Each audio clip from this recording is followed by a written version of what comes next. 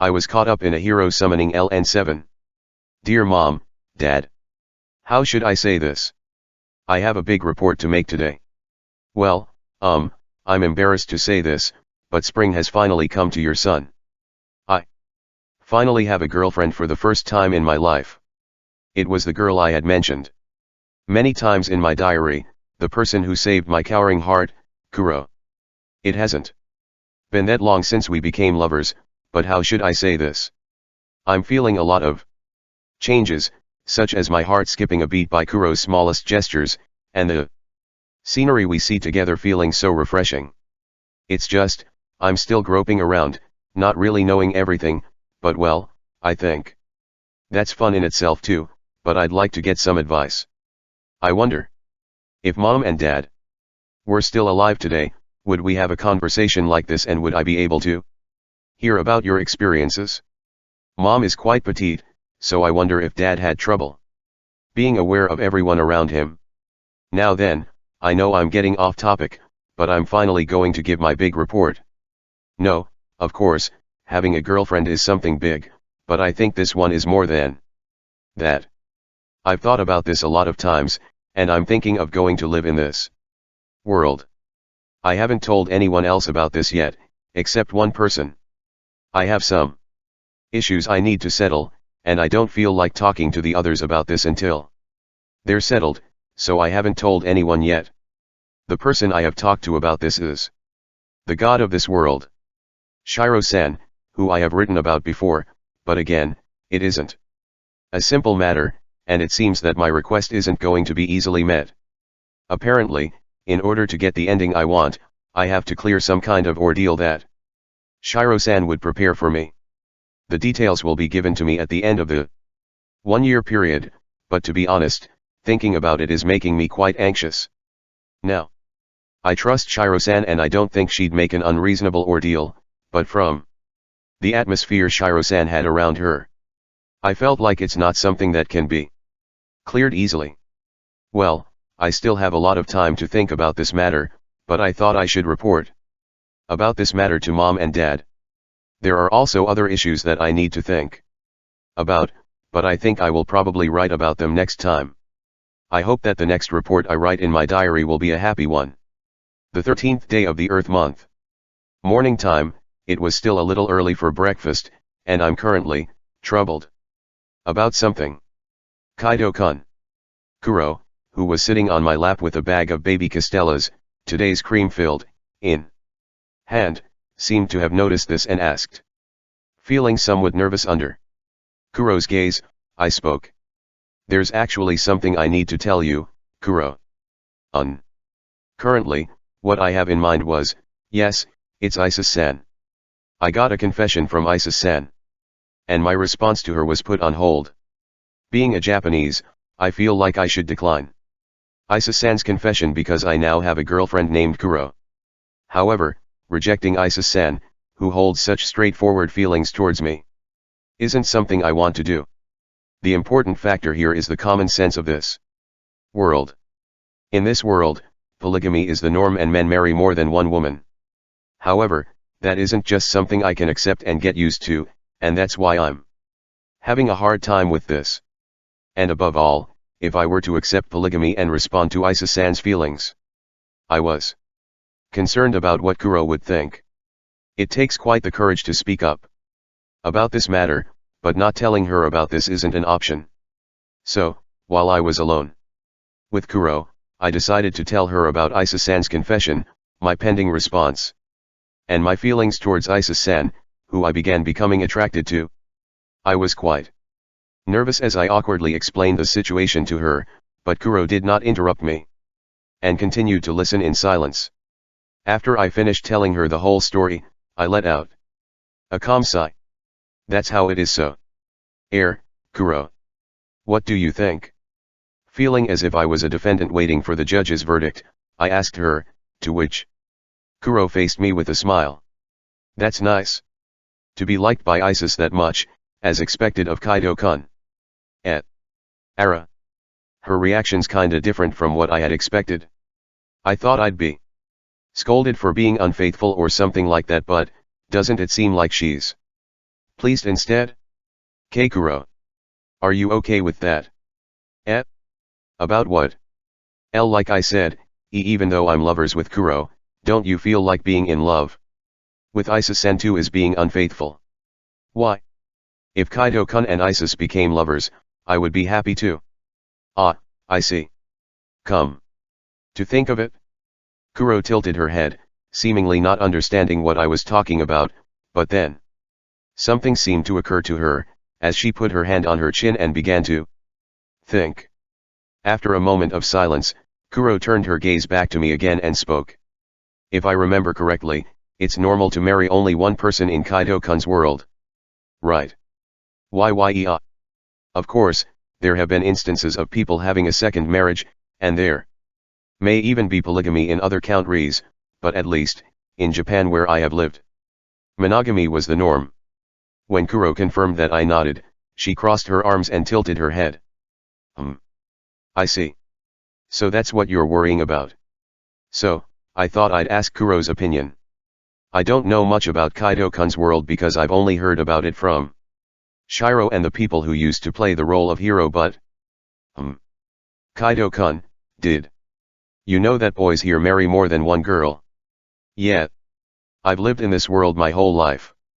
I can't help but think in terms of the common sense of this world, and since Kaido-kun is the first lover I've ever had, I don't think I can give you much advice about this matter. Sorry.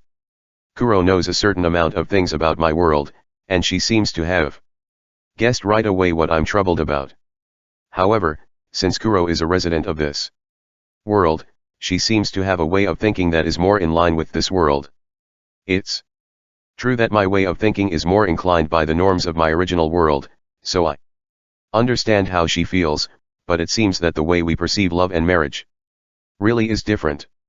This is just for example, but if I already have a lover named Kuro, but I also fell in love with Isa-san and went out with her, no, if I were to marry a lot more girls than that, how would you feel, Kuro? Of course, I'll be happy. Why you'll be happy? I mean, look, that just means my beloved Kaido-kun is a wonderful boy who is loved by many other children, right? Our way of thinking really is different. From how I see it, dating more than one woman is being unfaithful, but for the people of this world, it seems to be something like a status factor, and having more lovers isn't a matter to be jealous about. I still don't know if the other people in this world think about this too, or if it's just Kuro who thinks this way. I suppose it would be better to ask around and see what other people have to say about this. And so, that's why I was consulting you. Kaido-san. Since when are you dating Underworld King Sama? Just the other day. Is that so? Congratulations. I'm currently standing before Sieg-san, who had a puzzled expression on her face. I thought I'd like to hear other people's opinions as well, so after Kuro went home, I thought I'd visit Sieg-san. Explaining the situation to her, I asked her about her opinion. So, if it's alright with you, I was wondering if you'd be willing to share your opinion. Why me? Sieg-san seems like a mature woman, so I thought you would be able to give me some good answers if I consult you about it. I see, but much less a lover. I've only had a first love just recently. Sorry.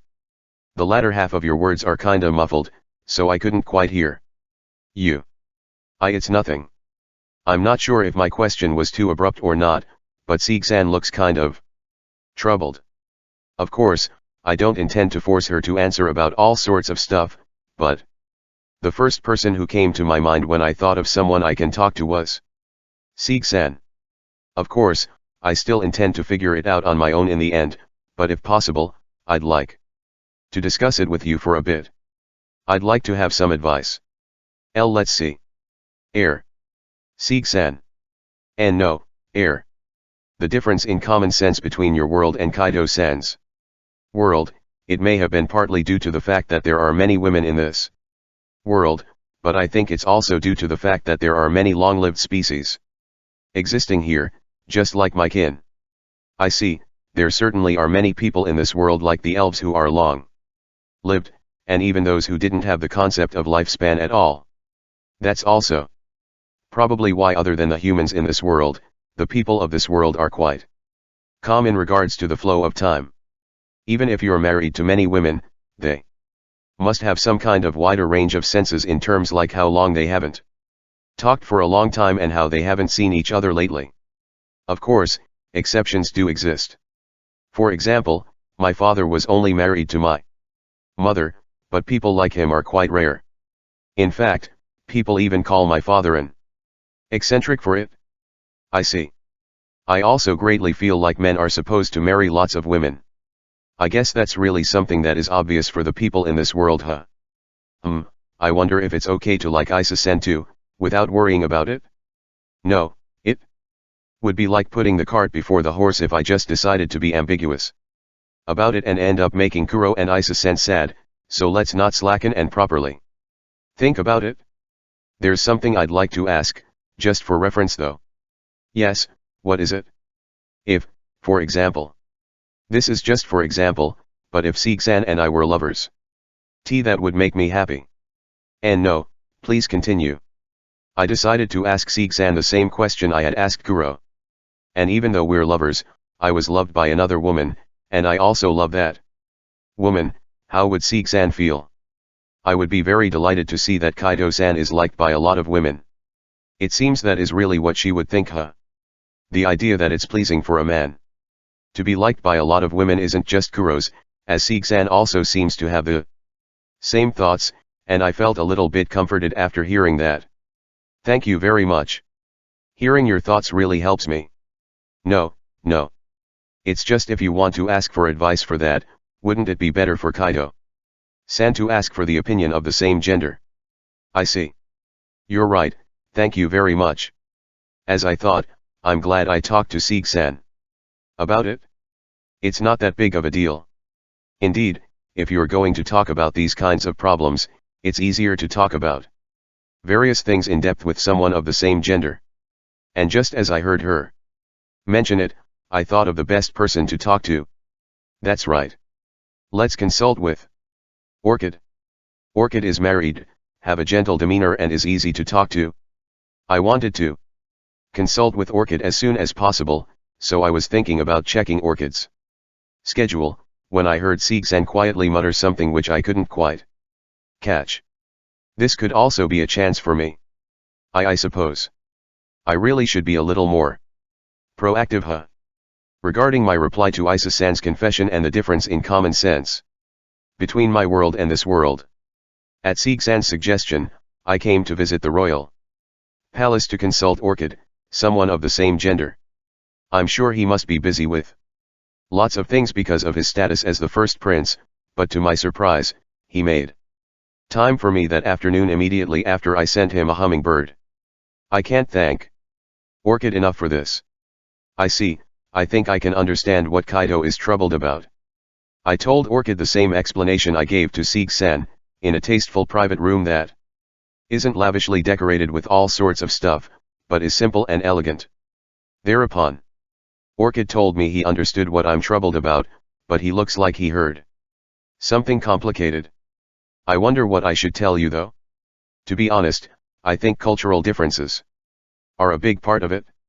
I honestly don't know what to do.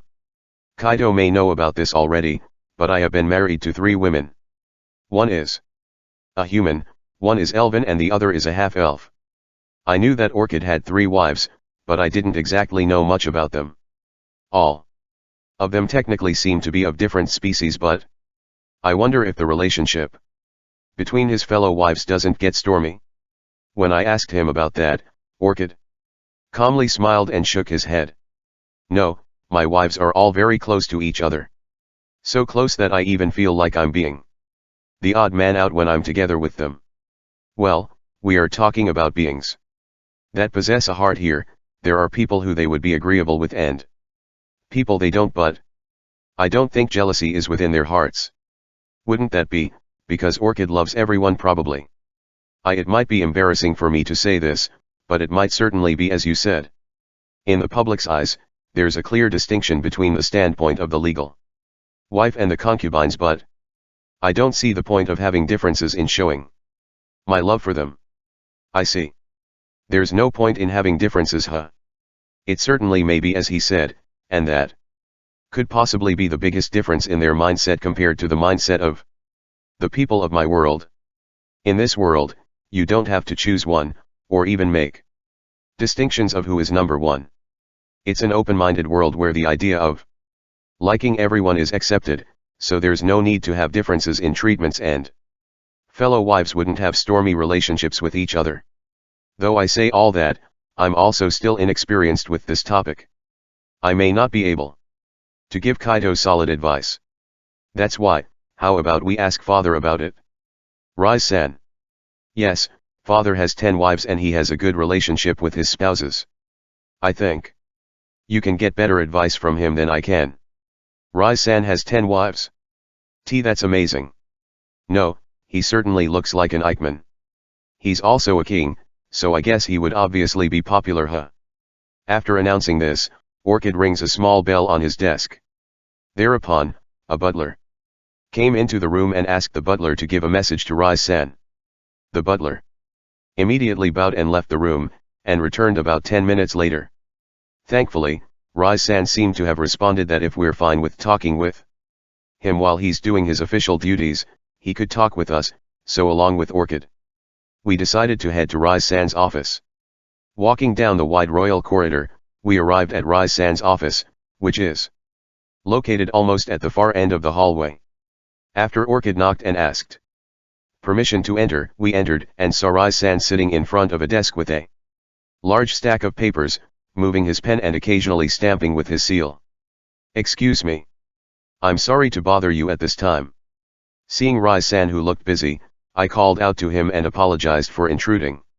And he welcomed me with a gentle smile on his face. Welcome, Mayama-kun. I'm sorry for not being able to offer you some great hospitality. So, what is it that you wanted to talk about? Yes. Actually, he said he would listen to me while he's doing his work, so I told him the same thing I just told Orchid. And that's why I'm feeling troubled. Famu. When I finished speaking, Rise-san stopped his pen and looked towards me. And then, putting his hand on his chin, looking as if he's thinking about it, and seeing this, Orchid takes a step forward and speaks. What do you think, father? What do I think? I don't even know why you're so troubled about it. Father. No, I'm sorry. It's not that I'm saying Mayama-kun's worries were mistaken. We're in a different world with different cultures, so I think it's only natural to be troubled by such differences. However, shouldn't you be more bothered by other things right now? At hearing what Rise-san amiably told me, I tilted my head. I should be more bothered by other things. What did he mean by that? Mayama-kun, what you need to prioritize right now isn't the difference between your previous world and the one you were currently in, but rather, how you, yourself, feel about that person and what kind of relationship you want to have in the future, isn't that so? Hearing those words, I felt like a hammer had just struck me right on my head. I thought of Isa-san's face as she told me she would wait for my answer for as long as she could. It's as Rise-san said.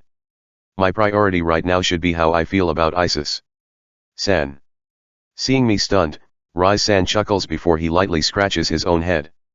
I've also been there myself, and let me tell you, the time between confession and waiting for the response isn't a pleasant one to be in.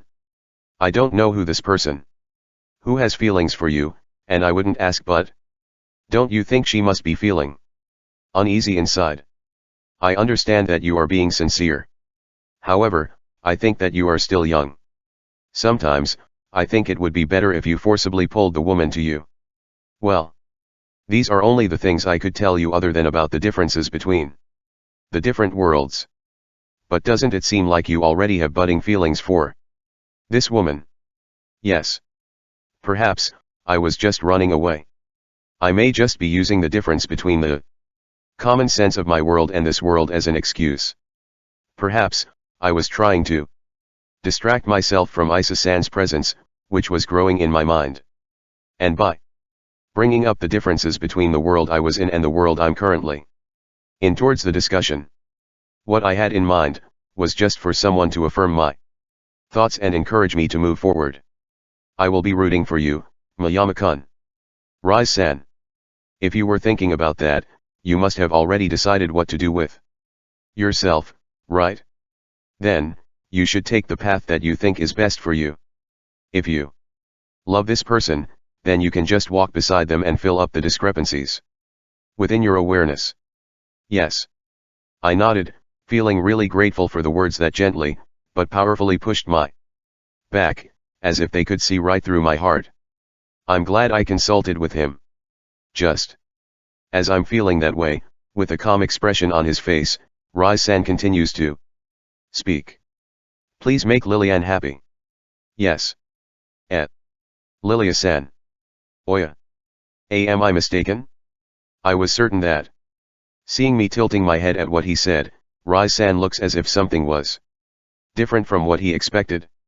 Could it be that he thought that the one I was talking about all this time was Lilia-san? I wasn't talking about Lilia-san though. I see. Just when I thought father was being unusually reliable. I see, so you thought it was about elder sister Lilia, huh? And no, I mean, isn't Lilian charming? There's no way a man could live under the same roof with a woman and not be in love with her. Father. I wholeheartedly agree that Lilia-san is charming, but I wonder how I should think about this. I feel like the mask of the reliable adult that I was relying on earlier has been completely destroyed. I see. You must be dwarfed by the difference between your social status, right?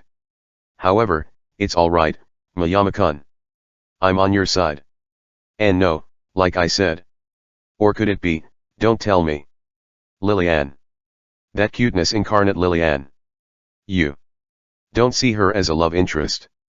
Why yes? I think that Lilia-san is a very lovely woman. I feel like a switch has just been turned on. More specifically, I think I just triggered his Siskin switch. Isn't she? You're right about that. Lilian doesn't seem to hate you either, so I guess the day I will see that girl wearing a bridal gown is soon, huh? Father. I don't think that's something that unrelated people like us should be getting impatient about. MNGGHH, it certainly is as you say. I guess I'm being too far ahead of myself, huh? However, there's no cuter girl than Lilian, is there? For her to brush Lilian aside and express her feelings to Mayama-kun. I'm sorry, even though I said I wouldn't ask you earlier, but may I ask you who has feelings for you, Mayama-kun? Yes. It's Isis-san. Death King-sama, I mean.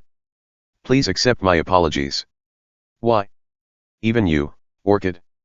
As if another switch had been completely flipped, when I told Rise-san about Isis-san, the person in question. For some reason, Rise-san and Orchid both made a really beautiful doxa. Mayama-kun. I take back what I said earlier. I think Death King-sama is a really magnificent woman. A true incarnation of beauty. You definitely suit each other. It's not that anyone is watching, but Rise-san hurriedly began to explain himself. He must really be scared of Isis-san. He's shaking so badly that I feel sorry for him. I mean, it's not like they said anything rude, and it's not like I'm going to tell Isis-san what they just said though. Well, anyway, I now have a solid idea of what I need to think about now. It's about what kind of relationship I want to have with Isis-san.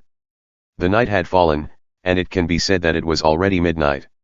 Normally, I would already be asleep by now, but I was lying in bed, staring at the dark ceiling. It isn't that I can't fall asleep. But right now, I still couldn't bring myself to sleep. Rise-san told me that I should prioritize what I think about how I feel about Isis-san and think about what kind of relationship I want to have with her in the future, and I've been thinking about that for a long time. When I first met Isis-san, I was scared of her. A mysterious and frightening being that is beyond my common sense. I may have realized that it was because of her magic power of death, but I was almost caught off guard at that time, and I shuddered from the fear I couldn't comprehend. However, I fortunately have the power of my sympathy magic, and thanks to that, the loneliness deep within Isa-san's heart, I was able to slightly sense it. Perhaps, if I hadn't met Kuro and she hadn't saved me, I probably wouldn't have reached out my hand to her. I would probably be shamefully running in fear. However, what actually happened was that I met Kuro and was saved by her, and because I regained my courage to step forward, I was able to reach out to Isa-san's hand in spite of my fear. Looking back at it, Isa-san may be the first person I've ever tried to get involved with on my own. And, when I held Isa-san's hand and introduced myself to her, she confessed to me. Because it was the first time in my life that I had ever been confessed to, I was half confused at that time, and to be honest, I didn't really take her confession seriously. After that, Isa-san and I became friends, and afterwards, I learned that Isa-san is the Death King and that she possesses the magic power of death. But at that time, Isa-san was no longer a scary person to me, so I couldn't see why Lilia-san and the others were so scared of her. On the contrary, I was even inwardly mad to Kunoi's-san when she evaluated Isa-san as someone with a bad nature. After all, the real Isa-san was lonely and quiet, reserved and gentle, a really lovely lady. The pain that Isa-san has been going through, I still feel like I can't completely understand it even now that we've become so close. However, I'm confident that a smile is much more suitable for Isa-san than a sad one. Since the first time we met, Isa-san has been straightforwardly directing her love and affection to me, and even though I felt shy from it, felt delighted from it, and remembered feeling strangely nervous when I'm talking to Isa-san. She really always taking care of me, and when I was injured, she was really angry and sincerely worried about me.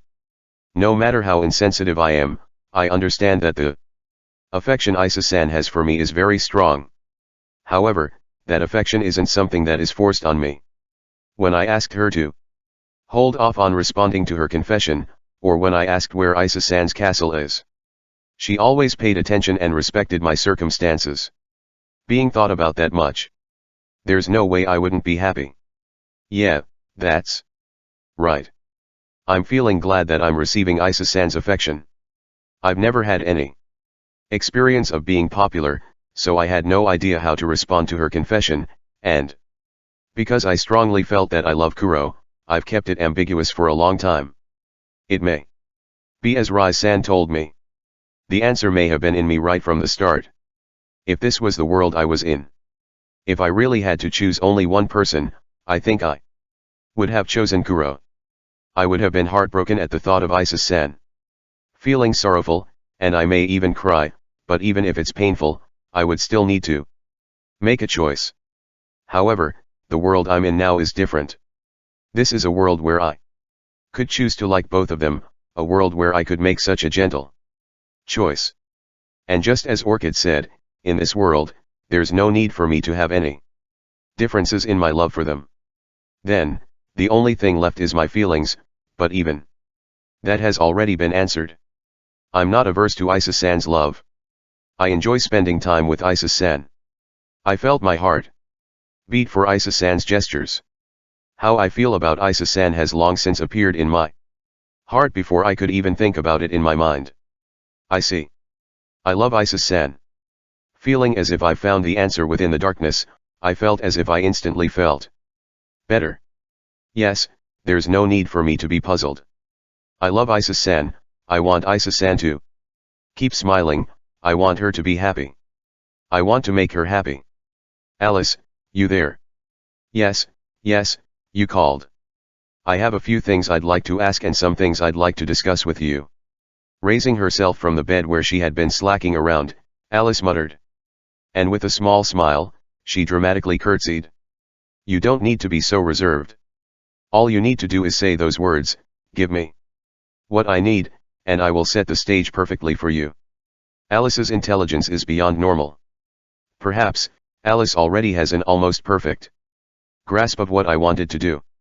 Good grief, how should I say this? She's a really reliable friend to have. Thanks, Alice. Then, once again, give me the information I need. By your will. Now that we've got the theatrics out of the way, let's get things in order. First of all, based on the blue crystal flower that Kaido-san received from Isa-san, Isa-san's book preferences, book release date, and all the other conditions, that would be referring to the romance novel titled The Caged Princess and the Blue Flower. Incidentally, this is the aforementioned book. You're frighteningly prepared. Seriously, you're so dependable that if you were usually a little more proper, I wouldn't have doubted your excellence. Whoa there, I feel like I'm being mildly insulted here. Well, putting that aside, what do you think? It's a long novel, but do you want to read it? Or perhaps, should I summarize it for you? One of the things I was going to ask Alice about was the blue crystal flower that Isa-san gave me when we first met. I figured that Isa-san had harvested that flower as part of the hobby she had mentioned earlier, so I wanted to know about the book that inspired her. It seems that Alice had seen through my thoughts and had already prepared that novel for me. I'd like to leisurely read it, but I don't want to keep Isa-san waiting any longer if possible, so I'd like you to tell me the gist of it. Understood. Well, it's a simple love story between a princess and a commoner. And the crucial item of the story, the blue crystal flower, is only a little rare in real life. But in this novel, it's depicted as a legendary flower that heals all illnesses. As you can probably guess to some extent, the story is about a commoner man who tries his best to find the blue crystal flower in order to save the princess who is suffering from an incurable disease. The love between a princess and a commoner, two people of different status. It might be a little bit similar to the position Isa-san and I held. Thinking of Isa-san, who is one of the pinnacles of the world, and me, who is just an ordinary person. Albeit I have some special circumstances being someone from another world, I feel that I could be quite emotionally involved with the story. Kaido-san is an ordinary person? What, that's some kind of otherworlder joke? Or something? That's a little too advanced for Alice-chan to understand. Well, I would have understood if you said you've deviated from what an ordinary person but. And no, I'm just an ordinary. You're the lover of Kuro-san, one of the pinnacles of the demon realm, practically one of the bigwigs and is the richest person in the world, and received the blessing of the god of this world, Shallow Vernal-sama, and has interacted with almost all the bigwigs in various realms, and you claim that you're an ordinary person. No. I was wrong. Indeed, no matter how you look at it, it doesn't feel like I'm an ordinary person. After thinking about it again, I've come a long way in just a few months in this world. No, let's just put aside the abnormality of the situation around me. What I should be thinking about more than that is Isa-san. My answer to Isa-san's confession has already taken shape in my mind. Now, I just need to figure out how to convey it to her. Can we get back on track? Tell me more about the book. Understood. The night went on as I was examining the novel Alice told me about, thinking in my head about how this will go. Dawn, at a time when it was still early in the morning, I went to visit where Sieg-san usually is. Sieg-san had worked the night shift last night, so she was still up at this time as well, and I was able to find her quietly drinking tea in the dining room. Good morning, Sieg-san. Good morning. You're very early, aren't you? Yes. There's actually something I wanted to request of you, Sieg-san. Request. Sieg-san tilted her head after hearing what I said, but after she looked straight at me, she smiled. It looks like you've made up your mind. You have a good look in your eyes right now. Yes. I understand. I'll help you in any way I can. Thank you. Thanking Sieg-san for her gracious words of approval, I once again told her what I'm asking for. Sieg-san quietly listened to what I said, and then, she nodded in agreement and spoke. I see. I understand. Well then, let's go get what we need today. Yes. Wait, Sieg-san, don't you need to sleep at all? There's no problem. Even if us elves don't sleep for a few days, we would still be perfectly fine. Feeling my heartfelt gratitude as I saw Seegsan's gently smile, I decided to get ready to depart. By the way, Kaito-san. I'm just asking for our reference, but... Yes? What is it? Kaito-san, for example. Can you also see elves as a love interest? You mean someone like Seeg-san? That's right. A pure-blooded elf like me. I tilted my head at Seeg-san, who seemed somewhat flustered while asking me while her eyes were restlessly moving about. I've seen lots of elves at the Sacred Tree Festival, but if I think about elves, the one I could think of the most would be Seeg-san. I don't know why she's asking such a question, but with Seeg-san in my mind, I thought about it. To be honest, I've never really paid much attention to things like a person's species. For example, regardless of whether you're an elf or not, Seeg-san is beautiful and kind, and you're also very capable when it comes to housework, so I guess I would be happy if I could date you. Is that so? By the way, what do you mean when you ask that question? No.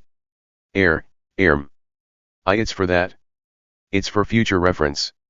You see, with Lily's circumstances, I haven't seen many people around me in love until now, so I thought I'd ask what Kaito-san, a man, thinks about it. For some reason, Seeg-san is more flustered than before, and her long wiggling ears look really cute. Was my response helpful?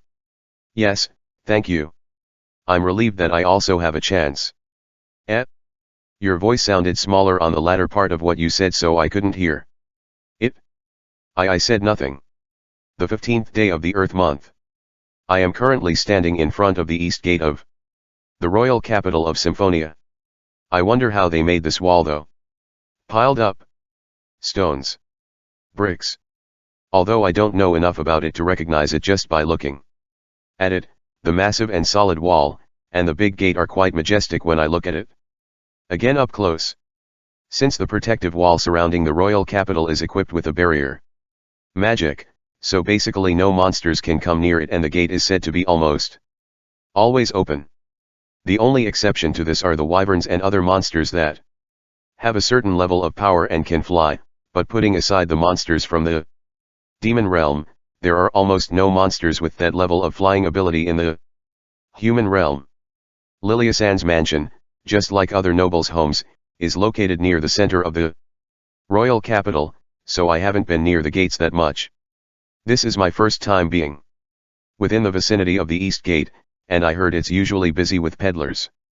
But currently, there are only the bare minimum of gatekeepers around the area, making it hard to believe that it's just before noon. The reason for this is simple, because Isis-san will be here soon. I myself don't fear her magic power of death thanks to my sympathy magic, but that's just me being a special case, and it seems that if Isis-san were to visit a city, sooner or later, that city would be in this kind of situation. When I went out with Isis-san before, we met up near the gate like this. That time, we met at the south gate, but as expected, I really don't like this atmosphere that feels as if the whole city is rejecting Isis-san. Though I say that, Isis-san's magic power of death unconditionally brings fear to the ordinary people, and it's something that can't be overcome by sheer mental strength, so I suppose this is something that can't be helped. Even if they were to understand in their head that Isis-san is actually a kind person, the fundamental fear of death within their instincts made them reject her. A few moments while I was thinking about this, a pillar of ice appeared in front of me, and after breaking into multiple pieces of ice dancing like flower petals with the wind, Isis-san appeared. Kaito. Hello. Isis-san. Hello, thank you for coming out today. No, but, is it alright? Wouldn't I just be causing trouble? I don't think you're causing any trouble at all. Isis-san didn't specifically say anything about what she was causing trouble with, but I can somewhat imagine from the way she moved her gaze to the trembling gatekeepers. It's like she's worried that her going out to the royal capital is causing me trouble. I'm sorry for inviting you out of the blue, but there's a place I really want to go with Isa-san today, so I invited you. A place you want to go, with me? Yes. However, it's a bit far away, and it seems to be a place with a lot of monsters. So I'm afraid I would have to rely on you. It's alright. I will protect you, Kaido. Thank you very much. That's reassuring. Declaring such while clenching her small fists, I feel conscious of how cute such a gesture is, making a small rise on my lips as I thanked her. Riding on a floating slab of ice, the same one that had carried me when I went to collect maple flower nectar in the past, we moved across the meadow at a fairly fast pace. I have already told Isis-san where we are going, and she says it will take us about an hour to get there.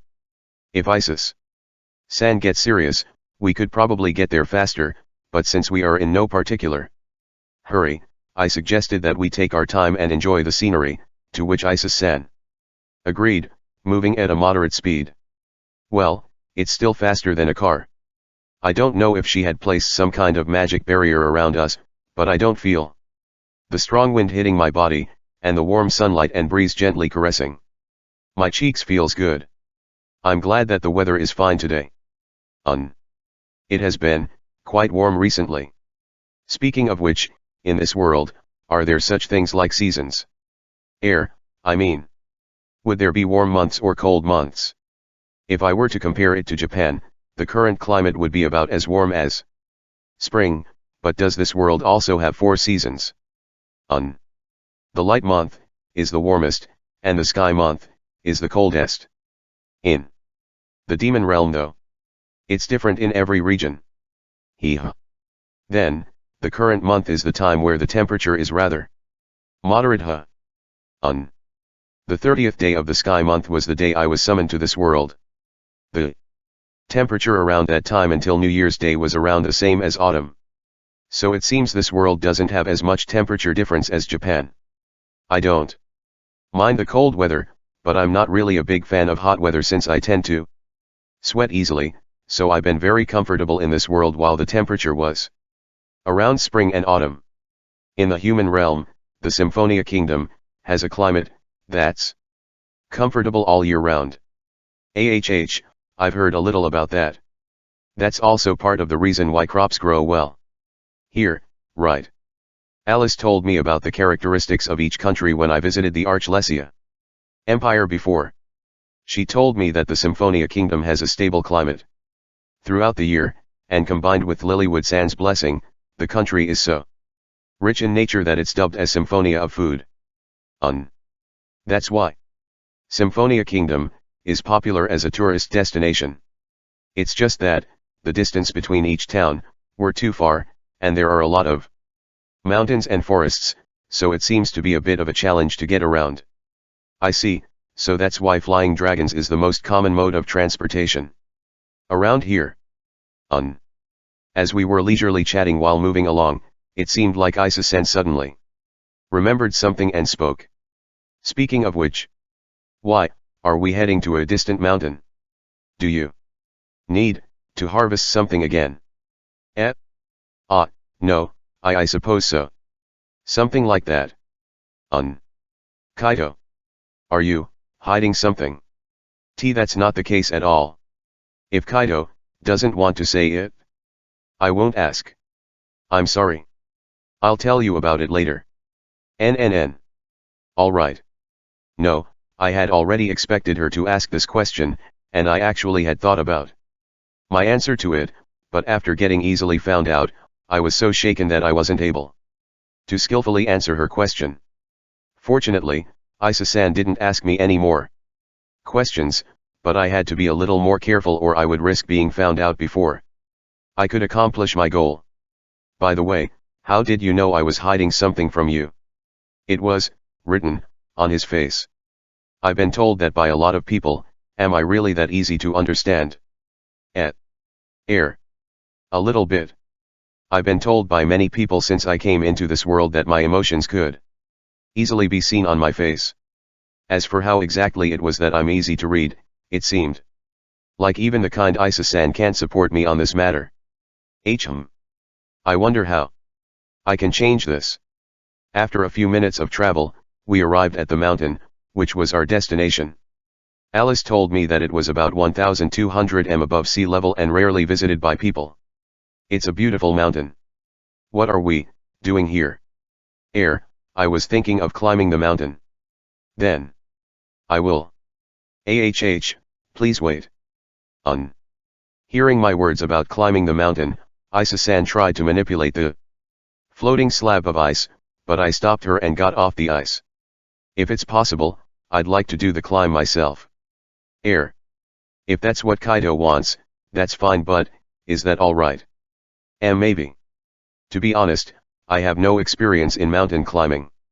I have a vague idea of how hard it would be, but when I think about it again, it seems pretty tough. 1,200 m isn't that high of a mountain for those accustomed to mountaineering. However, this isn't really a mountain that has been prepared for mountaineering, but a remote mountain. I am sure that the path would be tough enough that it could only be described as an animal trail. The first thing you need to do is to make sure that you have a good understanding of what you're doing and how you're going to get there. If the place we arrived in ends up to be a cliff or a huge valley, and we're unable to proceed, I will have to rely on Isa-san. Considering the purpose of this trip though, I would like to make this climb by myself as much as possible. After smiling at Isa-san, who had a worried look on her face, I made up my mind and started my hike up the mountain. Mountain climbers this way. Strange, isn't it? I was told that this is a mountain that hardly anyone visits, and it's not like it's a tourist spot or anything like that, so why is there a signboard at the entrance? Moreover, there's a pretty solid fenced trail. No, as an amateur in mountain climbing, I'm more than grateful for this, but this seems a little too convenient. Isa-san. Can you tell me your thoughts about this? I think it's probably Shaltir who made it. There's some part of the mountain that had been magically shaved off. As expected of her. She's meticulous with her work. With this, Kaito will be safe. I had an inkling that that would be the case, but it really is Alice's doing, huh? I know. It's too late to say this now, but isn't she too competent? They did say she would set the stage perfectly, but to be able to do such a perfect job in one night is really mind-boggling. Well, seriously. If only she had a decent personality. Anyway, let's get back on track and start climbing. Thinking of thanking Alice some other time, just as I originally planned, I begin to climb the mountain with Isa-san. The well-made path was easy to walk on, and although it seemed a bit roundabout, the course was probably made with safety in mind. About an hour after we started walking, we began to see beautiful scenery. Perhaps because we had progressed to a reasonably high point. The air is clear and the atmosphere is quiet and pleasant. The view sure is beautiful. Lots of greenery. Within the tranquil mood around us, I have a peaceful conversation with Isa-san. However, it's surprisingly tough on my legs. To be honest, I'm getting pretty tired. The distance I walked itself shouldn't be that big of a deal, but the slope and the bumpy path, although well arranged, may have accumulated fatigue to some extent. For experienced hikers, it may not be a big deal, but as an amateur, it was time for me to take a short break. The view around here is also nice, so I think it might be a good idea to have a meal around here. Kaito. There's a rest area there, should we take a break? That sounds great. It's just about lunch. A rest area. After reflexively responding to Isa-san's words, I realized something strange. Again. This is a remote mountain. But just as Isa-san said, there was a wooden building with a sign that read rest area at the end of my gaze. Could that also be something Alice prepared as well? She really is extraordinary, building something all this in one night. When we reached the rest area, I found wooden benches and tables arranged that provide a great view of the scenery, a perfect place for eating, and what seems to be a stall, tended by a bird-stuffed costume. AHH, welcome to Alice Chan's Traveling General Store. We have everything from drinks to souvenirs. I see. Hearing Alice's words, I looked at the products in her stall and found old-fashioned pennants, keychains I didn't understand, wooden carvings of animals, and so on. It's seriously a souvenir shop. Also, the overall price seems strangely high, but I guess that's really the cost for items in the tourist spots, isn't it? I mean, I've thought of this many times before, but this guy definitely knows Earth. Shaltier. What is this? It's one of those keychains sold everywhere that people just don't understand. It's the first of those useless souvenirs that you just buy on the spur of the moment, thrown in a drawer at home, and eventually go missing. And this? It's a bandana that was popular a long time ago. It has an appropriate pattern drawn on it depending on which region it was sold. Why the heck was that the only thing that has a very Japanese feel to it? Seriously. Where the heck is this guy getting her knowledge from? Well, leaving that aside. Alice, do you have something to drink? I already have some stuff prepared in my magic box, but since she prepared it, I think I will buy something from her shop as a token of my appreciation, even if it's a little expensive. I have lots of stuff to choose from, but tea is the orthodox choice for lunch, don't you think? Here, bottled tea. Give me 2. Thank you for the purchase. I'm so tired that I don't feel like throwing a tsukumai anymore, so I just accepted the bottled tea offered to me as if it's a matter of course and paid for it. Then, I moved with Isa-san to a place with a clear view and prepared our lunch while teaching Isa-san how to open the pet bottle, which she didn't know how to do. Did Kaido prepare this? Yes. Again, I don't know if it's well done. I asked someone to teach me how to make them and made it. Thank you. It makes me very happy. Just like the picnic we had back then, I prepared our lunch this time as well. I made it with Seek-san's help, so it should taste pretty good, but I did make some mistakes in the appearance. It was a simple bento with bite-sized, easy-to-eat side dishes and sandwiches, but Isa-san was delighted to the point of overreacting, and repeatedly told me how delicious it was. After finishing lunch, it was time to climb the mountain again. When we left the rest stop, Alice told us that this rest stop was apparently just about halfway up the trail. That would mean that we would reach our destination, the summit, in about another hour's walk. I was certainly tired, but not so much that I needed to take another break on the way. Fortunately, we have a magic box, so we don't have to carry our luggage, which makes the climb much easier for me than the normal mountaineers. Incidentally, Isa-san is walking up the mountain just like me, instead of floating as usual, but she doesn't look tired at all, not even a trace of sweat. Kaido, are you alright? Yes.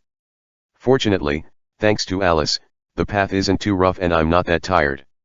If that is so, then that's great. What about you, Isa-san? Are you alright? You're walking unlike usual. I'm fine. Although she doesn't give that impression because she looks so slender and fragile. In fact, Isa-san's physical capabilities were incredibly high. She was able to send Magnaol-san, who had such an abnormally large physique, flying with a punch. And even if she's such a cute girl, she had the strength befitting of her title as one of the 6 kings. Just a bit more, and we'd be at the summit. Then, we're almost there. Is there something on the summit? That's still a secret. Fufu. Smiling softly, Isa-san seems to be really enjoying my date with me, and although she doesn't ask me in depth about this secret, I can tell she is looking forward to it. If it's possible, I hope I don't disappoint her. Anyway, we're almost to the summit, and even though I'm already prepared, it doesn't change the fact that I'm nervous. When we arrived at the summit shortly after, I found the sight I was looking for. Are these blue crystal flowers? Amazing. There's so many. Alice told me about this place. A place where blue crystal flowers grow in clusters on a mountaintop, similar to that scene in The Caged Princess and the Blue Flower. I guess she hadn't thought I knew the title of that book. Isis had recommended many books to me, but The Caged Princess and the Blue Flower wasn't one of them. With Isis-san looking at me with an astonished expression on her face, I walked slowly and picked a single blue crystal flower. Thereupon, I kneeled down in front of Isis-san and gently put the blue crystal flower in her hand. Just like a scene from The Caged Princess and the Blue Flower. The commoner man, who has been searching for the miraculous flower that heals all illnesses and has obtained it after much hardship, offers the blue flower to the princess and confesses his love to her. I remember all of those words, too, having been taught them by Alice. However, imitating that scene would only be until there. I imitated the situation in this way because it was a story that was important to both Isis-san and I. However, from this point onward, it shouldn't be something I should imitate. The scene they had in that story is a confession from a commoner man to a caged princess, not a confession from me to Isis-san. That is why, from here on out, I will tell her my feelings with my own words. I should have been prepared for this moment, but the nervousness I'm feeling isn't meager at all. Within that silence, as if all sound had disappeared from our surroundings, I could hear only the sound of my heart beating fast. Taking a deep breath to calm myself down, I spoke. Isis-san. I love Kuro. I know. Hearing the words I told her first, Isis-san looked a little sad when she heard my words. It was probably because she remembered what I had told her before, that monogamy was the norm in the world I was in. Even though it was a necessary preamble to be sincere to Isis-san, I was a little heartbroken, but the real deal is just about to start. However, I also love you, Isis-san. Of course, as a man, towards a woman. It might be unfaithful of me. Perhaps, I'm being indecisive. But in my heart, Isis-san has become really big. A person I love that can't be replaced by no one. Hearing my words, Isis-san's beautiful eyes widened and she switched glances between me and the blue crystal flower she had received. Her beautiful ruby red eyes were shaking violently, as if she was shaken. Why, you're lying. After all, I have my magic po dash. That doesn't matter. Interrupting Isis-san, who was about to say that she's a being clad in magic power of death, I clasped Isis-san's hand holding the flower, as if I was enveloping it in both of my hands. Hoping that these feelings will be conveyed to her, I looked straight into her eyes and continued. It doesn't matter for me if you're clad in magic power of death or that you're one of the 6 kings. I've fallen in love with the woman named Isis Remnant. She who is caring, lovely and always cares for me with all her heart. AHH. I'm just a mere human. I can't even jokingly say that I understand how you feel after suffering in solitude for a very, very long time. I also can't say cool things like I'm going to heal your loneliness.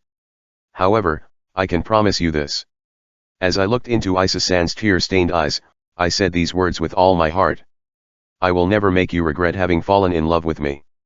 I may not be able to change the past, but creating a future is something I'm capable of. I will definitely make my future with you, Isis-san, even happier than it is now. I will definitely make you smile more than ever. That's why. Please go out with me. I said it. I said my feelings and my love for Isis-san in words. All that's left to do is wait for Isis-san's response. Although it may look conceited of me, I know that Isis-san has feelings for me, but still, confessing to someone makes me feel helplessly nervous, and I can even hear my heart beating very clearly. When I was confessing to Kuro, I was acting recklessly before her power, so I didn't have the composure to think, but now, I feel so nervous that it feels as if my whole body is being pricked by needles. I finally understood what Rai-san was saying about not feeling alive until I got a response. Hearing my confession, Isis-san's eyes opened wide and she stiffened, and a little while later, large drops of tears began to spill from her eyes. This isn't a dream, right? For me. For someone like me, to feel, such happiness. Isis-san. I'll say it once again. I love you. Can I please hear your reply? Yes. I love Kaito too. More than anyone. More than anything. Please let me stay by my beloved Kaito's side, from now on. Yes. With pleasure. Kaito. Owada. Hearing my words, tears of joy began to appear from Isis-san's eyes before she vigorously jumped on me. Because it was a surprise attack and because I was weak. The momentum pushed me to fall on my back with Isis-san held in my embrace. In the field of blooming blue flowers, with me on the bottom and Isis-san on top of me. Isis-san continues to shed tears as her small body clung onto, as if she doesn't want to be apart from me even the slightest bit. You. I'm happy. This is the first time, since I was born, that I felt this much happiness. Isis-san. Kaito. Kaito. I love you. I love you so much. I love you too, Isis-san. Hearing Isis-san's tear-filled voice, repeatedly telling that she loves me, I hug her body a little tighter, feeling happy that I've told her my feelings.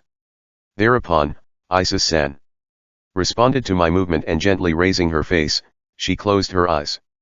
Wiping away the shimmering tears on her beautiful cheeks with my finger, I put my hands on the back of Isis-san's head and slowly pulled her face to mine. HNNN. As we feel the wind on the hill caress our cheeks, our shadows perfectly overlap.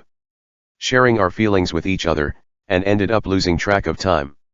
As the pleasant breeze blows on the flower garden, I sit side by side with Isis-san. Staring at the spectacular view from the top of the mountain. Isis-san is leaning her body against mine as if she's fawning on me, her cheeks dyed red as she had a smile brimming with happiness. Hugging her shoulder close to me, seeing such an Isis-san really makes me feel that she's truly adorable. Is this all right? For me, to feel such happiness?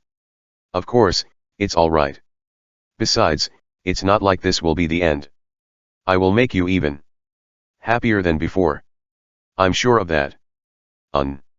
If Kaito is by my side, I will always be smiling. I will be much more happier. Yes. Murmuring in a gentle voice, Isis-san brought forth a magic circle in midair and put away the blue crystal flower in it. Then, she slowly ran her hands over my body. Before she tightly hugged me.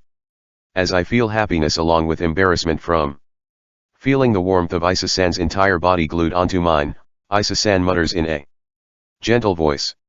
However, it will not be just me. I will also make Kaito happy. I'll make you won't regret loving me. I will do my best, so that Kaito will love me even more. Yes. Let's bond with each other a lot more from now on. It took a long time from the time Isis-san confessed to me until today, and I've made her wait. However, because I've taken my time and slowly thought about it, I think I've made a firm decision. I won't let go of Isis-san anymore. And of course, I also won't let Kuro go.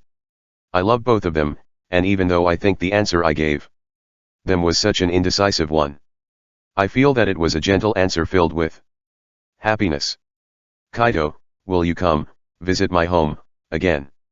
Of course, or rather, don't you think I might go there rather often instead? Fufu. Come, more often. Embracing my arm, Isis-san let out a happy smile.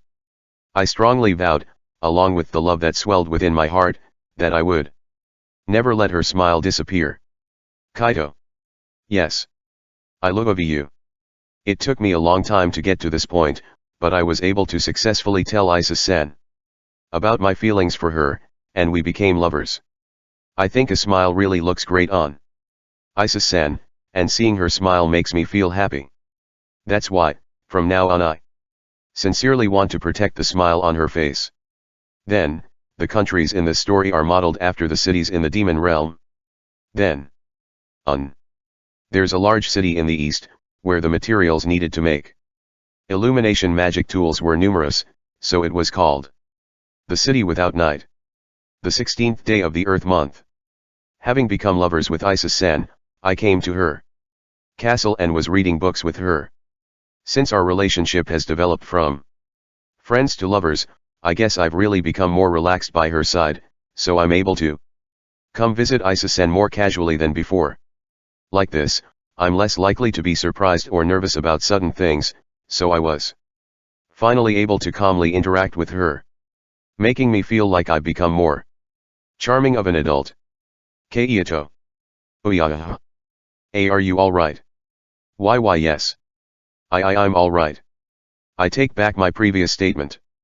The sweet tone of her whispered in my ear, making my blood rise through my head. It's like I really don't have the composure of an adult. Now that Isis-san has become my lover, she has been more aggressive in her attempts with skinship.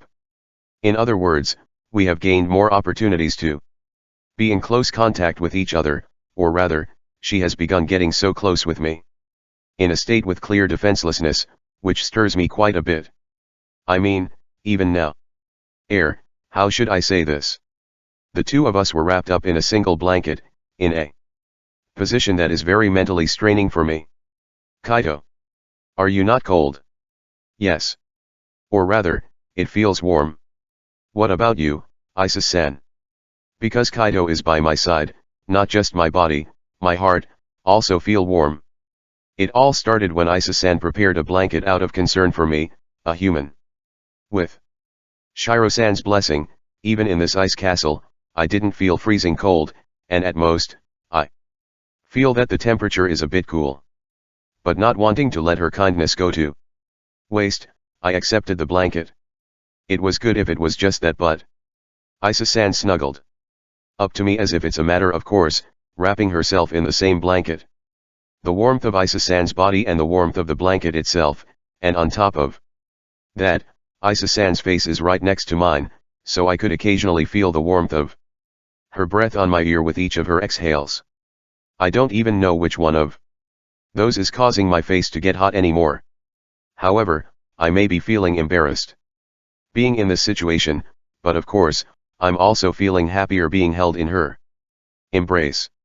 I don't know how to say this and it's hard to put it into words, but as if our hearts are connected with each other, even though we're not doing anything special.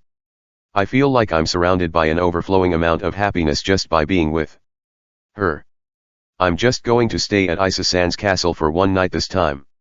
Of course, as a healthy young man, those kinds of stuff. How should I say this, tasting every nook and cranny of Isis-san's body, is something I have imagined, but I desperately pushed that down.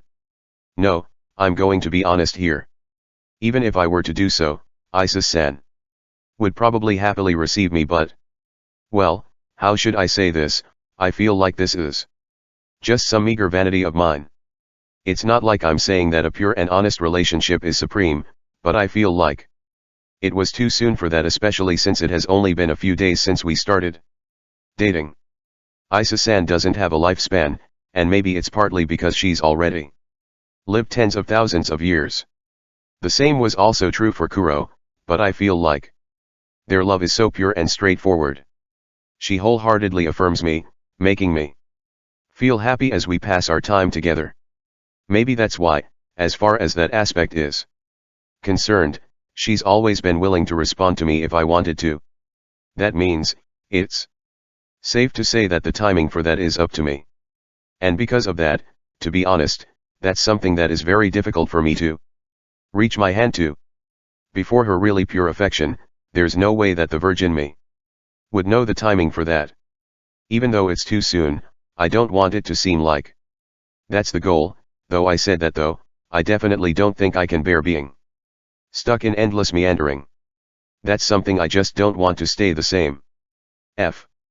For the time being though, I guess I will just wait for the right moment. Perhaps when that kind of mood appears, that moment will naturally come. I think I can do it. It would be great if I could do it. Kaito. Here. Thank you very much. Is it tasty? Yes. It tastes even better than the last time I ate. Shaking off these slightly agonizing thoughts, I eat the food that is gently offered to me. I guess it has become the usual or perhaps, even a custom, as Isa-san is feeding me food again this time, and even though I feel embarrassed, I felt happy. Moreover, the taste of the food is obviously more refined than before, making me feel so happy that I'm almost in tears thinking that Isa-san, who basically doesn't need to eat, worked hard to practice cooking. I'm most glad that Kaido had come to see me. Isa-san. Kaido's favorite food. Favorite things. I want to know more. Yes. Different from Kuro's love that seems to draw me and drag me along, Isa-san feels gentle and devoted. How should I say this? It's making me feel that I'm a really lucky guy. Although I'm still confused by some stuff because I'm still unfamiliar with having a lover, I hope I can still slowly learn while feeling this happiness. Kaido. Are we going to bath together? Phew. However, reality is ruthless and didn't let me slowly learn about things. Taking a bath together with Isa-san? Even the last time we went together was too much for me, making me feel like my reasoning was about to slip away. And she's asking to do that now that we're currently lovers? I'm not sure if I can stand that for a minute. But if I say no here, Isa-san will probably become sad. The time when I become Isa-san's boyfriend, or rather, the time when I fell in love with Isa-san is also the time when the option of refusing her invitation disappeared. I want to go together too. What? Kuromuina. Welcome. With her black coat flapping behind her, Kuro appeared out of nowhere. Since when is she here? I'll repeat it again because it's important, but reality is ruthless. When I first came to this world, I thought there would be no way happenings in the bathrooms would ever happen in real life. I miss those days when I can look at things optimistically. Not only did it not happen, but I had a mixed bath with Isa-san. Before, that riot that happened when I visited the God Realm, and now, this. Am I afflicted with some kind of bathhouse curse or something? Well, putting that aside. What's more important now is what to do about the situation. I don't feel confident to endure this situation even just with Isa-san, but you're telling me that Kuro is also going to join in?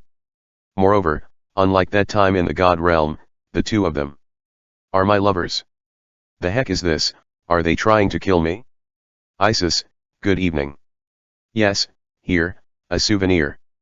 Thanks. Kuromuina, are you also going to take a bath together with us? I'd love to, but is that no good? No. I feel happy if Kuromuina also joins. Let's go take a bath, the three of us. Leaving the confused me behind in the conversation, Kuro and Isa-san exchanged words with a cheerful expression on their faces. Hey, Isis. Let's wash Kaido-kun together. Let's relieve Kaido's tiredness together. The both of them kinda look really happy though.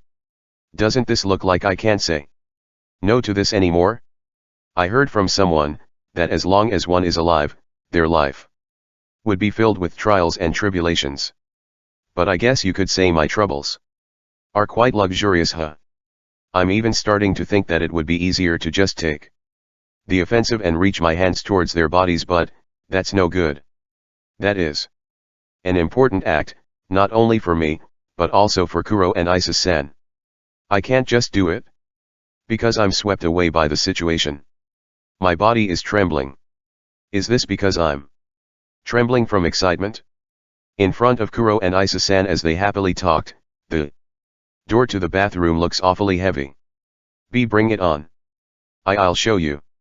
I'll definitely go through this ordeal. Let's do our best. I'll show you my best. After this sleepover is over, I guess I'll go invite Alice to go eat yakiniku.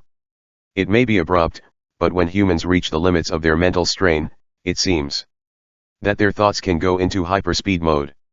This is an act that comes along the defensive instinct of humans, and as the expression blood rushing to the head suggests, an immense amount of energy is spent on thinking and searching for a way out of the current situation. However, Accelerated speed of thinking doesn't necessarily mean you'd come up with a good idea, so even if you think really fast, it's possible that you won't be able to think about any solution either. That's exactly what happened to me in my current situation. Right now, in a large bathtub, I'm sitting in a seiza in the hot water because I'm too nervous.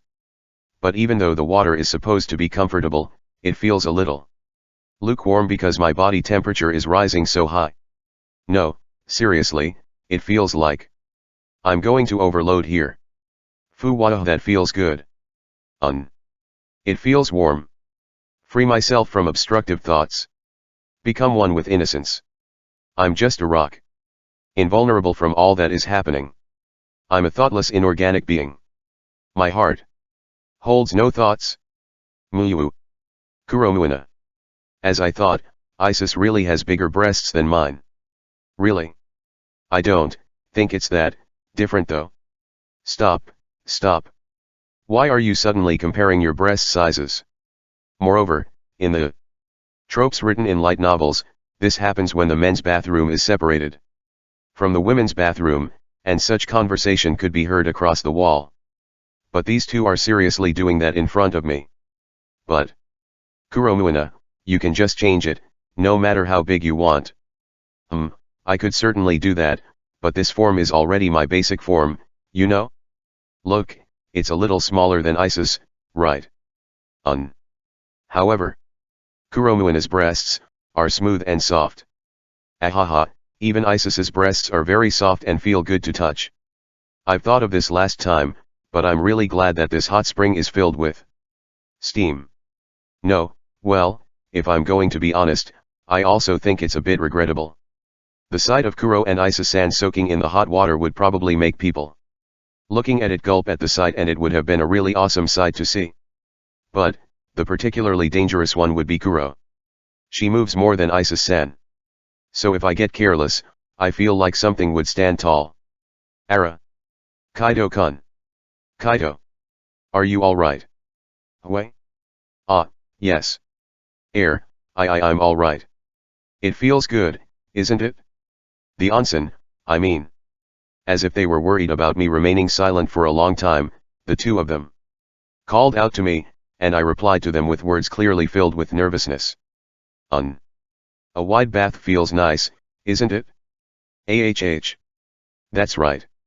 Saying that with a grin on her face, Kuro approached me as if she had something in mind. I wonder why I have a very bad feeling from the grin on her face though. It makes me feel like if I don't run away here, it would be a disaster, but I also feel like it's a bad idea to just abruptly move here. Upsy daisy. WW, what are you doing, KK Kuro? Keeping close to Kaido-kun is happiness. Kuro walked up to me and spontaneously sat on my lap. What the heck is this girl doing? That's dangerous, doing that is really bad. Awawa, it feels like the touch of heaven is caressing my lap.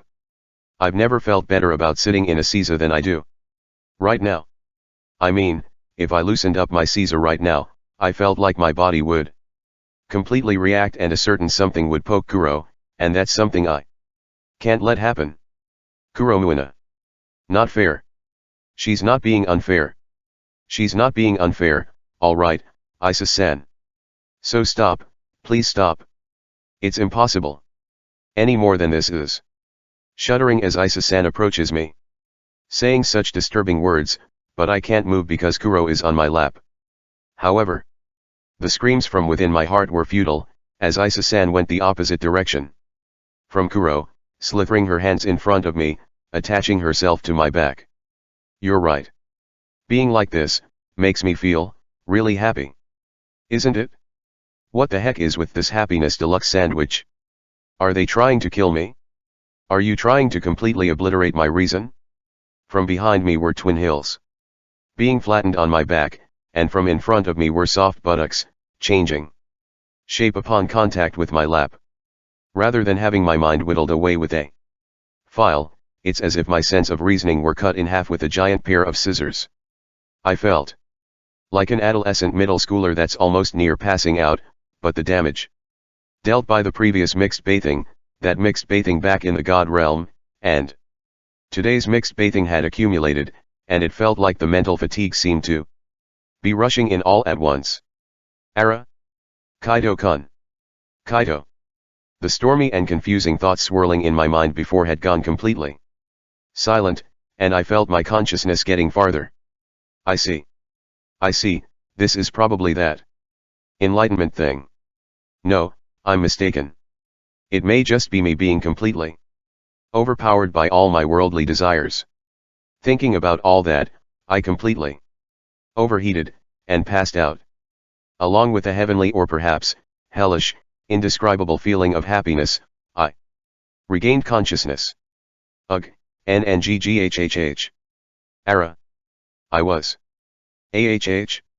Kaido-kun. That's great, you've finally gained consciousness, huh? Feeling a bit chilly, I moved my body, and that's when I heard Kuro's voice, sounding worried. AHH, I see, I fainted, huh? It doesn't seem like a lot of time has passed. Though. You're feeling dizzy, aren't you? I'm sorry, I didn't notice. No. How long have I been fainted? Well, you've only lost consciousness for a few minutes. Isis went out to get you something to drink. I see. Apparently, I fainted only for a few minutes. To be more accurate, I didn't feel dizzy because of the heat of the onsen, but because I was so nervous that I overheated, I decided to keep my mouth shut. For the sake of my honor. SORPFU. When I slowly opened my eyes, feeling bad that Kuro and Isa-san had to take care of me, my thoughts completely stopped. Apparently, I really fainted for a short while. And we weren't out of the bathhouse yet, which I should have expected if I just thought about it. However, as I just regained consciousness and haven't that much, I opened my eyes without thinking carefully about my current position. And what plunged out at my face was the relieved Kuro's face and the small twin hills hidden by nothing, along with the cherry-colored protrusion at the tip. Yes, I was currently in a situation where I was laid down in the lap of the naked Kuro. My confused consciousness instantly awakened, and I flusteredly tried to get up. I'm sorry. Are you all right? I think you should lie down a little longer. I'm all right. Jumping up from Kuro's lap, I avert my gaze away from the sight that is too much for my heart. The image of Kuro I saw earlier is completely burned into my brain though. And I can't think straight at all. AHH. Kaido, thank goodness. However, the situation didn't change for the better even. As I looked away, the bathroom door opened right at that moment, and Isa-san appeared with a cup in her hand. I'm pretty sure that with Isa-san's character, she would have been flustered when she saw me pass out. And that's exactly why she didn't even take the time to wrap a towel around her body and went to get some water. And thus, the result was this situation, where I was directly looking at the naked Isa-san. You. Kaido-kun? Your nose is bleeding. Kaido. The shocking turn of events that occurred so quickly and continuously seems to have finally pushed my brain to its limits, and fresh blood falls from my nose from the unusual amount of arousal I felt. Getting a nosebleed from arousal, am I some gag character from a comedy novel or something? How should I say this? The excitement is even greater when I think that the other party is my lover. Virgins sure are sad creatures. As I thought, you're still feeling dizzy, huh? For the time being, I'll use recovery magic to stop it. Isis. Is there somewhere we can lie him down? Yuan. Bed, this way. All right. Seeing me with a bloody nose, Kuro and Isa-san flusteredly rushed over towards me. Stop right there, Rie. In all sorts of ways, I'm already reaching my limits. And thus, after Kuro puts her hand over my face, the blood instantly stopped, and at the same time as Isa-san turned around to guide us, I felt my body being lifted with one hand. Or rather, she just easily lifted me, who's at least 60 kilos. As expected of Kuro. It's kind of important, but fortunately, really fortunately, the two of them misunderstood that I was feeling dizzy. If they had known that I was so aroused from seeing their naked bodies, I would have died from embarrassment. Even as I thought about this, it seems like my extremely tired mind was searching for rest, and my body sank unconscious yet again. Slowly opening my eyes, I found myself in a dimly lit room. It seems that this time I've been unconscious for quite a long time. No, well, it might be shameful to say this, but the naked bodies of Kuro and Isa-san, two tremendously beautiful girls, are a little too stimulating for me, who has zero experience with women. Should I lament my timidness for fainting in that situation, or should I be relieved that I fainted and didn't cause my rationality to collapse, making me recklessly do something? Anyway, it looks like I've survived the biggest ordeal of my life. The place I'm lying on right now should be a bed, right? I felt a little thirsty, so I tried getting up, but it feels like both of my arms are being grabbed. Nyuyo. Suyu. I take back my previous statement. The ordeals aren't over yet. The biggest ordeal of my life is still going on. It's often said that lightning strikes twice. How should I say this? Just when I thought I survived through the front and back happiness deluxe sandwich, I woke up with a left and right happiness deluxe sandwich before me. I don't clearly know why I'm thinking about all sorts of stuff, but what I do know is that the current situation is bad. I'm currently lying in the middle of a large bed.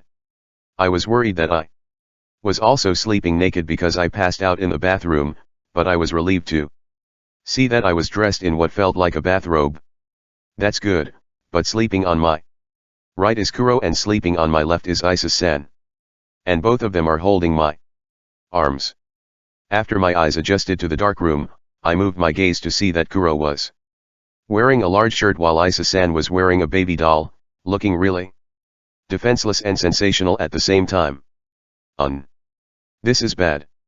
As I start to become aware of what's going on, I'm beginning to clearly feel the softness in my arms and my heart starts to beat loudly.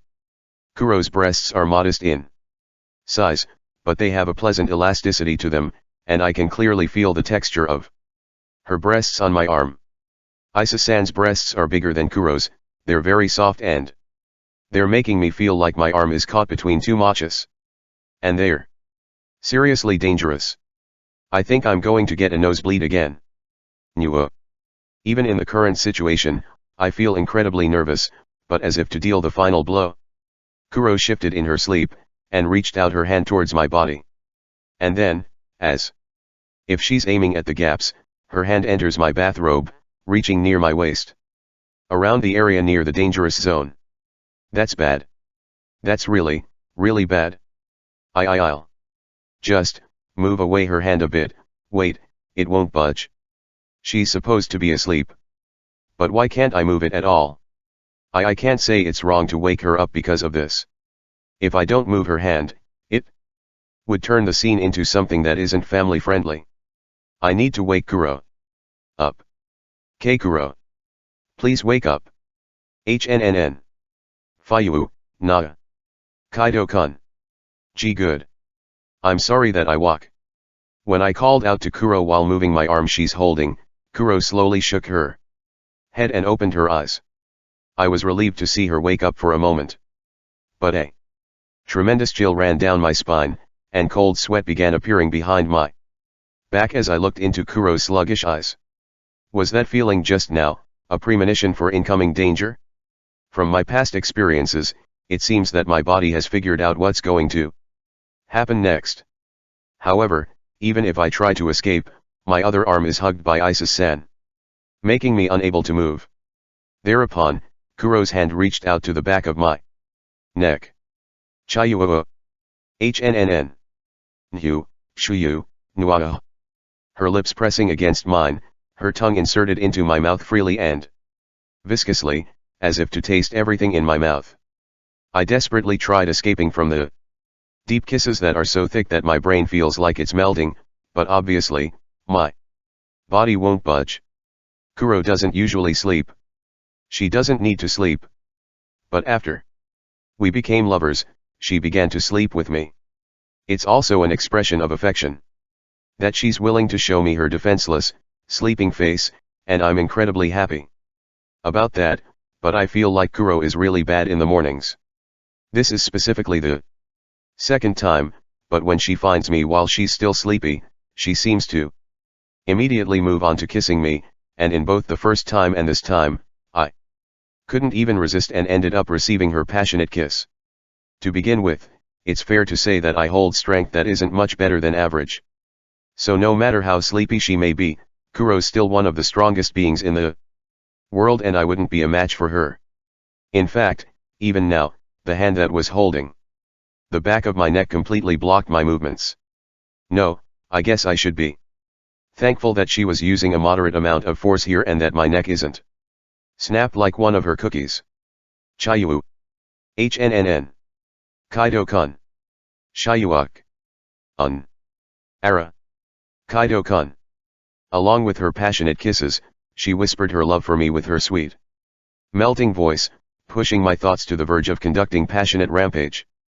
With one more push, my reasoning would have collapsed to pieces, but just when it seems like I will jump on Kuro, her eyes completely awakened, tilting her head at me. Apparently, this time too, she doesn't remember about the kiss, but at any rate, my body was released, feeling a mixture of happiness and disappointment. Kuromuina only, is unfair. At Fiha.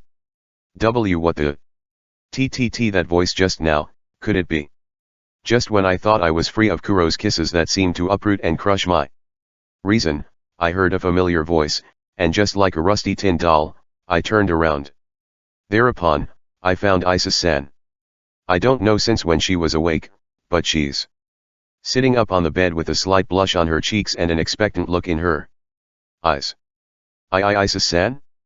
What do you mean by unfair? I also want to kiss Kaido. She really say it? No, as expected, it's already impossible for me. I'm absurdly trying hard to persevere here, desperately trying to endure it, you know? An additional attack right here and I will die. No, that is. Kaido, do you not like kissing me? I don't dislike it. I'm rather feeling happy instead. Thank goodness. This is no good, I don't have any option of refusal at all. Hearing what I said, Isis-san squinted as she happily smiled, before she pulled her face closer to mine. HNNN. Chayu. HNNN. Chayup. Chayu. Puah. It's sweet. The taste of her mouth is just plain sweetness and warmth. Kissing her lips is already melting my thoughts. It feels like I'm turning into an idiot. That looks nice. Kaido-kun, it's my turn next. HNNNN. Next. No, Kuro, you may not remember it, but didn't you kiss me plenty enough earlier? You still want more? It's impossible. Seriously, it's impossible already? Ha. Kaido-kun? Are you alright? Was it hard to breathe? And no. Do you want to drink some water? I'm alright. I endured. I freaking endured it. The struggle for my reason, which was too long and agonizing. I was able to overcome it. After such a struggle, I guess it's fine for me to call myself a hero now, right? I've never persevered this hard before. I never thought that keeping my vow to take my time and deepen our relationship would be such a harsh road. I was almost about to give up. Anyway, I'm lying down on the bed, breathing hard after facing the biggest ordeal of my life. Thereupon, Kuro and Isis-san followed my lead and laid by my side, and a peaceful silence fell. What is this? I'm feeling really happy. Isis. Within the silence, Isis-san murmured in a small voice, and Kuro and I turned to face her. Thereupon, Isis-san looks at me and Kuro with a really heartfelt smile, filled with happiness. Kaido is here. Kuromuina is here. I'm not alone. My heart feels really warm. Speaking of which, since the Treaty of Friendship was established, I have been busy so I haven't been able to visit Isis's home that much. Thanks to Kaido. I'm not lonely anymore. So. I'm happy. I feel the same way. Seriously, I can't thank Kaido-kun enough. Kuro and Isis-san calmly talked with each other. It was like they were both suffering different forms of loneliness, and that's why they felt happy in this moment. Hearing what the two of them were saying, my head, which had been so flushed, regained a little bit of composure, and after slowly putting my hands on Kuro and Isis-san's shoulders, I strongly embraced them. Kaido-kun. Kaido. I promise. Even if I'm a meager human, but still, I will never let Kuro or Isis-san think they're alone again. I swear to the both of you right here. Kaido-kun. Kaido. Hearing the words I said filled with my resolve, the strength from their bodies relaxed, and they leaned their weight on me. You really are quite cool, Kaido-kun. Kaido is dreamy. Hey, Isis. Hugging me from both sides, Kuro and Isis-san exchanged a few words, and quickly leaning into me, they kissed me on my cheeks. I love you. Words of love spoken in a voice that I can feel are from the heart. Savoring the happiness gently seeping into my heart, I strongly vowed again to take care of the two of them. Thereupon, Kuro and Isis-san closed their eyes and fell asleep in a position where they are still clinging to me. I really feel like I'm a fortunate man. I felt nervous from all sorts of stuff, but right now, at this moment, I'm really happy to be with the two of them. As a side note, it wasn't only after a few hours later that I was able to sleep. After 2 hours. No, an hour of sleep, I rubbed my sleepy eyes and returned to the front of Lilia-san's mansion with teleportation magic. I was definitely unbearably happy from all the events that happened yesterday, including those that happened in my dreams, but I'm also pretty tired. Even though exhaustion from happiness might sound luxurious, that doesn't make my body any less tired. Kaido-san. What happened? You look awfully tired. You're asking what happened. Alice, aren't you watching me? No, as expected, I'm not that tactless. When you're with Kuro-san or Isis-san, I'm properly taking my distance and only checking on you through your magic power. I see. Well, concisely speaking. Alice spoke to me with an unusually heartfelt look of concern, and while I felt comforted, I briefly explained to her the situation. Alice silently listened to me, but after a while, she nodded her head in understanding. I see. Well, Kuro-san and Isis-san don't really have the same instincts of humans to preserve their species. In a way, you could say that their love is so pure and straightforward. That's why I can't reach out my hand to them in strange ways. No, well, it's not like there's any problem with it though. Kuro-san and Isis-san have both lived for a long time, and they know that humans have such desires. So, if Kaido-san wants to, I think they'll be happy to comply, you know. Well, that's exactly why I'm hesitating on the timing. Kaido-san is kind after all. Well, I guess Kaido-san should just go with the time that you think is right. Maybe it's because I've been nervous all day, but talking to Alice feels easy and comfortable. That's right. I may be sleepy, but I'm also hungry, and since we're talking now, let's go invite Alice. That's right, Alice. I'm changing the subject but... Yes. Will you go out with me for a bit? Fueah. GG go out? KKK Kaido-san? What are you suddenly? Have you suddenly peeled off your fur and showing off what a wolf you really are? For some reason, Alice began to panic when she heard what I said. Maybe it's just my imagination, but I think her cheeks are slightly red. Well, talking to Alice makes me feel better. Phew. PPP please don't tell me, since you can't reach out your hands to Kuro-san and Isis-san. You're reaching your hands to me instead. And no, well, I certainly am, a former human after all, so I could understand that kind of thing but... What the heck is this woman talking about? I feel like she's digressing in a direction I don't know at all. Also, I feel like she's having some kind of misunderstanding here. Well, I can certainly make clones, and since I can change my sizes and proportions at will, I can certainly respond to all sorts of diverse plays. But even I need to prepare my heart for such. Alice. Hi. That is, air. Please be gentle with me. No, I was inviting you to eat with me though. I should have known that would be the punchline. D**mn at all. No, I didn't have such thoughts. I didn't hold any expectations at all. I didn't say anything. Since this happened, I'll just go eat off all these feelings until my stomach bursts. I don't know if I should say that I still couldn't understand her as usual or not. But, well, I guess that means she accepted my invitation to eat today, right? Anyway, once I've filled up my belly to some extent, I'll go get some rest. And so, Alice and I went to eat, but let's just say that this was the first time I paid a 6-digit bill in yen for a single meal. The place where that was born was a battlefield stained with blood, where numerous corpses lay after a battle in which two species fought against each other, a grand one even in the demon realm, that suddenly appeared. With snow-white hair and skin, blood-red eyes, and a beautiful dress, its great presence made itself known in the midst of the battlefield. Soon after, the eyes of the warriors of both races were drawn to that being.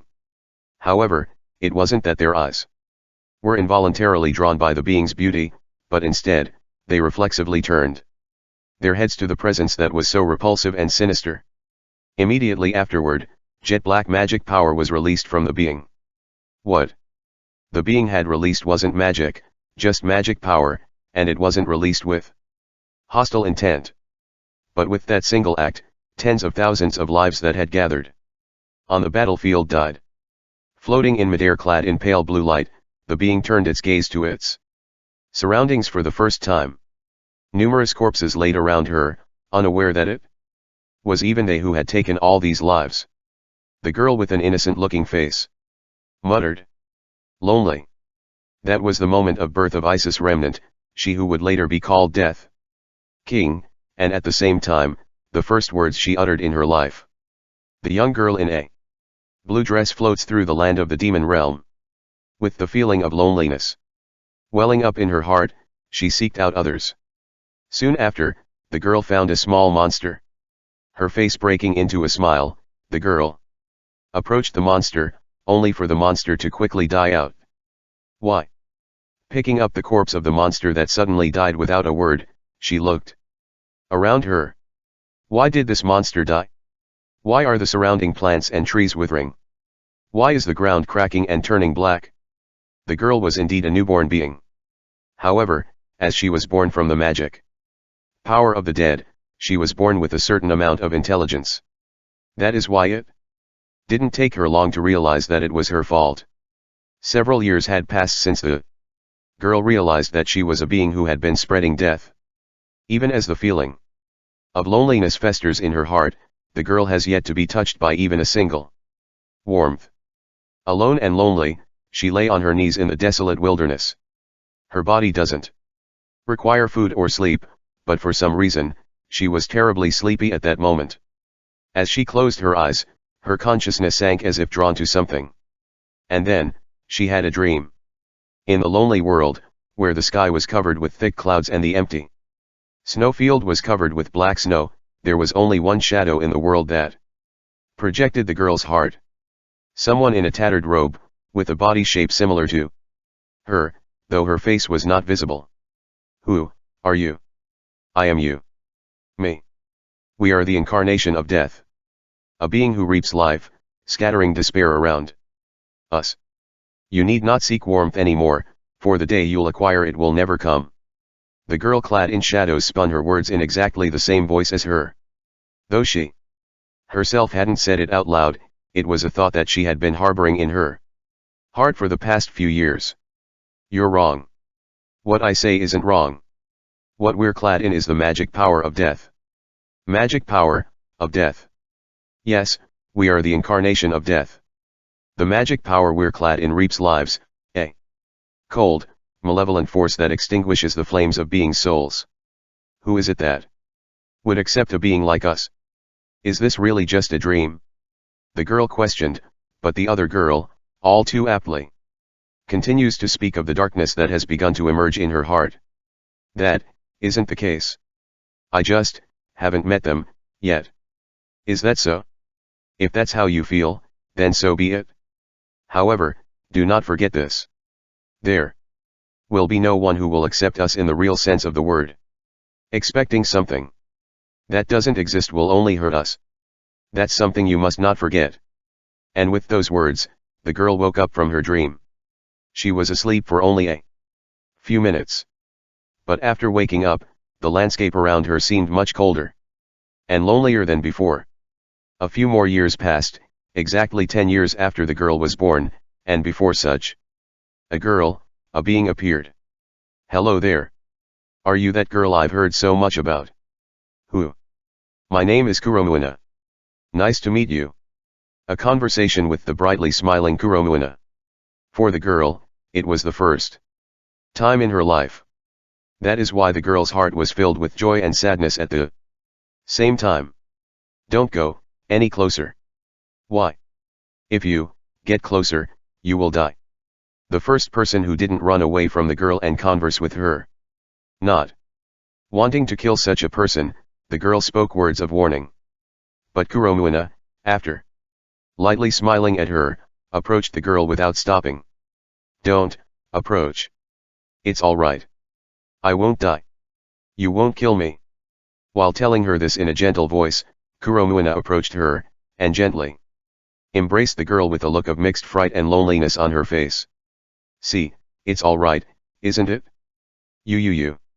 When the girl felt the warmth of another person for the first time, large tears spilled from her eyes. Then, once again, hello there. If you don't mind, could you tell me your name? I don't have a name. Is that so? In that case, I'll give you one. Let's see, your name will be Isis. Isis. Remnant. Isis. Remnant. My name. Tears seemingly not stopping from leaking out of her eyes, the girl Isis murmured the name given to her. Thereupon, Kuromuina released Isis from her embrace and reached out her hand to her with a dazzling smile on her face. Isis, will you come with me? You have a lot of magic power, but it doesn't seem like you can control it properly. If you want, I'll teach you about a lot of things. Those were words that made Isis extremely happy. That's why, without hesitation, she held onto the held-out hand. After that would be days free from the painful, cold loneliness, is what she thought.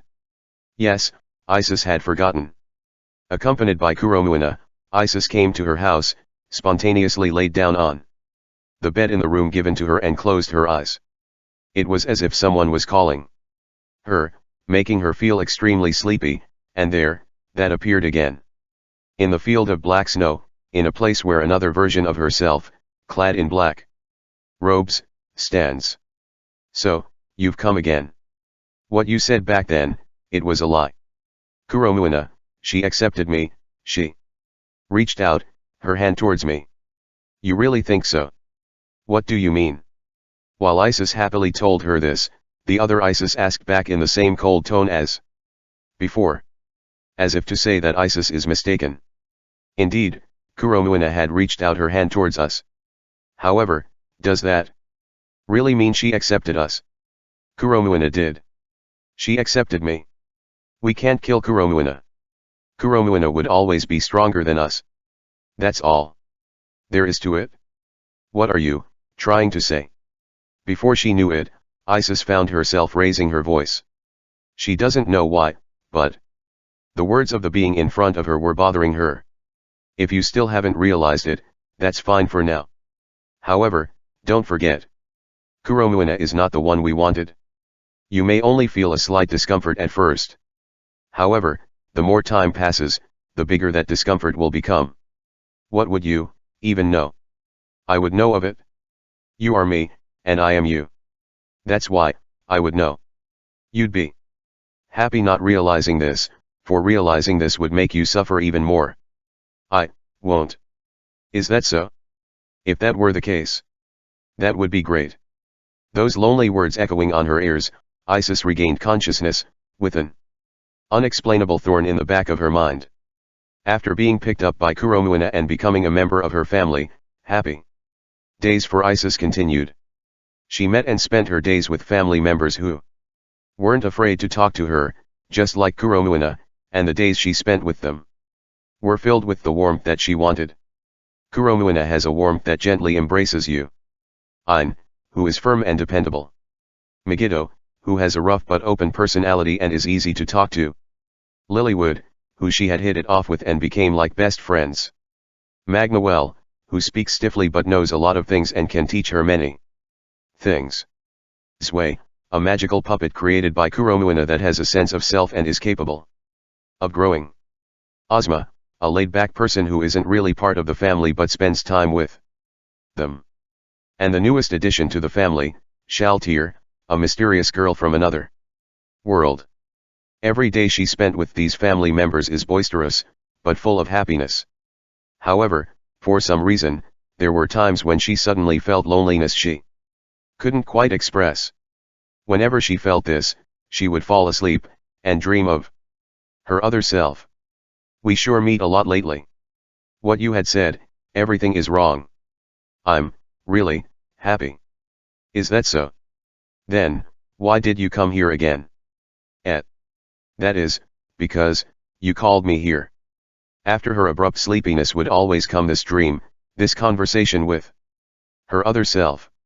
Isis thought it was because her other self was calling her. However, the other Isis, clad in a black robe, quietly shook her head.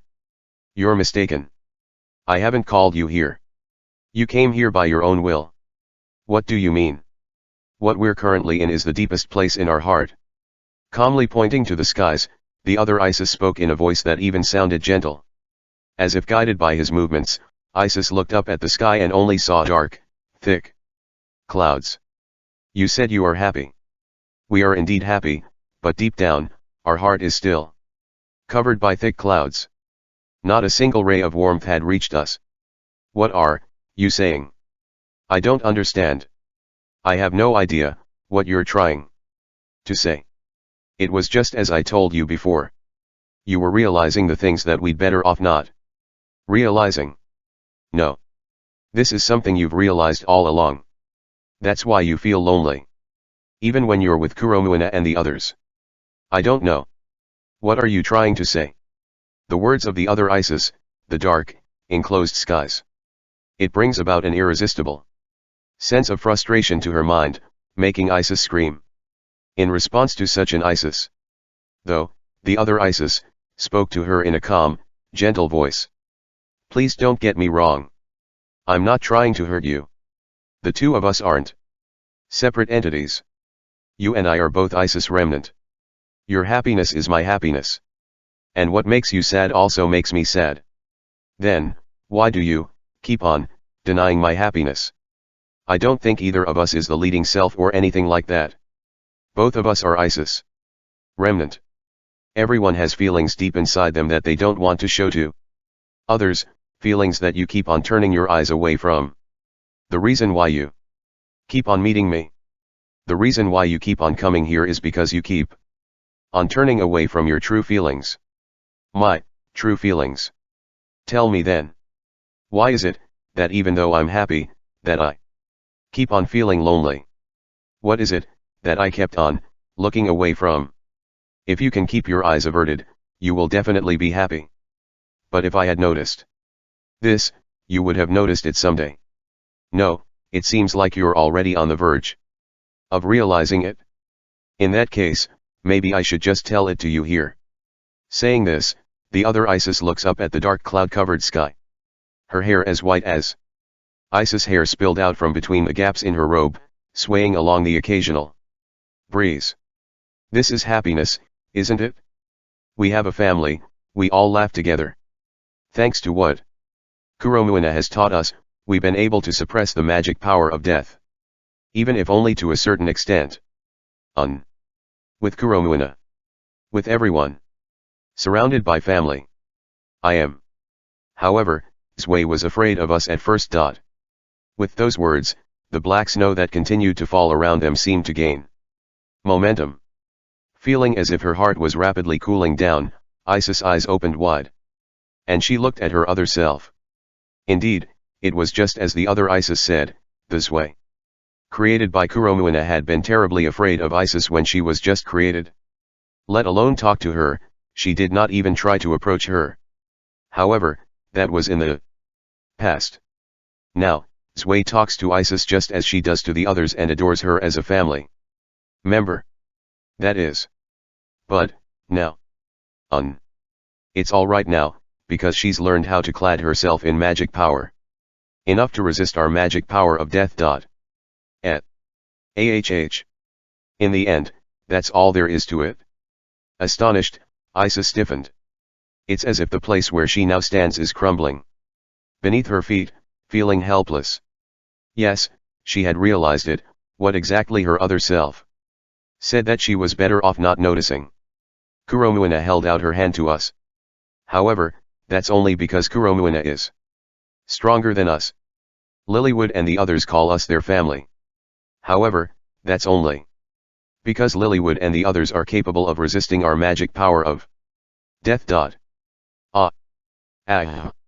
Without the power to resist our magic power of death, Kuromuina wouldn't have reached out to us. Lilywood and the others wouldn't have called us their family. Yes. Not one of them would have ever accepted us. You're wrong. Stop. In the future, Kuromuina and the others will be accepted by those without power. However, they won't accept us. There is no one who will unconditionally accept us. Thus, there will never come a time when their warmth will reach the depths of our heart. Stop. Isis' voice sounded like she's about to cry. The words of the other Isis violently shook the true wish that had remained dormant in the depths of her heart. What Isis really seeks is unconditional warmth, just like the one given from a parent to a child.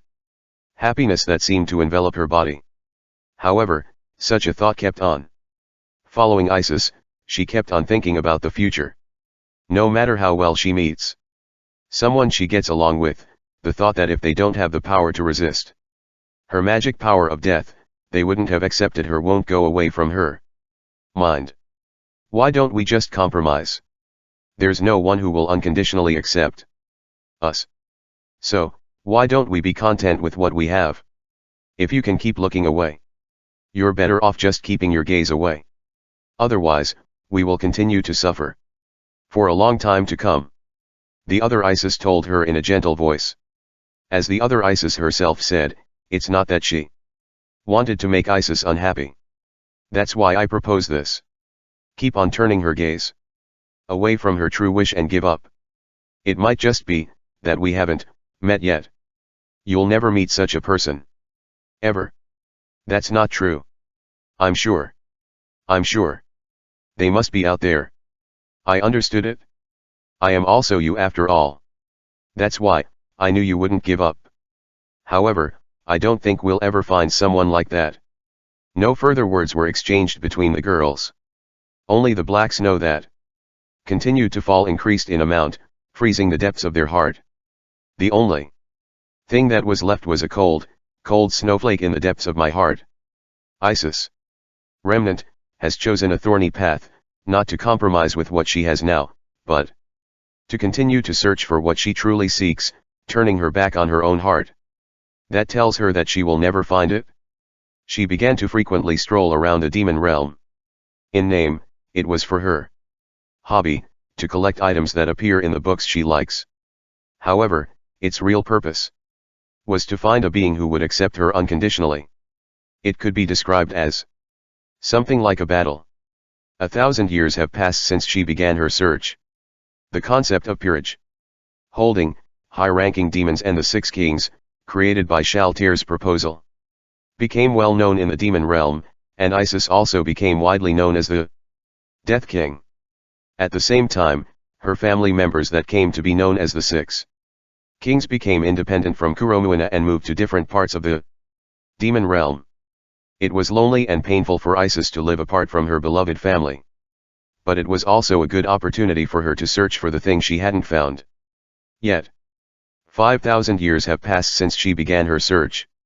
The demon realm, where once all that mattered was the ability to fight, has been at peace thanks to Shaltir's work, and each region has come to have its own unique characteristics and history. By this time, Isis had already visited every corner of the demon realm. However, she was still unable to find the being she sought. She toured every region.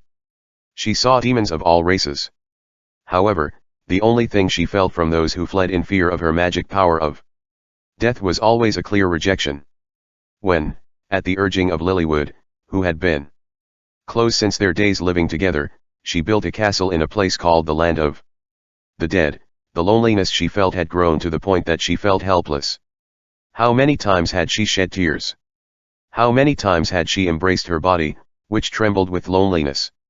How many times had she been jealous of the other members of the 6 kings who were accepted by many? It seems like it didn't work again today. Why? Why? Why was I born, with the magic power of death? I'm sorry. Why, are you, apologizing to me? I guess it's because you're crying. The other Isis, whom she met in her dream, looked up at the dark sky, which seems to have become thicker, and told her the words she had repeated many times before.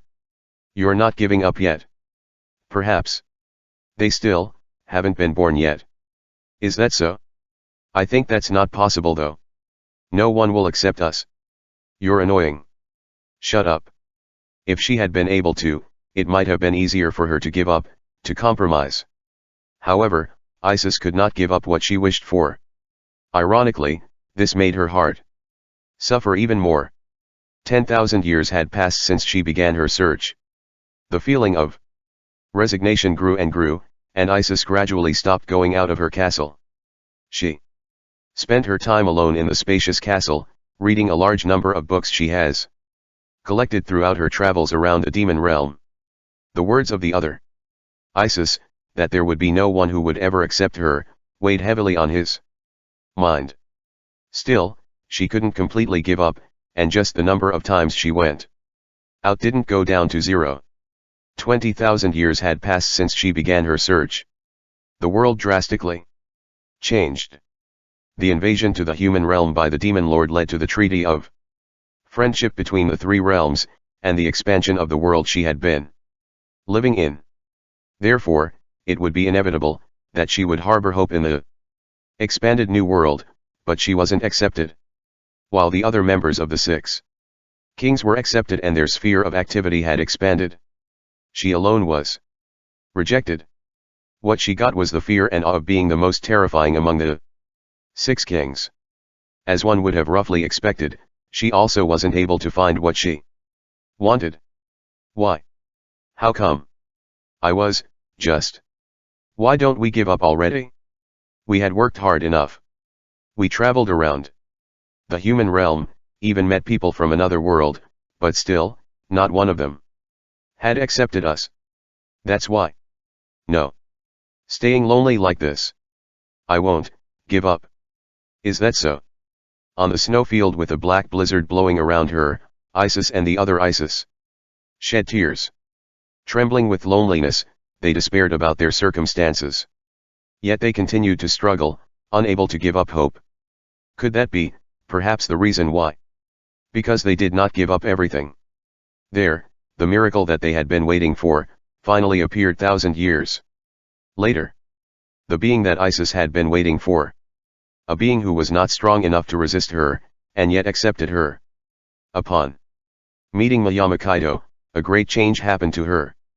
Love is something one falls in. She had been beaten down by loneliness and despair for so long, that it was inevitable that she would fall in love with Kaido, who accepted her for who she was. After meeting Kaido, Isis's face began to smile more and more. Every day was truly joyful and everything around her even seemed to sparkle.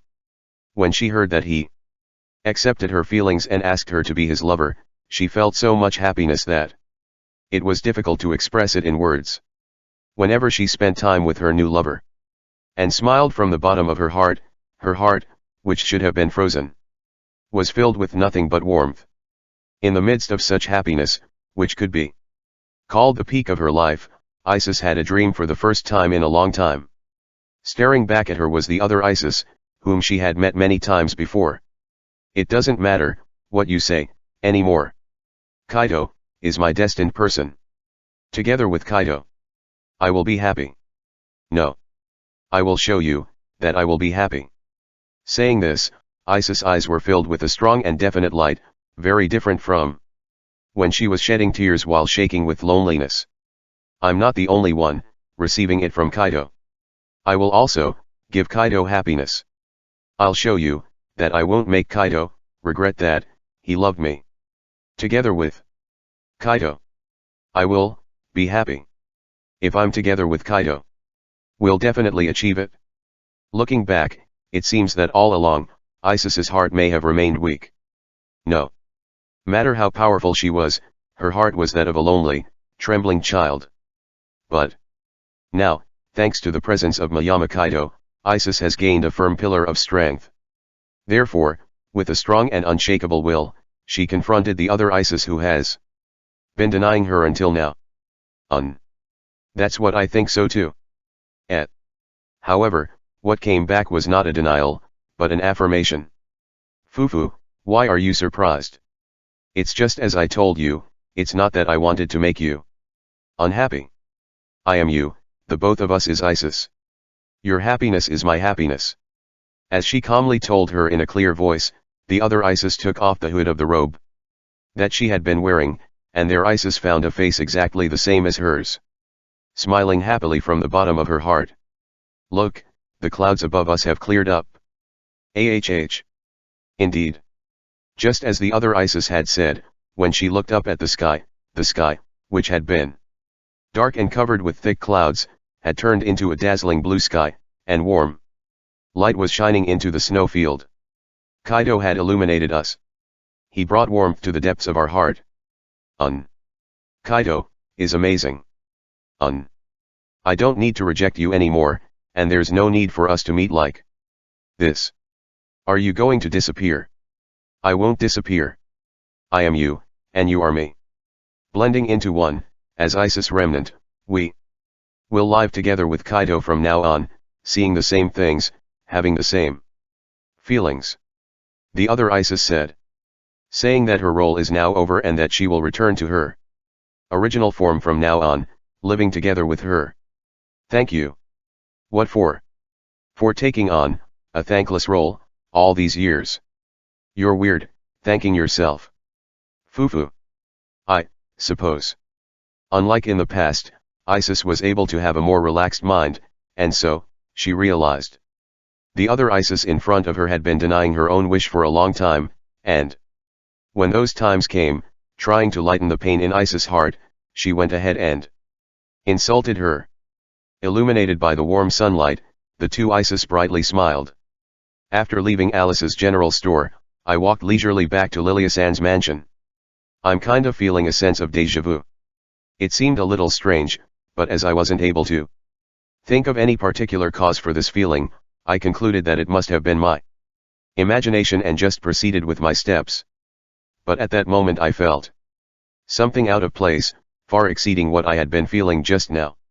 It was almost evening, the time of the day when streets would normally be crowded with people returning home from work or going out shopping for dinner, but there wasn't a single soul that could be found in the wide straight main street, filled with a strange silence. Finding myself in such an abnormal scene, as if this space had been cut off from the rest of the world, I naturally stopped in place. What the heck is? Immediately afterwards, a chill ran down my back and I can feel the hairs on my body raising. The buildings in the vicinity were melting as if they were rotting, and the road in front of me was collapsing, a sensation so horrifying that it was almost impossible to imagine such a scene in my mind. I don't know why, but my body was shivering, and it feels like the sound of my thirsty throat was loudly resounding in my ears. And it isn't just in my head, all of my body and the instincts within it were warning me. that something very frightening is coming. It's different from the pressure I felt from Kuro's magic power when she visited me in Lilia-san's mansion before. It was much more fundamental, and inexplicably terrifying feeling that seemed to alert my instincts as a living being. In other words, a negative presence dense enough that I could feel it on my skin. And then, from the end of the dimly lit road which is tainted with silence, that appeared. Long hair as white as ashes, morbidly white skin, deep and gloomy blood. Like crimson eyes. A woman dressed in a black gothic dress-like clothing, wrapped in a pale blue light, floating just like fluttering dandelions, she approached my direction with an eerie presence around her. She looked like a ghost, but she held beauty that could be described as unequaled. However, even her beauty accentuates the fear I'm feeling. Just by seeing the woman, I felt like I saw an illusion that my head had been decapitated. I can't breathe well and my whole body is shaking like crazy. And yet, I'm unable to move from where I stood at all. Fear I've never felt before surged through my body, and at the same time, my instincts were intensely warning me. Don't get involved with her, quickly run away, or else, I will be killed. However, contrary to such thoughts, my legs won't move at all, as if my feet were sewn to the ground. What an unusual magic power. Are you, the hero? Her cold voice resounds, and her red eyes look at me. At that moment, I felt a chill that froze my whole body, and I lost all my words due to the intense discomfort I'm feeling. I knew this feeling. It was just like back then. The day I lost my parents. The crushed car, the feeling of blood running down my neck, the coldness that seemed to drain the heat from my body. That's right. This is the feeling of impending death. An overwhelming fear that seemed to freeze my soul. Yes, I felt so terrified of this woman I've met for the first time. As the feeling of fear seemed like it's starting to overwhelm my thoughts, the question of the unusual woman, are you the hero, popped within my mind. Even though my instincts are telling me that I have to respond, that I mustn't go against this being, my body just keeps on shaking and I can't move properly. I repeat. Are you, the hero? As if my continued silence was off-putting, the woman changed her tone to a slightly stronger one and asked me the same question again. It was as if I was being strangled by an invisible hand, pushing me down with an oppressive, suffocating feeling. I'm an otherworlder, but I'm not the hero. Is that so? The woman nodded to the words that I barely managed to squeeze out, without showing any particular reaction. The silence is heavy. I feel as if the air itself has weight. The trembling in my body grows even stronger, wanting to get rid of this hellish feeling as soon as possible. After a few moments of silence, the woman holds out her hand to me to shake my hand. I'm Isis. Isis Remnant. Nice to meet you. The moment I looked at the held out hand, what rose in my hand was an intense sense of discomfort. A feeling of fear. Far greater than my mind can tolerate, and I feel like nausea was rising from the pits of my stomach. I have to escape, run. Away, run, my instincts were intensely screaming at me. The hand that is supposed to look white and beautiful, looks like the sickle of the Soul Reaper. I mustn't hold that hand. If I were to hold her hand, I will die. Don't defy her, don't go against her. Don't take my eyes away from her. One after another, they resounded in my head. Like an alarm clock waking me up from sleep. Seeing me like that, the woman slightly lowered her eyes, without saying anything. And the moment I saw the expression on her face, deep sorrow and intense loneliness in her slightly wavering eyes, I felt as if she was inhabited by a feeling of loneliness that was too intense. I don't have some sort of power that could help me read other people's emotions. That's why, this was just a feeling of mine. To be clear, I don't understand the logic behind this. Why did I feel this way? I don't know the logic for this thought, nor do I have a clear reason or basis for it. But for some reason, if I were to run away here, I feel like I would regret it for the rest of my life. I can hear the startled voice of the woman. My body, which should have been frozen in fear, awkwardly moved. And I found myself slapping my cheeks with both of my hands. The bizarre fear that still assaults my body hasn't disappeared. I feel like puking at the prospect of imminent death. However, the thoughts that were coming to my mind are about to become something completely different. Get your head out of your ass. Go think about the situation more seriously this time. What did this person even do to me? Did she do any harm to me, or had she ever directed her hostility towards me? No, she didn't. She had only asked me if I'm the hero, and then introduced herself and asked for a handshake. She didn't do anything strange. Looking back into the woman's red eyes, which seemed somewhat startled, I was about to reach out and accept the handshake, but the intense sense of discomfort assaulted me again. Clenching my teeth within this dizzying fear and discomfort, I still tried to desperately move my hand. I don't have any basis for my actions, nor do I have any reason why. I don't even know why I'm so desperate. However, I feel like I have to hold this person's hand, right here, right now.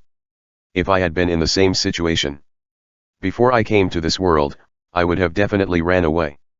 However, when I came to this world and met Kuro, I understood that even a single goodwill could save a person's heart.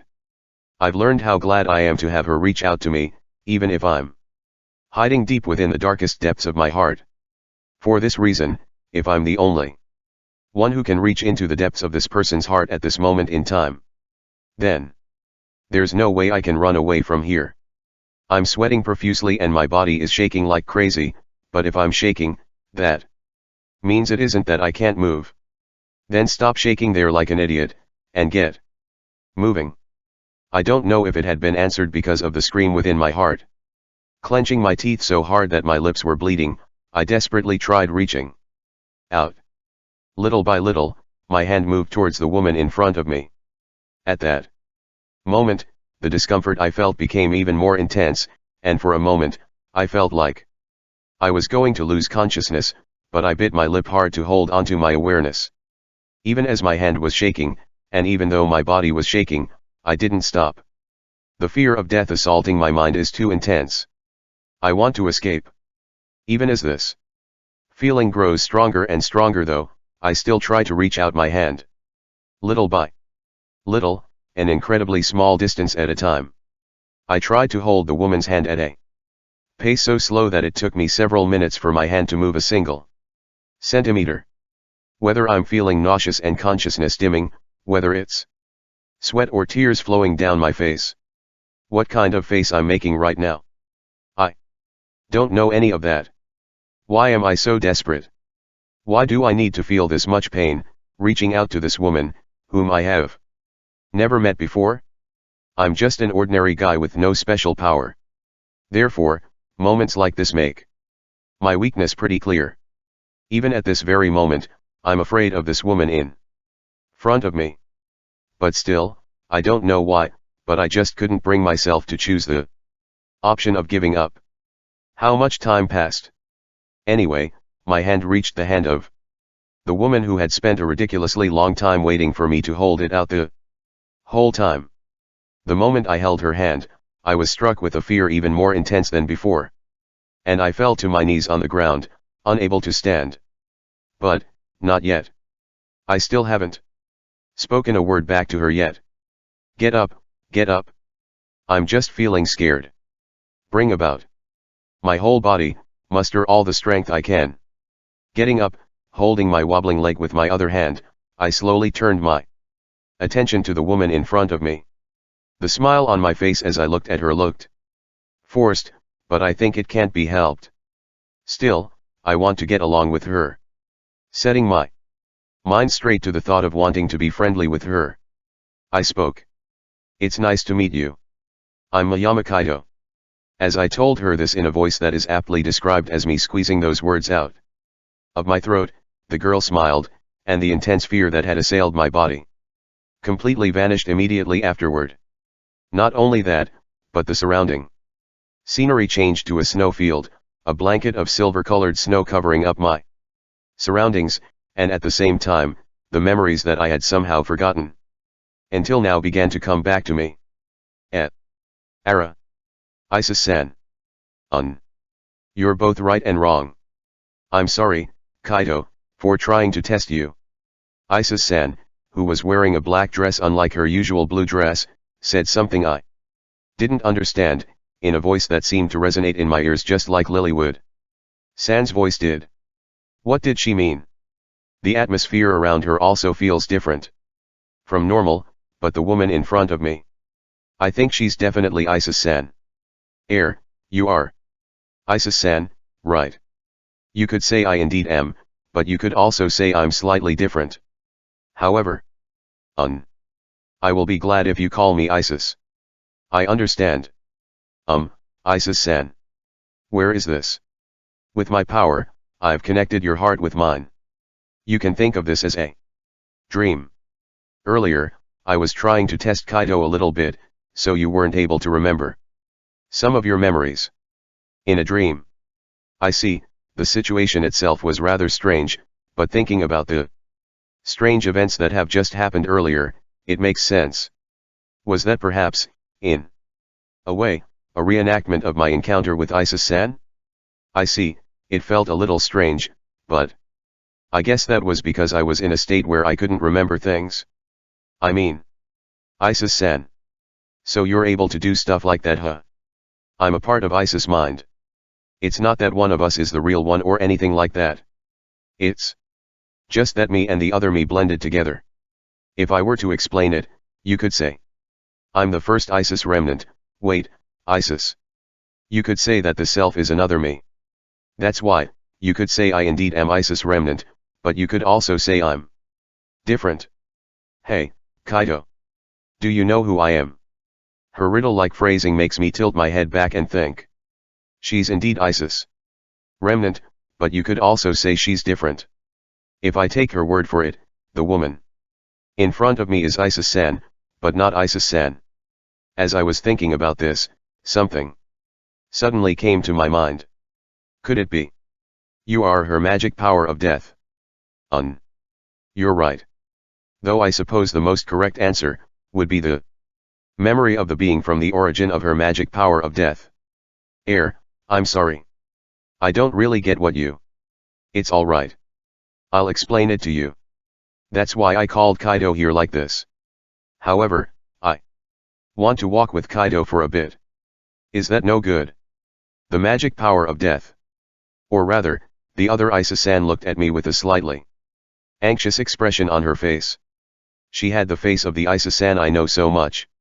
Whatever the case may be, I felt such a sense of relief that the being in front of me was indeed Isis-san. Of course, gladly. There's no reason for me to refuse an invitation to a date from my precious lover after all. Hearing my words, a smile that seemed like blooming flowers appeared on Isis-san's lips, making her look so unfairly cute that I can't help but smile.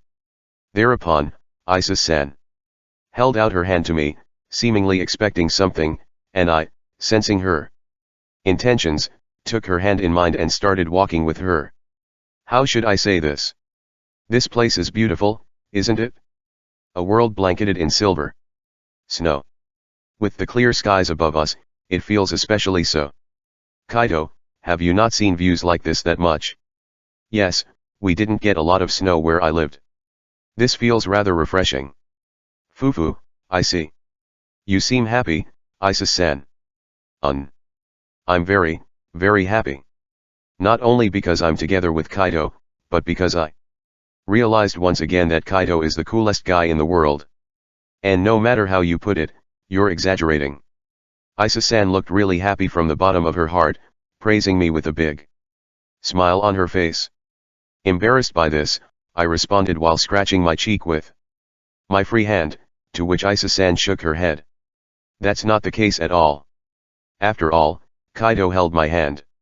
I believe that if it's Kaido, you would face our magic power of death even without your sympathy magic. However, I never expected you would also hold our hand. I see. The meeting I just had with Isa-san was different from what I remember. I don't know what the logic of how it happened is, but I was in a state where I couldn't use my sympathy magic earlier. The magic power of death is the fundamental fear of all beings, something that couldn't be withstood by mere mental power, is how it should have been, but Kaito suppressed even that. In the midst of fear that normally would have caused one to go insane or have a mental breakdown dozens of times, you still held my hand. Kaito really is amazing. Haha. Well, you can count on me. Eeha. Was I in that much of a peril just now? Go insane? Mental breakdown? Magic power of death, really is something amazing, huh? I felt some shudder crawl behind my back, but seeing Isa-san looking very happy, I think it was worth the effort. However, Isa-san is also amazing. Connecting your heart and temporarily blocking memory, you're also able to do stuff like that, huh? Putting aside what had happened earlier behind, for the time being, I decided to ask her what was on my mind. This is something only I can do right now. With the blessing Kaito received from Shallow Vernal, ordinary mental magic will be nullified. Then, how would Isa-san be able to do stuff like this then? By acquiring the power of a god, or something like that. I guess. Why is it that you yourself aren't sure about that? Rather, the power of a god. Before I was reborn as Isis, I was called the great evil god of despair. Yes. Wait a second there. I feel like some outrageous information was just being casually brought up right there. I am curious about the fact that she was reborn, but I'm more curious about that name, great evil god of despair, which is certainly brimming with an aura of a last boss. Confused by the information I was being told, Isis looked at me with a small smile on her lips, before she spoke. The being which is our origin was a god from a world different from this one. And that is the great evil god of despair. Even though I was a god, I wasn't that powerful. If it comes to combat ability, the current us is much more powerful than the us back then, and compared to the god of this world, Shallow Vernal, we are incredibly inferior. With her gaze fixed on the clear blue sky, Isa-san spun her words with a somewhat nostalgic look on her face. A world different from this one. A god from another world, huh? Judging from the way she talked about it, it's also a different world from the earth I lived on. Lonely, I don't want to be alone. That's all what I as the great evil god was thinking about. However, I wasn't able to speak, and all I could do was connect my heart with the hearts of others. That was the only way for me to connect with others. Just from hearing those words, I get the impression that she was a lonely god, and she didn't seem like the kind of being that would be called an evil god, but perhaps there's something more to the story than that. However, the magic power of despair dwelled within me. Just like the magic power of death, it brings those whose hearts I connected with to despair. I almost destroyed the world twice because of it. However, that's not what Isa-san wanted, and was just a side effect, right? I was lonely, I wanted to connect with someone, but when I reach out for others, I end up enveloping the world in despair. The first time it happened, I was sealed. The second time, on a scale and at a speed even greater than the first, I nearly died the world in despair. Isa-san's hand is trembling slightly. Remembering the loneliness of that moment, it felt as if she was freezing. Putting a little bit of strength into my hand holding Isis-san's hand, and without saying anything, I waited for her next words. And for the second time, I was killed by the hero of hope. No, it's more correct to say I was almost killed, but I cast aside most of my body and fled to another world. With only my soul, using the last of my strength, because I didn't want to die, all alone. Looking at it from a different perspective, it may truly be a heroic tale.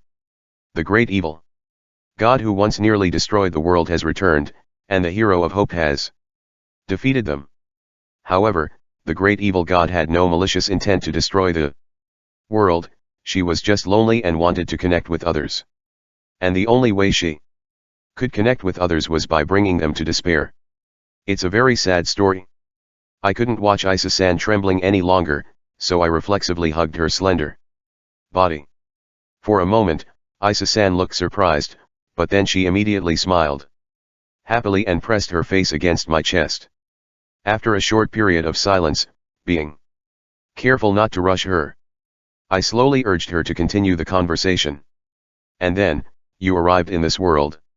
I arrived here and immediately met Shallow Vernal. As I said before, Shallow Vernal is on a completely different level from me. It would have been so easy for Shallow Vernal to crush me like a bug and make me disappear. I wonder what Isa-san, the great evil god, felt at that time. She didn't want to die alone, so she desperately ran away, only to meet a strong person she's helpless with on the path of her escape. The tragedy of that moment must have been so great that I can't even imagine it. However, Shallow Vernal didn't eliminate me. I don't know what Shallow Vernal was thinking back then, but I think it was probably just a whim. She took my soul and recreated its core, gave me even greater power, and was born again. And that's when Isa-san was born, huh? In the process of my rebirth as Isis, the magic power of the dead gathered around me, and the magic power of despair it evolved into the magic power of death. And for some reason, the memory of the being known as the great evil god of despair remained in the depths of our soul, not completely erased. Perhaps, the loneliness we felt back then may be because of the hazy memories that linger within it. Considering that, how long has Isa-san spent in solitude? Perhaps, it was so long that I can't even imagine it anymore. Having such a thought in mind, my embrace towards Isa-san naturally tightened. I usually exist as a part of Isis remnant, but since olden days, when Isis receives strong rejection because of her magic power of death, I appear as a separate consciousness in Isis dreams. Well, right now, I wanted to talk to Kaito, so I kind of forced myself to come out. It seems that Isa-san has come to an end. Now then, how should I respond to her? It must have been hard, it must have been sad, it's easy to put it into words. However, I don't think I can say things like I understand her. Thank you for telling me all about it. I'm glad to know a lot more about you than before, Isa-san. Kaito, don't look so anxious. It's all right.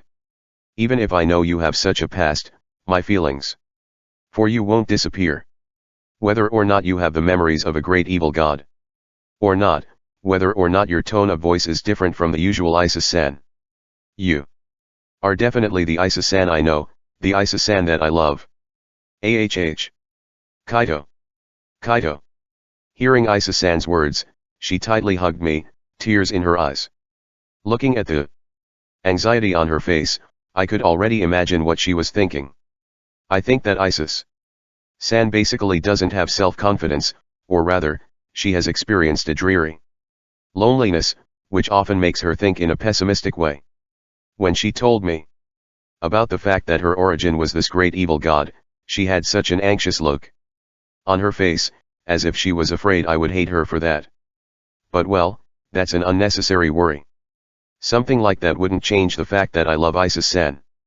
Isis-san, who was crying as she rubbed her face against my chest, looked up at me with moist eyes, and slowly closed her eyes. As for what she wanted, it's easy to understand without having to think about it. Gently bringing my face close, I put my lips on Isa-san's lips. When my lips parted with hers, Isa-san looked like she's pouting a bit, but at the same time, she had a very happy expression on her face. Kaito, I love you. I'm so happy to have met you that I regret all the time I haven't spent with you. I also feel the same case. Rising on her lips as Isa-san responded as such was a dazzling smile. Holding hands with Isa-san, we walked through the beautiful snowfield under the blue sky again. Isa-san seemed to be in a great mood, walking with a smile on her face that made me feel happy just seeing it. Hey, Kaito. Is something the matter? You will soon wake up.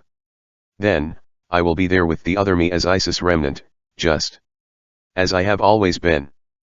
But before that, I have one thing. I'd like to ask Kaito while I still have the memory of the great evil god of despair.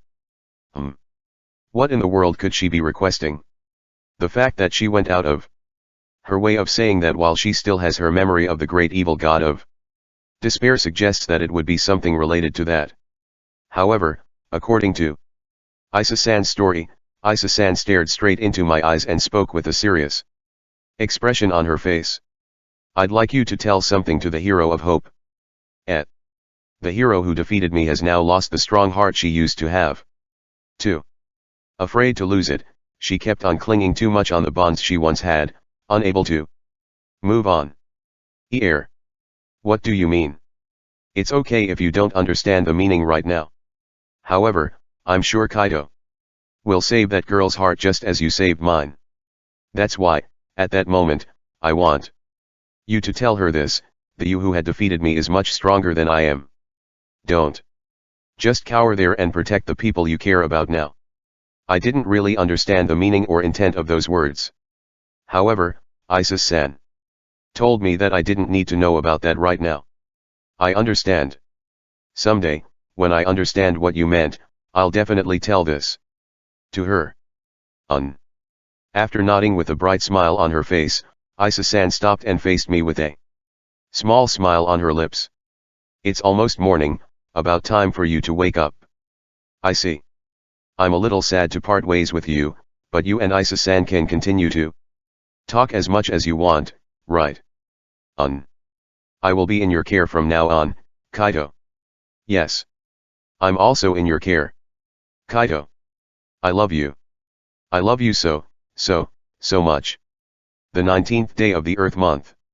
I had asked Lilia-san to make time in the morning for me to come visit her in the office. So, Kaito-san, what do you want to talk about? You see.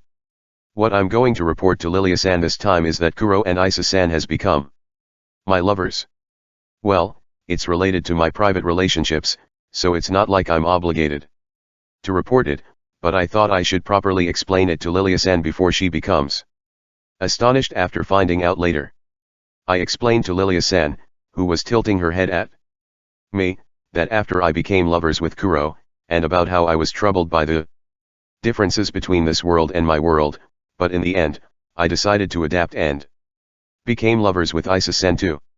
And that's the situation. Lilia-san. Milady. Lilia-san, who had finished listening to me, seemed to have stiffened as she silently stared straight at me. Lunamaria-san and I tried calling out to her while tilting our heads at the situation, but we received no response from Lilia-san. It seems like she fainted. How should I say this? I'm sorry. It's a new pattern. No, has this pattern appeared before?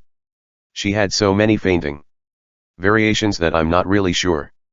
After a while, Lilia-san, who had regained her consciousness, held her head in her hands with a stunned expression on her face. She was holding a small bottle in one hand, taking out what looked like a pill from inside the bottle and drank it. I had thought that such a day would soon come, but milady, don't take too many stomach medicines. There's no way that I can think straight without taking some. Well, I know how you feel, but Lilia-san bitterly exclaimed, but she seemed to have anticipated the possibility of me becoming Kuro and the other's lover, and she didn't get particularly angry at me. However, for some reason, she seemed to be trembling and her face lost its complexion. This is absurd. If any idiotic nobles were to seriously disrespect Kaito-san, the country would vanish. For example, like elder brother, or perhaps, elder brother. And also, elder brother. If anything, it was Rai-san who gave me some very encouraging advice, and I'm extremely grateful to him for it though. Looking at Lilia-san's abhorrent expression, I remembered what Lunamaria-san had before about him being a fool in front of Lilia-san. Well, it's my job to keep that area in check, so I should just obediently give you my blessings. Kaito-san, congratulations. Thank you very much. Lilia-san had her head in her hands, but she's still a kind person, so she quickly switches expressions and congratulates me with a smile on her face. Luna Maria-san also takes a step forward towards me and reverently congratulates me. Mayama-sama really is a wonderful person. This Luna Maria is happy for you. Thank you. Luna, what's your real motive? I'm so happy to hear that Underworld King Sama will be visiting us more often. I should have known. Luna Maria-san was still the same person she was before, but in any case, now that my report to her was complete, I thanked Lilia-san again before I left the room. By the way, milady, it seems that you're happy hearing what he reported earlier. Huh? What? A few moments after Kaido left, Luna Maria muttered, and Lilia looked back at her, looking shaken. I don't know, but perhaps, if Mayama-sama becomes comfortable with the common sense of this world, then milady might also have a chance, right? What are you talking about? It's not like I.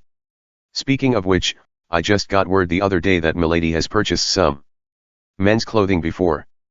Where did Nyao hear that? Hearing Luna Maria's words, as if she just ate something extremely spicy, Lilia-san's face quickly turned bright red. Indeed, as Luna Maria said, Lilia had secretly gone out to the city alone not long ago and purchased men's clothing, a slightly expensive men's formal wear. A clothing that someone wouldn't be ashamed to wear at a noble's evening party. It's not like that act has any meaning or anything. It's just my thanks for his help to me. I see you're really planning to give it to Mayama-sama. Good gracious, even milady has become quite the maiden in love. You look quite lovely. Luna. After reporting to Lilia-san, I decided to go into the city to buy a few things. It's not like I'm going to buy anything important, just some snacks for me to munch on. Something to eat while I'm in my room, so I decided to take a stroll without deciding on any particular purpose. While I'm at it, I think I'll go visit Alice's general store. Later. Alice was usually guarding me, so I'm wondering how her store was doing during that time. It seems that Alice can also create clones, so her clone could be the one in charge of her store. Well, most customers don't seem to come at all.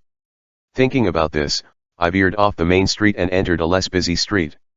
Though it has enough traffic that it still won't be called a back alley, I saw something that caught my attention. Ahead of me, around the edge of the road, a small-built woman was crouching. I couldn't see her expression as her back was facing towards me, but she seemed to be in a bad shape, so I hurriedly ran over and called out to her. Is something the matter? Are you all right? Yes, I'm sorry. I'm just feeling a little anemic. The woman who turned towards me was a beautiful woman with long hair as blue as the spring blue sky. She also has jade-colored eyes and sickly white skin. With the elegant dress she was wearing and her silky hair, I can't help but wonder. Is she some noble's daughter? She looked graceful, but her face was very pale. Anemic? In that case. Is there anything I can help you with? Thank you for your concern, but I'm just on my way to the hospital, so I'll be fine. And no, but, can you walk? I guess it's going to be a bit difficult. Oi. That doesn't look fine at all. However, what should I do? I've never been anemic before, so I don't have any medical knowledge of what to do. Should I bring her there with teleportation magic? No, rather than bring her to the mansion. Wouldn't it be better to lead her to the hospital instead? For a moment, I thought about calling Alice, but, even if she doesn't look like it, Alice is still the Phantasmal King. If she appears in the form of the Phantasmal King in front of someone who isn't feeling well, she would be so surprised that the situation would turn really serious. Though I said that, it's not like I can just leave her alone. Was that hospital far from here? And no, it's just around the corner. I understand. Hearing the woman say that a hospital was just around the corner, I crouched down in front of her. I'm sorry, I don't know what else to do. You may not like it, but I'll take you to the hospital. And no, that is I can't afford to bother someone I just met for the first time. I'm sorry, but my personality doesn't allow me to ignore you, so it might be forceful of me, but please let me help you. You are a kind person. I'm sorry. Well then, please allow me to presume upon your kindness. It may be rude of me to suddenly suggest to carry a woman on my back, but unfortunately, I can't even think of a way to do it, and if I take my time thinking about a way, she might get even worse. She certainly may have been anemic as she said, but it's possible that she could even be worse than that, so I think I should bring her to the hospital as soon as possible. I don't know if these thoughts were conveyed to her, but the woman thanked me and laid her body on my back. She's too light. Although she looked slender, her body was actually surprisingly light, and even someone that isn't really that powerful, could easily carry her. Really? I don't know how to thank you enough. Aren't I heavy? No, you're completely light. So, where's the hospital? I don't really know where it is.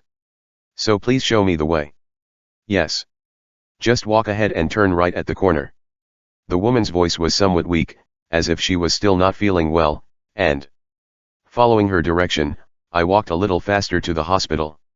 As the woman said, we walked a few minutes from the alleyway we had just left and arrived at what appeared to be our destination. Is this the place? Yes. Doesn't this place look like a church? Yes, the doctor is also a priest in the church. The place I arrived at looks more like a church, or rather, it's really a church, so I was wondering if I went in the wrong direction, but it seems that this is the right place. It's true that in RPGs, priests are considered to be healers, and in a world where magic is common, it may be natural for a priest to be a doctor. Well, either way, I don't have time to think about it. I have to get in and quickly get her examined. With this in mind, I opened the door of the church with the woman on my back and was met with a scene that seemed even divine.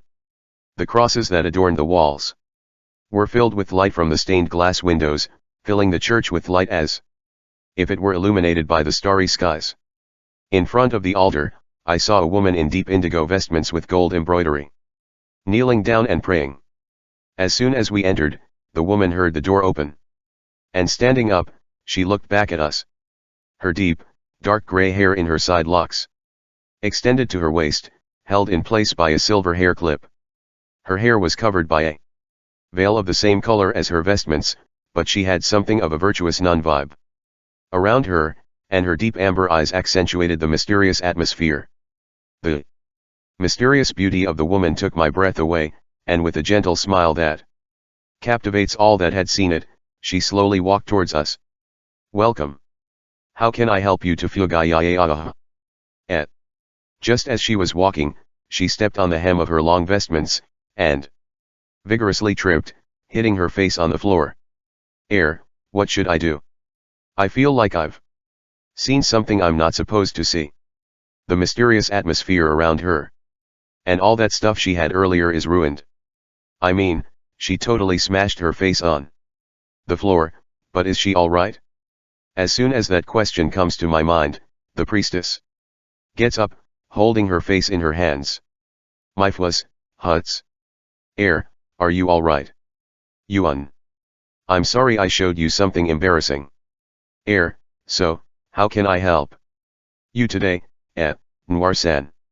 The priestess, who got up, lightly scratching her cheek, as if she was embarrassed to have fallen over, changed her expression to one of surprise upon seeing the woman I was carrying. It's been a while. Dr. Vire.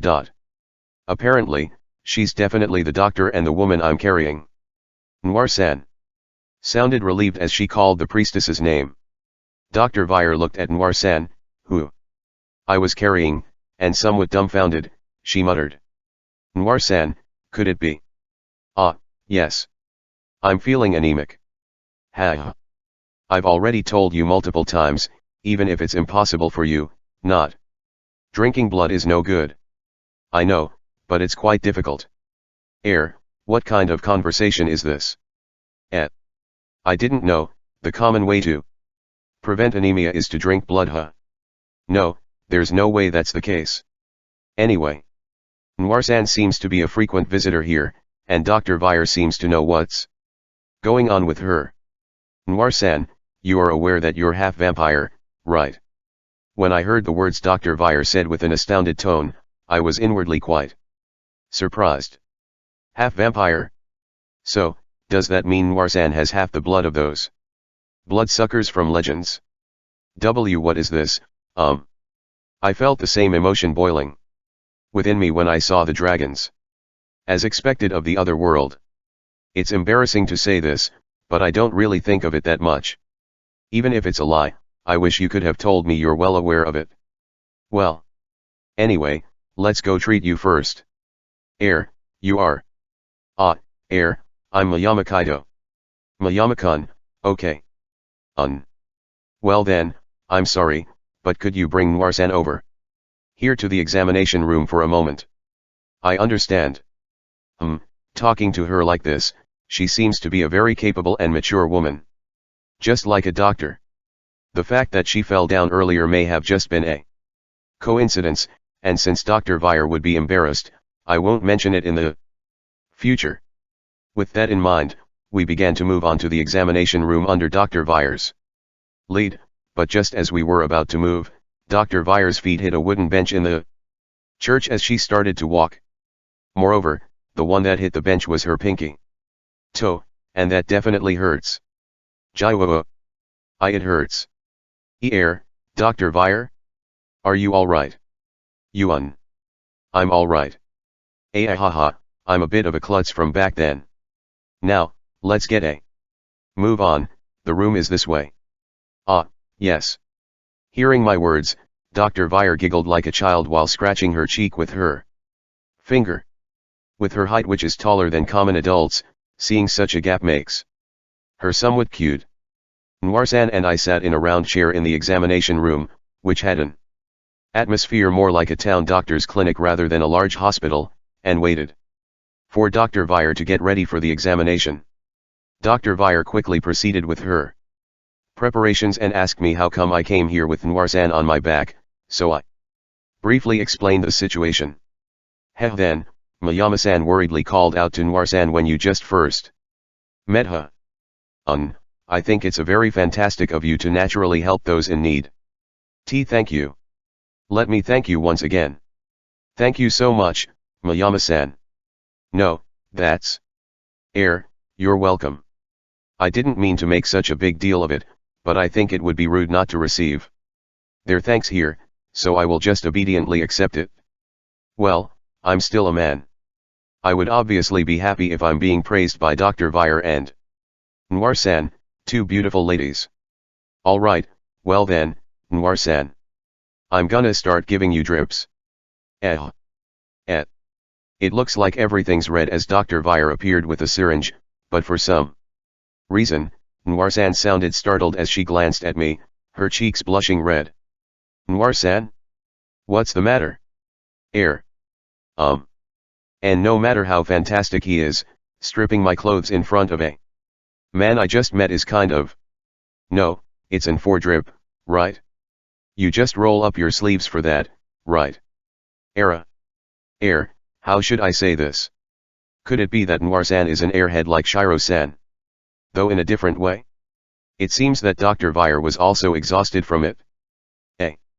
Anyway, Dr. Vire seems to have convinced Noir-san, and she rolled up her sleeves of her calm-colored dress and injected the for-drip in her.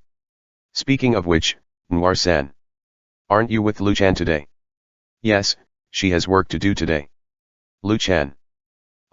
She's my daughter. Daughter? Noir-san, you're married. When I tilted my head when Dr. Vire mentioned the name Luchan, Noir-san explained to me that she was her daughter. But even though it might be very rude, I was absurdly surprised and couldn't help but ask. I thought I understood in my head that she was a half-vampire, a demon, but with Noir-san's appearance, which only looks about 12 to 14 years old, I was surprised when she told me she had a daughter. Yes, but my husband is already dead. I'm sorry. No, it was already over 50 years ago, so you don't have to worry about it. Apparently, Noirsan's husband has already passed away, so I apologized for making her recall such a terrible event, but Noirsan calmly smiled, not seeming to mind it. Thereupon, as if to switch the conversation, Dr. Vire spoke. Noirsan. I've said this multiple times already, but the magic power in blood disappears over time. You need to take fresh blood orally, not just through 4 drips. Okay. I know that. But, I have trouble drinking blood. Hearing Dr. Vire's words of concern, Noirsan apologetically bowed her head. An anemic half-vampire who has trouble drinking blood. How should I say this? Aren't your race supposed to be feeding on blood? Perhaps sensing my doubts, Dr. Vire turned to me with a slight smile on her face. The vampires have an image of a race that drinks blood, but even they have certain types of bloods that they're compatible with. And if the blood isn't compatible, they would reject it. Is that so? Yes, in my case though. Ironic it might be, but my husband's blood wasn't compatible with me. And after I rejected his blood, I just couldn't handle drinking blood in any way. The heavy words she smoothly said with a chuckle, was about how she rejected the blood of her beloved partner. Noirsan said she didn't seem to mind, but she was probably in for a terrible shock at the time. Since she has my husband's blood in her, my daughter's blood is inevitably incompatible with me. And then, since I rarely go out, I don't have much opportunity to drink blood. Noirsan. You can just drink animal blood, you know.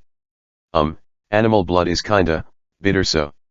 Well, with that, Noirsan is quite the picky blood drinker, and as her doctor, it's quite troubling seeing Noirsan looking like a child telling her parents that she doesn't like bell peppers, saying that animal blood doesn't taste good. I can't help but chuckle. The atmosphere softened a bit after that, and after letting out a sigh, Dr. Vire chuckled too. Anyway, if that's how you've been getting anemia so many times, Luchan will be worried. You need to find someone to share blood with you on a regular basis as soon as possible. That's true, but I don't know many people who are kind enough to share their blood with me.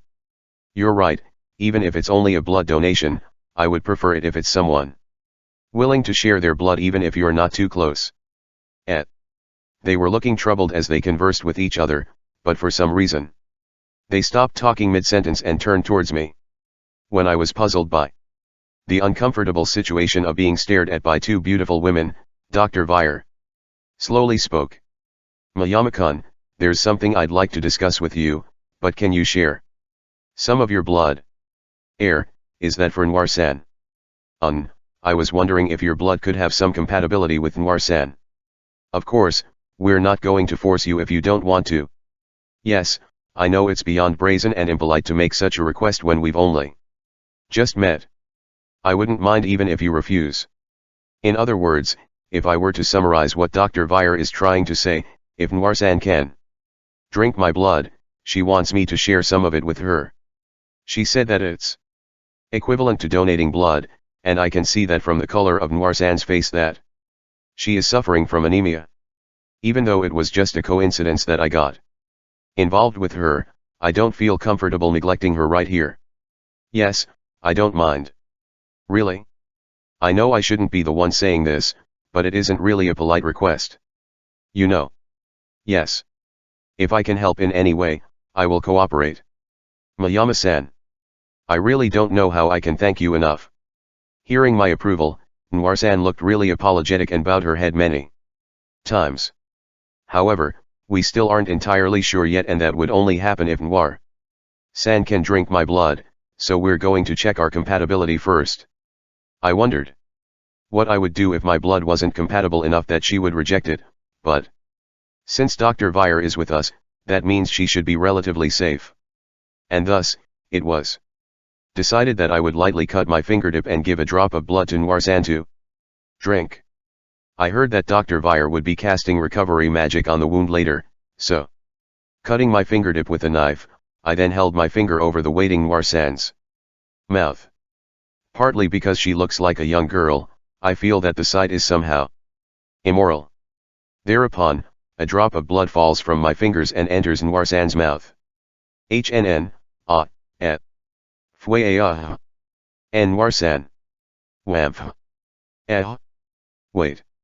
When I thought I had already dropped my blood in her mouth, Noirsan's eyes suddenly widened and grabbing my hand, she put my wounded finger in her mouth. I couldn't react to the suddenness of the situation, but I quickly came to myself and tried to move my hand but she's too strong? HNNN, chua, shloop. Wha? Noirsan. What in the world are you doing? And the next thing I know, something a little rough and soft touches my finger, and Noirsan started vigorously sucking on my finger. I didn't know what the heck was going on, but I know that something disastrous is happening. I know that, but not even a twitch. I can't move my hand at all. I guess she really is a half vampire, so her strength is quite strong. Noirsan, stop. More. Dr. Vire intervenes between me and Noirsan, who is hurriedly and enthusiastically licking my finger, and easily pulls Noirsan away. Pulling her off so easily, I guess Dr. Vire must be pretty strong too. Noirsan. I'm sorry. It's my first time drinking such delicious blood, so I lost myself. I'm really sorry, Miyama-san. And no. I'm alright. I'm not really sure, but it seems that my blood was very tasty to Noirsan, and that's why her behavior became bizarre earlier. I then replied to Noirsan, who was repeatedly bowing her head while her face turned red, telling her not to worry about it. Miyama-kun's blood. Was it that delicious? Why yes. It's so sweet you'd think it was honey from heaven, and it's so smooth that it feels like it's charming me. After knowing the taste of such blood, I don't think I can drink other people's blood anymore. Let me check for a sec, okay. Hearing Noirsan's words with a somewhat ecstatic expression on her face, Dr. Vire touched Noirsan's cheeks and moved her gaze as if she confirmed something. Indeed, your complexion has improved and the circulation of your magic power has become incredibly smooth. So, what does that mean? Well, coincidences are strange things, aren't they? It seems that Miyama-kun's blood couldn't be more compatible with Noirsan. I see, in short, she's saying that compatible blood tastes good for vampires and incompatible blood tastes bad for them. This might help Noirsan's chronic anemia, and if it's this compatible, it should be fine even with small doses. Miyama-kun, if you don't mind, could you come here every 10 days or so, and even if it's just a few drops, could you give Noir-san a few drops of fresh blood to drink? Would a few drops really be fine? Yes. I understand, I'm fine with that. If that makes Noirsan feel better, then there's no problem at all on my part. I can't afford to have my fingers licked every time, but since I've learned from her reaction this time around, I should be able to take measures beforehand. Thank you, that really helps. Of course, since you're cooperating with my recovery, I'll also properly pay money. No, it's not like I need money. Take it. Otherwise, Noirsan would feel uncomfortable. I understand. Turning to Noirsan after acknowledging Dr. Vire's words. For some reason, Noir-san is giving me a passionate gaze. Her gaze is passionate, but her eyes seem to be shaking and unfocused, looking as if she's befuddled. Next time, let's dilute it down a bit. I'm afraid that before she gets over her anemia, she gets addicted instead. I heard Dr. Vire mutter that with a sigh. After I promised to cooperate with them in the future and finished the 4-drip for Noirsan, Dr. Vire kindly offered us tea, and the 3 of us are now sitting around a table in the room next to the examination room, chatting. There seemed to be fewer patients today and she had more time, and when I noticed that, Dr. Vire laughed and said it's good that the doctor isn't busy as she prepared tea for us. This tea is delicious, isn't it? It also makes my body feel kinda warm. You can tell? It has medicinal herbs in it. It has a relaxing effect.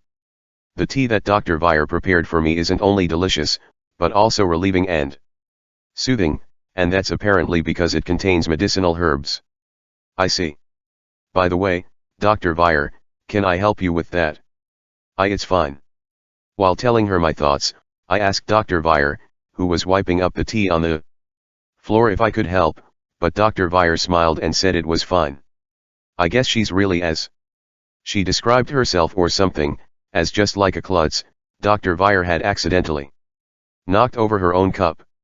Foo-foo, Dr. Weyer is still the same as always. She's reliable when she's treating someone. But ahaha, good gracious, I'm feeling ashamed. Apparently, Dr. Weyer has already got this kind of impression from before, as Noir-san is smiling as if she's looking at something she's used to seeing. Well, putting aside her clumsiness, this tea is really good. I see, so this is what she meant by it having a relaxing effect, huh? The first thing that came to mind when I heard that was Lilia-san, who is always troubled. One cup of tea won't help solve her troubles, but if it can relax Lilia-san's mind at least a little bit. Dr. Weyer, if you don't mind me asking, can I ask where this tea is sold? That's my blend, so they don't sell it anywhere, you know? I can give you some tea leaves if you want. Is that alright? I've asked some unreasonable requests to Miyama-kun after all. Hold on a bit. I'll wrap it up now. Apparently, this tea was Dr. Weyer's specially made blend and isn't something that is bought from others, but thankfully, Dr. Weyer offered to share some tea leaves with me. Just as Dr. Weyer stood up and was about to go get the tea leaves, I heard a loud shout. Doctor! Please help us. Hearing a desperate cry, Dr. Weyer quickly runs off in the direction of the voice. Opposite of this room, towards the entrance of the church that leads to the examination room. Curious about the situation, Noir-san and I also quickly followed Dr. Weyer out of the room. When I ran into the church, I found two men near the entrance door. One of them seemed to be the person who had just screamed, and had a look of crisis on his face, as he held another man in his arm. And the man he was holding in the other man's leg, something like a wooden stake pierced out of his thigh, and the blood flowing out looked impossibly painful, making me reflexively look away. Noir-san was just as astonished as I was, and stepped back with her hand over her mouth. What in the world happened? As expected of a doctor, Dr. Weyer didn't seem to be shaken, running up to them and called out to them. He fell down while working, and on the place where he fell down, there's a scrap of wood. You. Let me see. Hearing the words of the uninjured man, Dr. Weyer immediately sensed what's going on and touched the injured man who was groaning in pain. The man who was holding him decided that she shouldn't be disturbed, and as soon as Dr. Weyer came near, he moved away from the injured man and just looked with a worried expression on his face. It stuck pretty deep. If I just use recovery magic like this, some splinters may stay in your leg. Keep a bit more distance away. Why yes. After a quick visual check of the injured man's condition, Dr. Weyer told the other man to step back, before she snapped her fingers. Thereupon, a translucent membrane of some sort spread out in a dome around Dr. Weyer and the injured man. I'm going to temporarily paralyze your leg. Why yes. Perhaps, that dome is acting like a sterile room, and while they're enclosed within it, Dr. Weyer started removing the wood stuck in the man's leg. Telling the injured man that she is going to paralyze his leg, she held her hand over the injured man's thigh. And in the next moment, Dr. Weyer unhesitantly pulled out the wood stuck in the injured man's leg. For a moment, I thought blood would spurt out from his wound. But it seems that she's using magic with her free hand, and no new blood was flowing from the injured man's leg. I'll get rid of the remaining splinters inside first before applying recovery magic. Don't worry, you will be healed. Why yes. Thank you very much. Dr. Weyer's hands were moving so quickly that I had no idea what she was doing, but before I knew it, something that looked like tweezers was in her hand and several splinters were placed one after another next to the sitting Dr. Weyer. With this. All right? Well then, I'll start casting recovery magic. After a few seconds of removing the splinters, Dr. Vire calmly announced and held her hand on the injured man's leg. The man's leg, which had looked like a bloody mess, quickly healed as powerful magic power flowed out of Dr. Vire's body. Seeing a scene that looked like a true miracle, I couldn't help but forget how to speak as I watched. Here. With that, you should be all right. Thank you very much. It seems the treatment is over and the injured man thanks her with tears welling up in his eyes, and the man who was accompanying him also looked relieved. However, the blood you lost won't just magically come back, so let's go get you in for drip. Yes. The doctor, the treatment cost. And then, just as the injured man reached into his pocket to pay for his treatment, Dr. Vire shook her head. You don't have to for this time. But. Hearing Dr. Vire's words telling him that he doesn't need to pay for the treatment, the man has a puzzled look on his face. While I look at them, Noir-san walked up beside and whispered. People who can use recovery magic are really rare. Come to think of it, I remembered hearing something like that. In a world like this where magic exists, recovery magic that heal wounds in an instant also exists, but not everyone is able to use it. In the first place, there aren't many people who can firmly use magic in the human realm and can rightly be called as mages. It's for this reason that magic tools have become so widespread. And within such a realm where magic is difficult to learn, recovery magic seems to be a very difficult magic. Moreover, since it was basically a magic that you control based on the target's wounds, it isn't something that can be replicated by magic tools. I've seen Kuro use healing magic frequently, so I didn't get the impression that they're rare, but that's just because Kuro is powerful.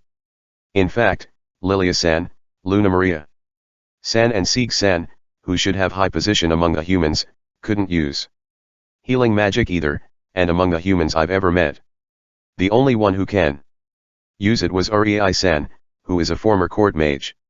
So, having your wounds healed by using recovery magic is originally very expensive. I think I can somehow understand. Because of how few the users of recovery magic are, where only a handful of so-called geniuses are able to use it. Just as advanced methods of treatment were expensive in my previous world, treatment with recovery magic is probably very expensive in this world. And perhaps, the man who was injured seemed to know that as common sense, and that's why he took out his purse to pay with the money he had, but Dr. Vire smiled and shook her head. It's fine, you're expecting a baby soon, right? Don't part with your money here. Spend it for your children. However, you're persistent, aren't you? In the first place, putting aside your injury, you're still very tired, right? You haven't been sleeping much, have you? It's all well and good to try to make money for your wife and kids, but it won't do you any good if you get hurt because of it. You should take care of yourself. Yes. Dr. Vire's face was so compassionate as she gently admonished him, making her seem to look like the Holy Mother. Anyway, I won't take money from a person who is already like that. Now go, put your purse away. Doctor. If you're grateful to me, you need to get well and make your wife and unborn child happy. Come see me sometime when you three are all well. That's the best remuneration you can pay with. Why yes.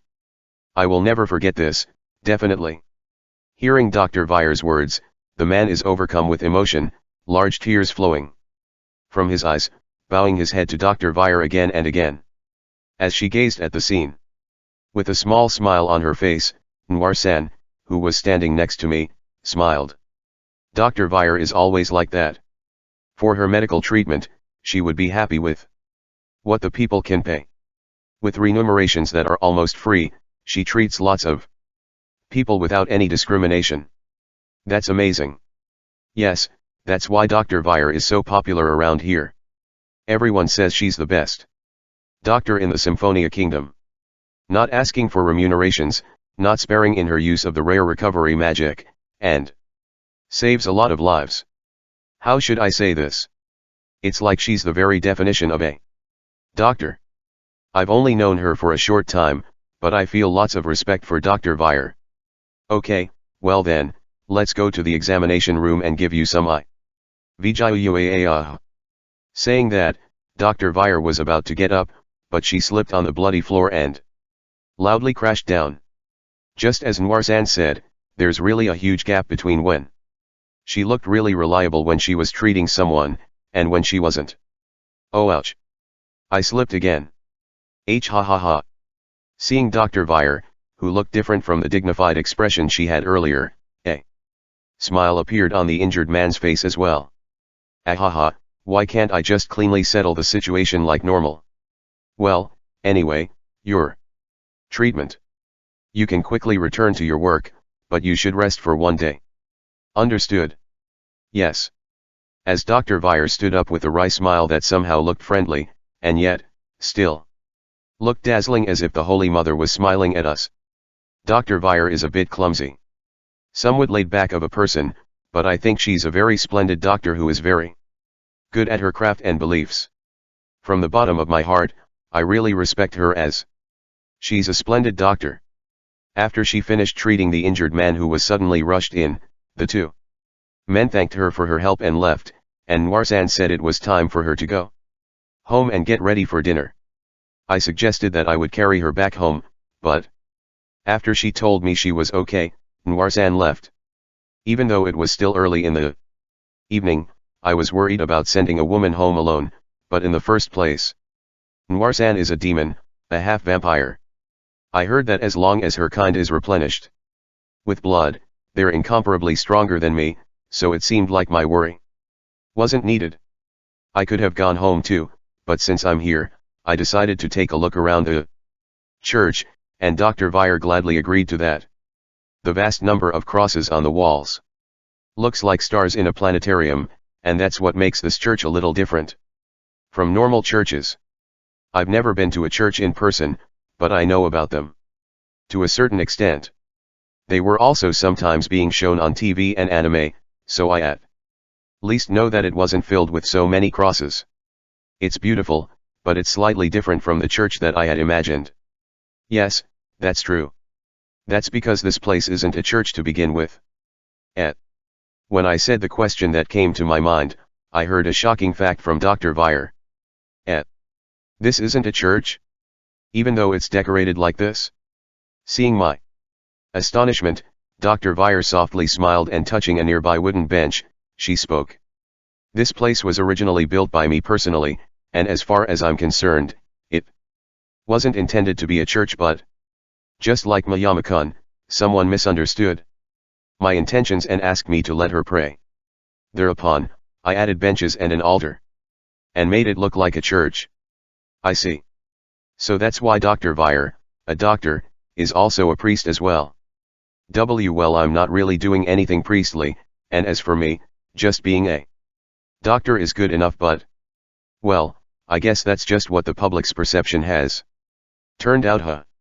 Dr. Vire looked beautiful when she chuckled when she said that, and combined with her nun's habit, she really looked like a saint. Speaking of which, why did Dr. Vire become a doctor? I found myself unexpectedly asking such a question. Me. No, it's okay if you don't want to answer. I think Dr. Vire is a splendid person, and I can tell for sure by the emotions that come through the sympathy magic that she is truly a kind person. However, there was something strange. It's like there's always a faint hint of dark emotion mixed in with her gentle kindness, and for some reason, painful emotions were flowing from Dr. Vire when the men thanked her before leaving.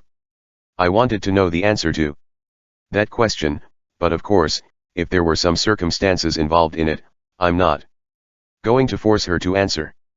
When I told her that, Dr. Vire held up her index finger with a smile after a bit of silence. Well then, before I answer, here's a question for you.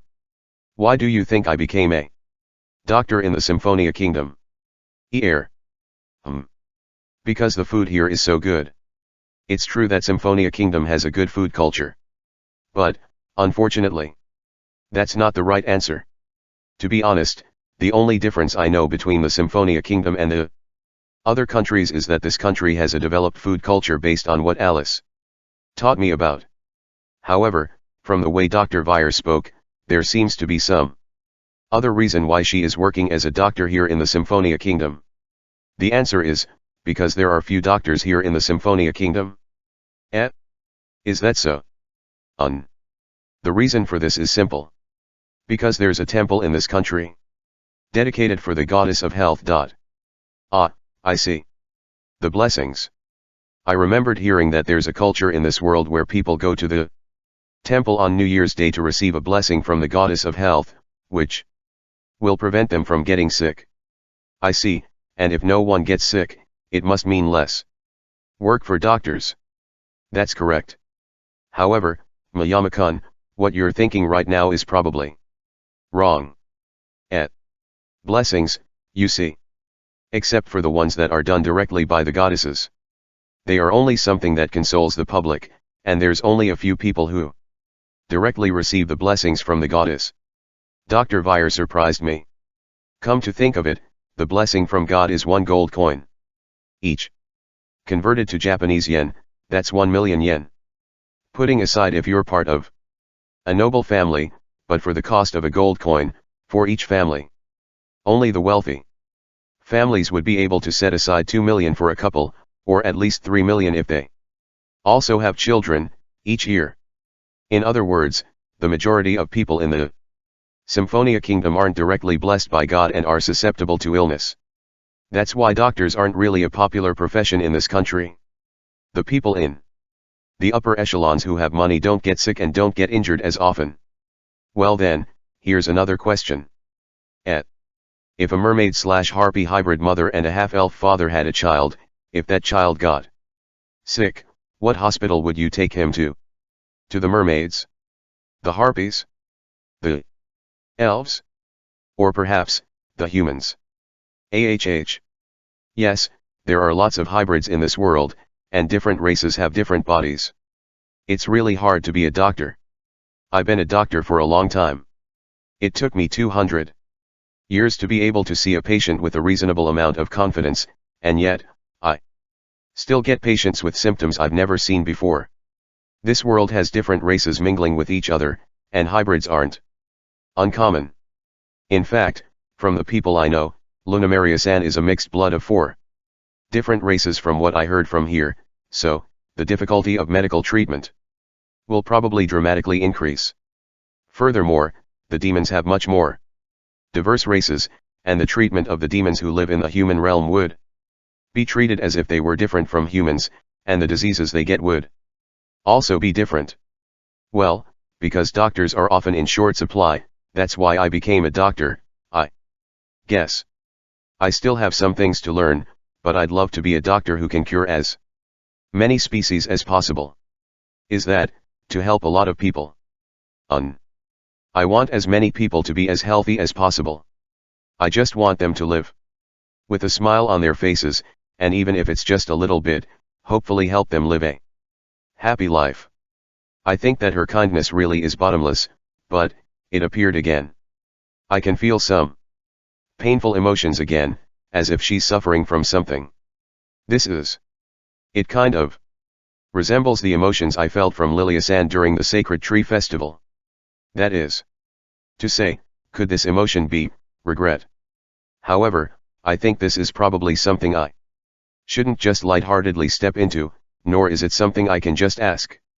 I see, thank you for telling me. Dr. Weyer really is a splendid doctor.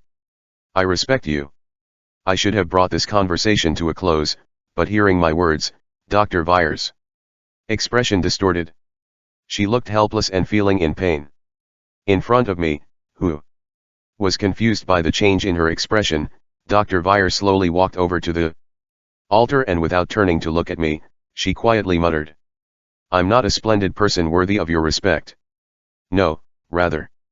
I think I'm the biggest fool in this world. You see, the cross is glittering around this church. It's the number of lives I've taken. I didn't immediately understand the sorrowful words that she said.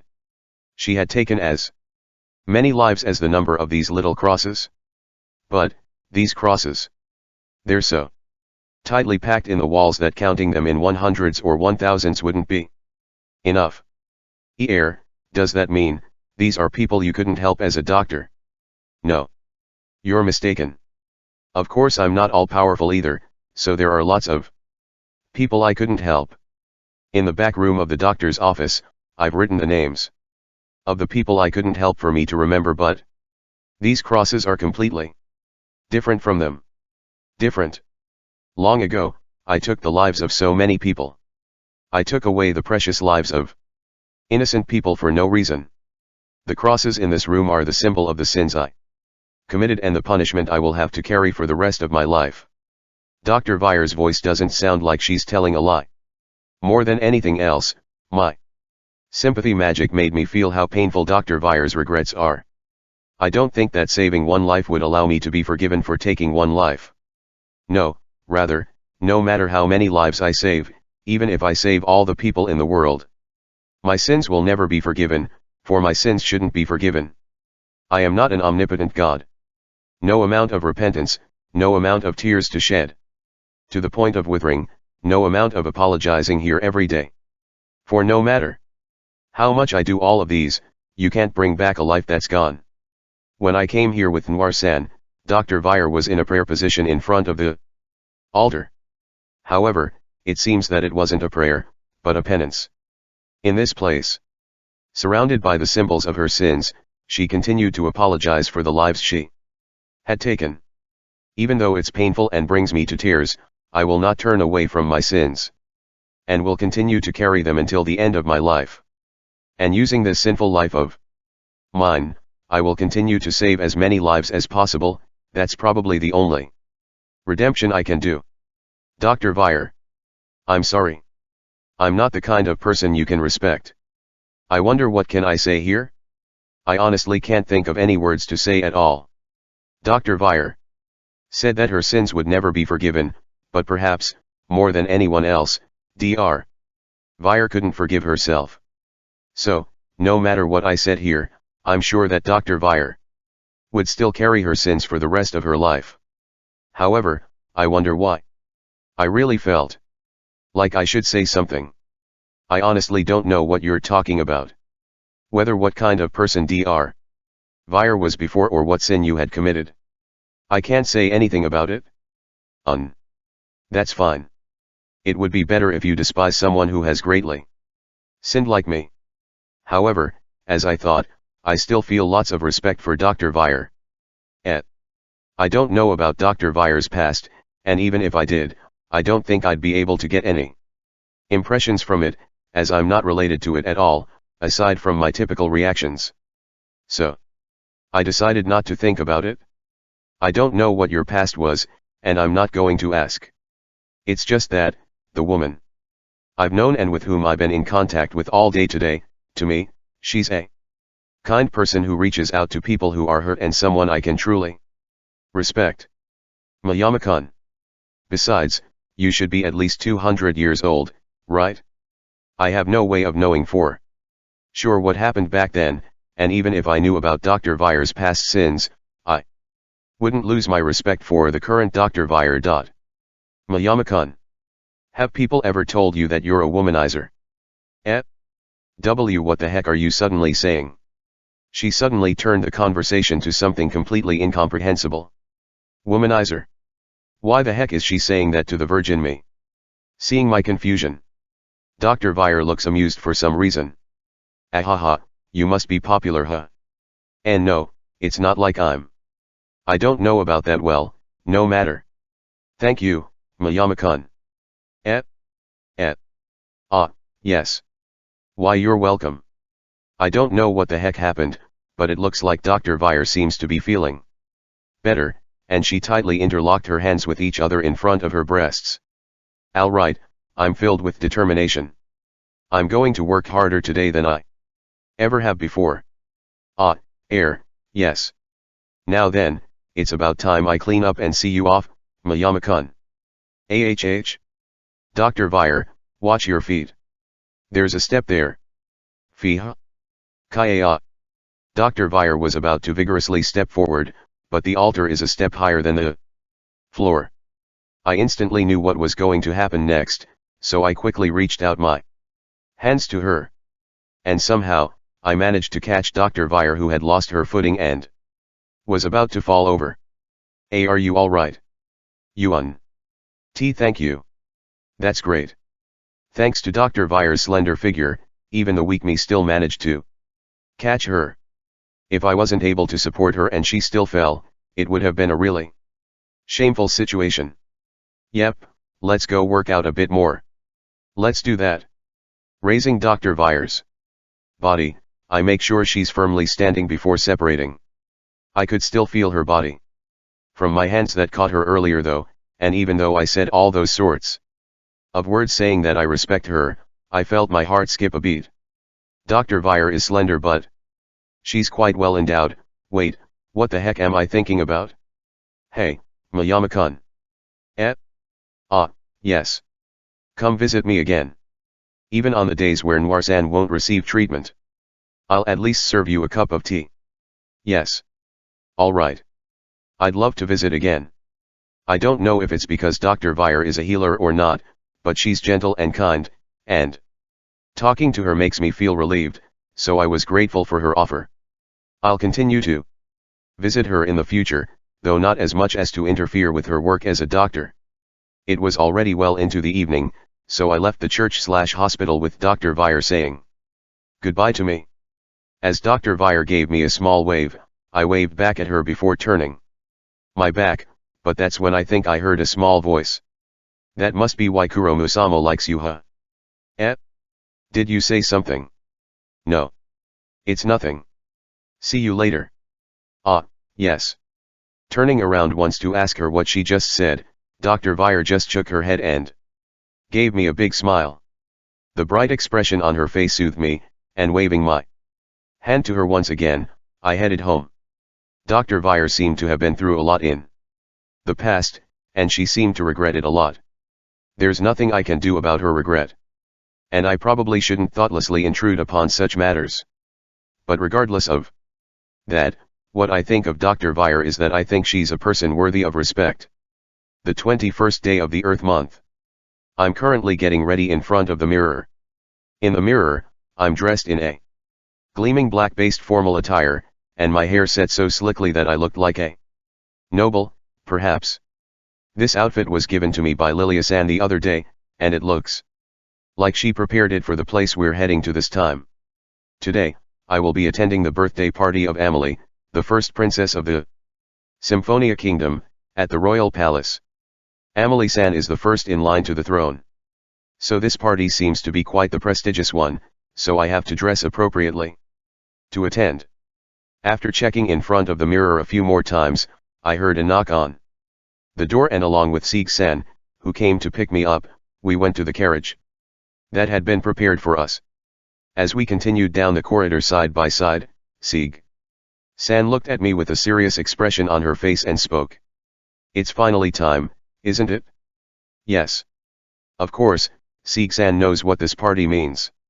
No, since she's one of the people concerned with this situation, she would obviously know about it. The purpose of this party was not only to celebrate Amelie-san's birthday, but there's something of great significance that would happen on this day. For Lilia-san, Sieg-san and Lunamaria-san, it's the day to settle a past feud. Today, Lilia-san brought the evidence Alice has gathered for her and would use it to expose the crimes of the nobles who once entrapped the second division of the Knights Order. The scenario seems to have been assembled by Alice and has already been passed on to Lilia-san, as well as to Rai-san and Amelie-san. I don't know the details that much though. To be honest, I'm not a great actor, and so that I wouldn't accidentally slip it out, I decided on not asking anything at all. It's just that, my only regret is that the fact that this party is a very prestigious one means that the number of people allowed into will be considerably narrowed down. Luna and I will not be allowed in the assembly hall. Kaito-san. Please take care of Lily. Yes. Though I said that, it's not like I can do anything special. The people can attend this party are limited to the head of the house with a peerage. Within the Symphonia Kingdom, the head's marriage partner and their child who is first in line to being their successor, and the rest of the limits were restricted for guests from other countries, and since Lilia-san is the head of the house, she's eligible to attend, but I'm originally not allowed to attend. Thanks to Rise-san arranging for me as a substitute for Mitsunaga-kun, who was playing the role of hero, I was able to enter the assembly hall as well. No, well, even without that, I'm sure it would work out if someone like Kuro arranged it for me, but I can't make myself conspicuous at all, since the leading actor of this play is Lilia-san. Just the mere fact that Kaito-san is accompanying Lily makes her voice as a noble stronger, and that alone is more than enough support. Is that so? Well, if I can help Lilia-san, I'll do my best. Yes, I'll be waiting for the good news. More than a dozen minutes of travel by carriage. We finally arrived at the royal castle, and what I saw was an overwhelming sight of gleaming carriages lined up in rows. Just the fact that there are lots of authoritative personnel gathering in this place is enough reason as to why the security in this place is so tight. Many knights were lined up around the gates of the castle, ready to move when needed. We presented our invitation to the gatekeeper and entered the castle. Only those with an invitation are allowed to enter the assembly hall, but each person may bring up to 3 guards to the assembly hall. As for Alice, I decided not to count her, as she would make a scene if she showed up, so I asked Anima, Eta, and Theta to follow me as my guards. All 3 of them had been instructed by Sieg-san and Lunamaria-san beforehand. And so, they were following behind at a distance from Lilia-san and I, who were walking side by side. I knew that this was supposed to be such a place that would have tight security, but the atmosphere is different from the last time we came here. Yes, the first princess is that important to this country. I wonder if it's alright though. She's letting us use the assembly hall that was supposed to be for an important occasion. I whispered to Lilia-san, who was dressed in a beautifully decorated, luxurious dress, instead of the simple one she always wore. Pursuing the sins of the past in a place where a great number of nobles gathered. This should be very effective, and hopefully, public opinion will be on Lilia-san's side. Incidentally, as far as timing apparently goes, the most effective time is right before the party starts, and that's where we're going to do it. It's alright. That child is much tougher than I am. Anyway, I have no doubt that she will definitely use it to successfully solidify her own position. Is that the case? Yes, the call of the most likely candidate for the throne isn't that much before she herself becomes the king after all. When I met her before, she looked like a bright and elegant princess, but that was just the way she interacted with her family, and apparently, she behaves differently in official assembly halls. I guess I should say that it's to be expected from royalty. Huh. In the meantime, we reached the entrance of the assembly hall, and at one end, we were separated from all the guards here. Well then, master. We will wait in standby in the vicinity of the assembly hall. If anything happens, we'll immediately rush over, so don't worry. I'm counting on you, Anima. Ha. Eta and Theta too, I'm counting on you too. Yes. Encouraged by their firm responses, I took one look at Lilia-san next to me, who was also being encouraged by Sieg-san and Lunamaria-san, and then, we walked into the assembly hall together. Inside the assembly hall, it looked like an extravagant room that I've only seen from anime and games. It was such a dazzling and overwhelming sight that I felt as if the entire hall was shining. Everywhere I looked, I could see wealthy-looking people that seemed to be nobles. This is bad. I'm starting to get nervous now. It's not like I'm going to do anything directly, but a place where so many people are gathered together is still a hard hurdle to overcome for a former loner like me. While I was thinking like that, I felt the hem of my clothes being lightly plucked. Turning around, I saw Lilia-san, looking at me with a slightly anxious expression on her face. This is no good. I have been away from social circles for a while now, and standing here makes me strangely nervous. It certainly is a pretty amazing sight, isn't it? I'm also strangely nervous. Even Kaito-san is nervous. Wait right there, Lilia-san. What the heck do you think I am? I'm sorry. I don't know what kind of being with nerves of steel I'm being made to be in Lilia-san's mind. I think she was just overestimating me, but that also shows how much she trusts me, so I'm quite happy. For all sorts of things, Lilia-san has been helping me ever since I came to this world. If Lilia-san wasn't the first person I met when I first arrived in this world, I'm sure that I wouldn't be the person I am today. That's why I'm grateful to Lilia-san from the bottom of my heart, and why I want to be her strength when the time comes. Lilia-san, I know there's not much I can do for you, but I will be rooting for you. Please do your best. Kaito-san. Thank you. Those words are really reassuring. Hearing my words, Lilia-san happily smiled, and looked around the assembly hall. Her eyes filled with a strong light, and silently stared at a certain spot. Lilia-san's dearest wish, to confront the people who once tormented Lilia-san and the others, is just around the corner. At the same time, a light fills the building behind the temple in the Symphonia Kingdom, where the gate leading to the God Realm is located. Now then, according to Phantasmal King's letter, it's about time. The goddess begins to leisurely walk, her deep blue hair fluttering with the wind, and her differently colored eyes stared forward. The scenario written by the Phantasmal King, No Face. And she plays an important role in it. She's Lilia's trump card. Well then, I guess I should also head towards the royal palace. After muttering that, the supreme god who governs time, Chronois went to her friend to stand by her side. An area raised from the level of the wide assembly hall.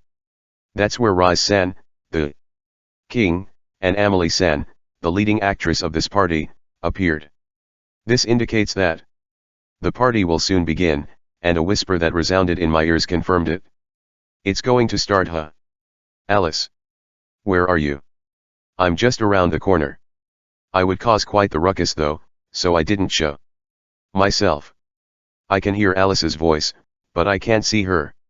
However, maybe it's because I don't know the details of the scenario. I'm somehow feeling pretty anxious right now, so it's really reassuring to know that Alice is nearby. Well, please don't worry, about 20% of the attendees are under my command. I'm well prepared for any unforeseen circumstances, you know. I see, that's very reassuring.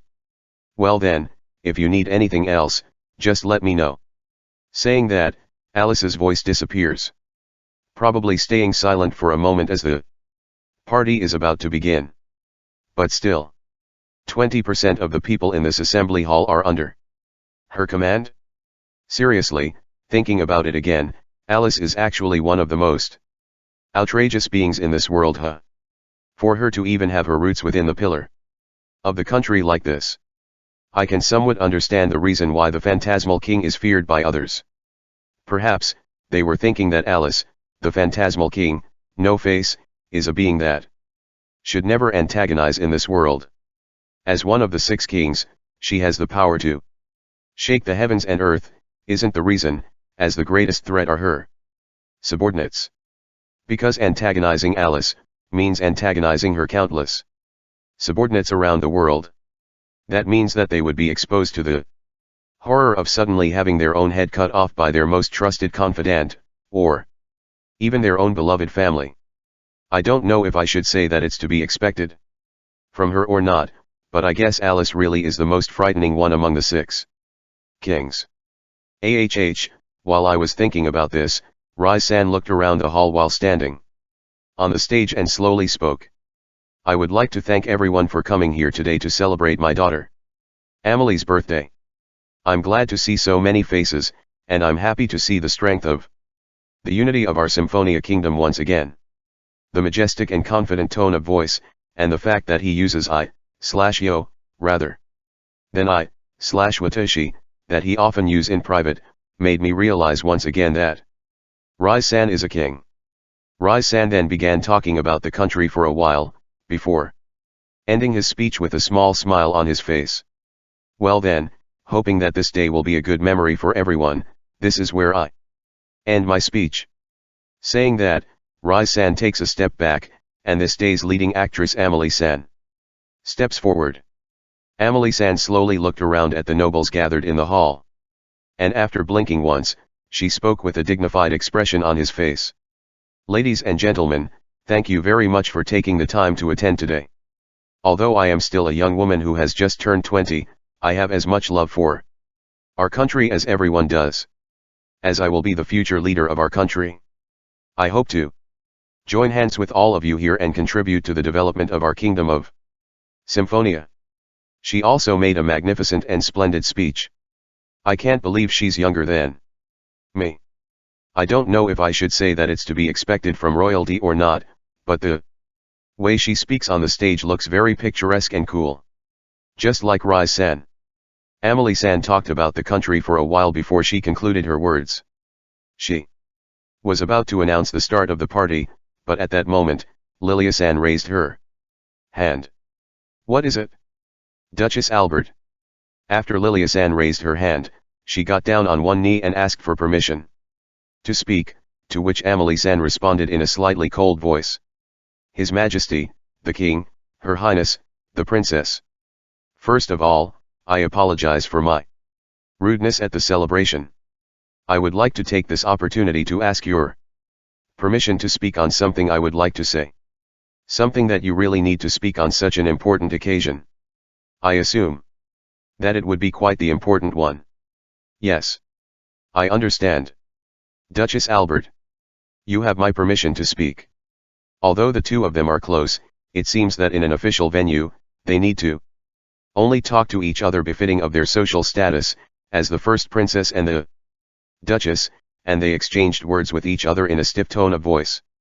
When Amelie-san told her that she was allowed to speak, Lilia-san deeply bows her head once and then stands up. In this gathering of so many people who are responsible for their own countries, I just want to make something clear to the public. There are those in this room who will draw their bows to their own beloved country. Hearing Lilia-san's calm, yet powerful words, the surroundings fell silent, as if they were suddenly splashed with water. Well, that should be obvious.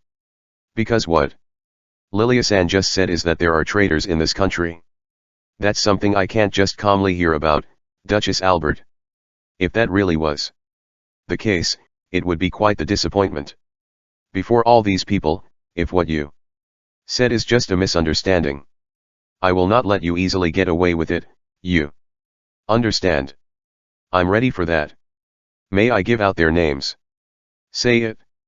Like Amelie-san, Rise-san also spoke in a very solemn tone, to which Lilia-san responded to him with a serious expression on her face, before announcing the names of two nobles. The people that Alice investigated, a count and a viscount, that were sent to the frontiers. At that moment, the quiet assembly hall suddenly became noisy.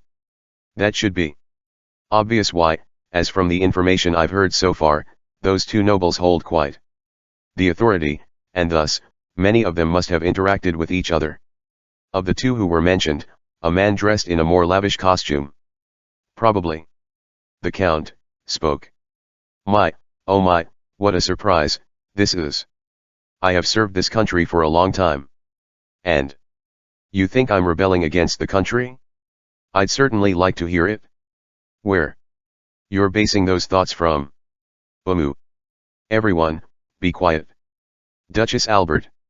Speak, what have these two men done? Yes.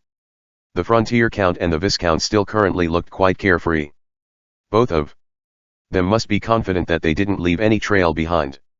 As a tense atmosphere dominated the hall, Lilia-san didn't waver and continued to speak. Your Majesty, the King, do you remember the incident that struck the 2nd Division of the Knights Order 4 years ago? I remember the tragic event where a miscommunication nearly destroyed the division and many people were injured, though thankfully, none of them were killed. Moreover, I do remember that you were the divisional commander at that time. Yes. There were many who put down their swords and left the Knights Order because of that incident. With all due respect, let me ask you something. Your Majesty, the King. What if the incident was orchestrated by someone? What? With those words, the surroundings became noisy again, and Rai-san had to tell them to be quiet again. Thereupon, as the silence had fallen again, Lilia-san spoke. The Night Order are the guardian of our country, protector of our people. The country's sword and shield. And to spread false information to that Night Order and put them in a predicament, I consider it an unforgivable crime. It certainly is. Doing such an act is nothing short of treasonous to the country. I see. That is to say, what Duchess Albert is trying to say is that the two of us have committed such crimes. Good gracious, how dreadful. And the brilliant Duchess Albert obviously wouldn't make such an accusation without any evidence, right? Hearing Lilia-san and Rai-san's conversation, the Frontier Count and the Viscount exaggeratedly held their heads and announced with creepy smiles on their faces. They seemed to be expecting that she held no proof at all, and how should I say this? Looking at them pisses me off. However, I clamped my irritation down when I heard Lilia-san's next words. Yes, I obviously do. What? Your Majesty, the King, please look at these.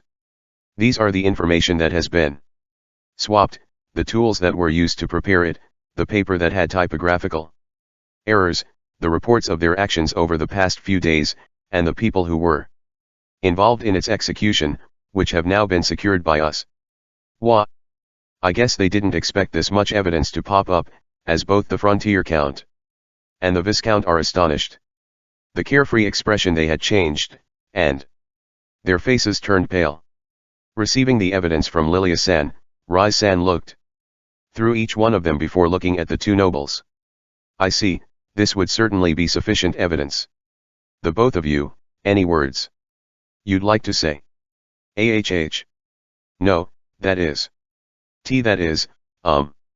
Receiving Rai-san's sharp glare, the Frontier Count and the Viscount turned pale. And they began sweating like a waterfall. In this situation, they only have two options left. One is to uprightly admit their sins. The second is resolutely not admit their sins and try to talk their way out. That is forgery. We have done no such thing. That's right. It's just a conspiracy to undermine us. And it seems that they chose the latter, huh? For them to admit their sins here, in this place where all the nobles of varying countries are gathered, it will definitely bring their ruin. They're going to persistently not admit their sins. In this case, it would just turn into an unsightly mudslinging argument. I feel like the blame game is about to begin, but it seems like that wouldn't happen. As if to cut through the atmosphere created by the Frontier Count and the Viscount's clamoring, the doors of the hall were vigorously opened, and a certain being appeared, wearing an overwhelming presence and magical power. I will be intruding. This is G Goddess of Time Sama. The one who opened the door and appeared was the goddess who governs time. Kurenoi-san. The unexpected appearance of the Supreme Goddess immediately filled the assembly hall with astonishment. In that noisy room, Kurenoi-san leisurely walked and moved in front of Rai-san. Symphonia King. I'm sorry for the sudden visit, but may I borrow this occasion for a moment? Oh, of course. I thank you. After declaring in a dignified tone that she was going to borrow this occasion, and nodding her head when she saw Rai-san's approval, Kurenoi-san slowly moved in front of Lilia-san and spoke. Lilia Albert. We will now be conducting your true blessing. Yes. It's a tremendous honor. The words that Kurenoi-san declared caused the assembly hall the most astonishment of the day. The true blessing of the Supreme God. That is certainly an unprecedented incident among the unprecedented incidents. It's a situation that gives anyone astonishment. In the midst of the commotion, Kurenoi-san quietly waved her hand in response to the buzzing surrounding. Thereupon, the noisy people shut their mouths at once and the hall was once again filled with silence. By my name, by the name of Kurenoi, I tell the perpetual time. As her overwhelming presence befell on everyone, Kurenoi-san's voice resounded in the silent room. That this person Lilia Albert is one I acknowledge worthy of my blessing. Her resounding voice is solemn, and every word reaching my ears is filled with certainty and power. Therefore by my name, by the name of Kronois, I command the time. A dazzling light dances around Lilia, who had dropped down on her knees with her lowered, converging on Lilia San's body. Oh, perpetual time, protect this being and lead her to the dazzling future by my name, by the name of Kronois, that this one's name, that the name of Lilia Albert as the one I bestowed my blessings to be inscribed in time in conjunction with my name. So much light gathered on Lilia San's body that she couldn't keep her eyes open, until she ended it with her closing words. I grant upon you the blessing of time. With those words, all the light is sucked into Lilia San's body and her blessing is completed. Then, as Lilia San slowly looked up, Kronois San quietly spoke. Lilia Albert. Yes. From now on, you are now under my divine protection. And from this time forward, I give you permission to speak in my name. Ha! I respectfully received it. Reaching this point, I can somehow understand now what scenario Alice had written. Right now, Lilia San was given an absolute trump card, namely the Supreme God, Kronois San. Then, Lilia San slowly stood up and exercised the trump card she was given to the Frontier Count and the Viscount, who had currently stiffened with their face ghastly pale. In the name of the God of time and space, Kronois Sama, I ask of you. Your crimes that I have declared, they were true, weren't they? If this happens, there's no way they can escape. Lilia San asked, using Kronois San's name. Answering this question falsely would be an act equivalent to turning their blade on the Supreme God, Kronois San. The Frontier Count and the Viscount, with faces that already went past pale and turned white, kneeled down in front of Lilia San and bowed their heads. Yes. It's true. With trembling bodies, they hung their heads and admitted their sins. This admission will be recognized by the nobles gathered here, and by the Supreme God, Kronois San, and will be exposed as a sin that they can't overturn. Seeing this, Lilia San deeply exhaled, as if the burden she held on her shoulders disappeared, before she turned to me and smiled. The fated battle between Lilia San and the two nobles occurred. The result, it ended with Lilia San's complete victory. With the exit of the Frontier Count and the Viscount, the assembly hall became buzzing again as Rai San announced that the party had finally commenced.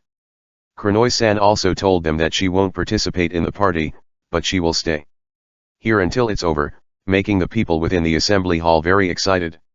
It's rare for the Supreme God, Kronois San, to visit the human realm outside of the Festival of Heroes. Rare, is what it should have been. Because of the fact that we've met so many times, I don't really get that impression at all, but for the rest of the people here, it's as if a tremendous celebrity showed up at a country-sponsored party. It would make it seem like the future of this country is in safe hands now. As the party started, we heard a beautiful performance, and at that moment, Lilia San grabbed my hand and hurriedly pulled me away. Kaido-san. Please dance with me.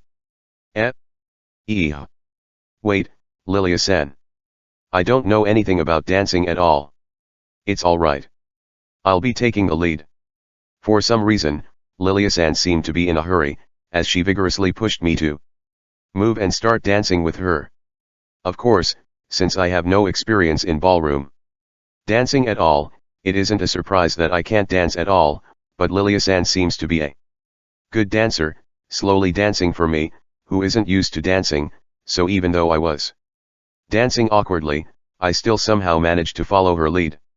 With Lilia San's instruction, my hand was placed over Lilia San's waist, conveying how slender and soft it is, and the fact that they were almost close together made Lilia San look awfully clear. Her glittering golden hair, her sapphire eyes. The blonde-haired, blue-eyed beauty who looks like a princess out of the story? No, well, she's actually a former princess. Anyway, there's no reason not to be nervous about being in close contact with such a beautiful woman. However, why did she suddenly decide to dance with me? It's true that there would be ballroom dances in noble parties, but it seems like Lilia San is dancing on the same steps as mine, so since I think we would have enough composure to talk for a bit, so I nervously called out to her. Lilia-san. That was close. Thank goodness Kaido-san was close by. We were almost surrounded by the nobles all over the assembly hall. Hearing Lilia-san's murmur, the questions I had earlier are resolved. Lilia-san is someone who received the true blessing from the Supreme God, Kurenoi-san. She is someone who can be said to have accomplished something that is first ever in the history of the humans, making her truly the woman of the hour. That being the case, the other nobles would naturally rush to Lilia-san's side. If they were to interact with Lilia-san, it would lead to having some sort of connection to the Supreme God as well. I see, that's why Lilia-san was in a hurry to start dancing with me. Since the person she's dancing with can't be approached by the other nobles, so she can somehow adjust her situation. Kaido-san, I'm sorry. I'm going to have to ask you to keep dancing for a few more songs. Near the exit of the assembly hall. I want to tell Luna and Sieg as soon as possible, so I'll leave for a bit. I understand. I'll be back after about half an hour or so, and then, let's go talk with Amelie. So, it would be helpful if you would stay near the entrance of the assembly hall. Roger that. We couldn't just come to Amelie's birthday party and leave without congratulating her. There was an option to leave the assembly hall with Lilia-san, but I guess that wouldn't be a good idea. If it's just Lilia-san, she can play nice and spread it around as such, but I can't do that kind of thing. Well, I'm not sure I'm comfortable with the idea of being left here. If push comes to shove, I can hang out with the Emperor who has been waving at me out of the corner of my eye. I continued dancing with Lilia-san for a few songs, walking a bit, and after we reached the entrance, the song that was currently playing was coming to an end right at that moment. Thereupon, Lilia-san spoke to me with a gentle smile on her face. Kaido-san, thank you so much. Since you came to this world, since you let me meet Kurenoi-sama, I've finally been able to settle my past. No, that is, I'm not saying I personally didn't do anything. But if the burden on Lilia-san's shoulders has been lifted a bit, I'm really glad. Then, at the end of the song, the sound of the instruments echoed loudly in the finale, and the moment the other participants and my eyes moved to the orchestra, Lilia-san stopped. Lilia-san. This was supposed to be the moment when Lilia-san could sneak out of the venue. But for some reason, she stiffened as she looked up towards my face. Lilia-san. My apologies. Please excuse me. When I called out to her in a loud voice, a flustered look appeared on Lilia-san's face. Before she, in a great hurry, literally ran out of the hall.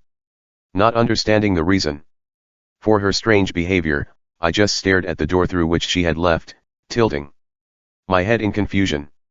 Lilia comes to Luna Maria and Sieglinde, who were waiting outside the venue, a little further away from the entrance, with her face down.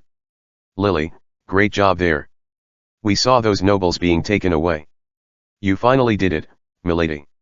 When they see Lilia, they both run up to her, happy that she has accomplished her long-cherished dream, but for some reason, Lilia still holds her head down and doesn't respond. Lily. Milady. In front of the two people who tilted their heads at the situation, Lilia wordlessly stepped forward, and immediately hit her head on a nearby wall. Milady. What in the world is this? My body feels hot. My heart is racing, and I can't calm down at all. Not replying to Luna Maria-san's words of concern, she put her hand to lean against the wall she just hit her head on. Something that's been bothering me for a long time has been resolved, and that's thanks to Kaido-san, and when I was dancing with Kaido-san, I felt so happy and blessed, and then, I found myself just watching Kaido-san in fascination, that I was at a loss for words. Lily. Are you alright? Sieglinde tried calling out to her with the same concern, but Lilia still didn't seem to have heard her and just held her head in her hands. Yes, the moment that their last dance ended, looked up to Kaido's face and her mind went blank. A face that she should have been familiar with looked impossibly cool in her eyes. Why? How come? I see. So that's how it is. With doubts floating around in her mind, Lilia seemed to have thought of the origin of her troubles. It's not that I hadn't been aware of this until now. However, I wasn't so sure back then. But today, I'm quite certain. Until now, Luna Maria had been teasing her about this, in which she would hurriedly refute her.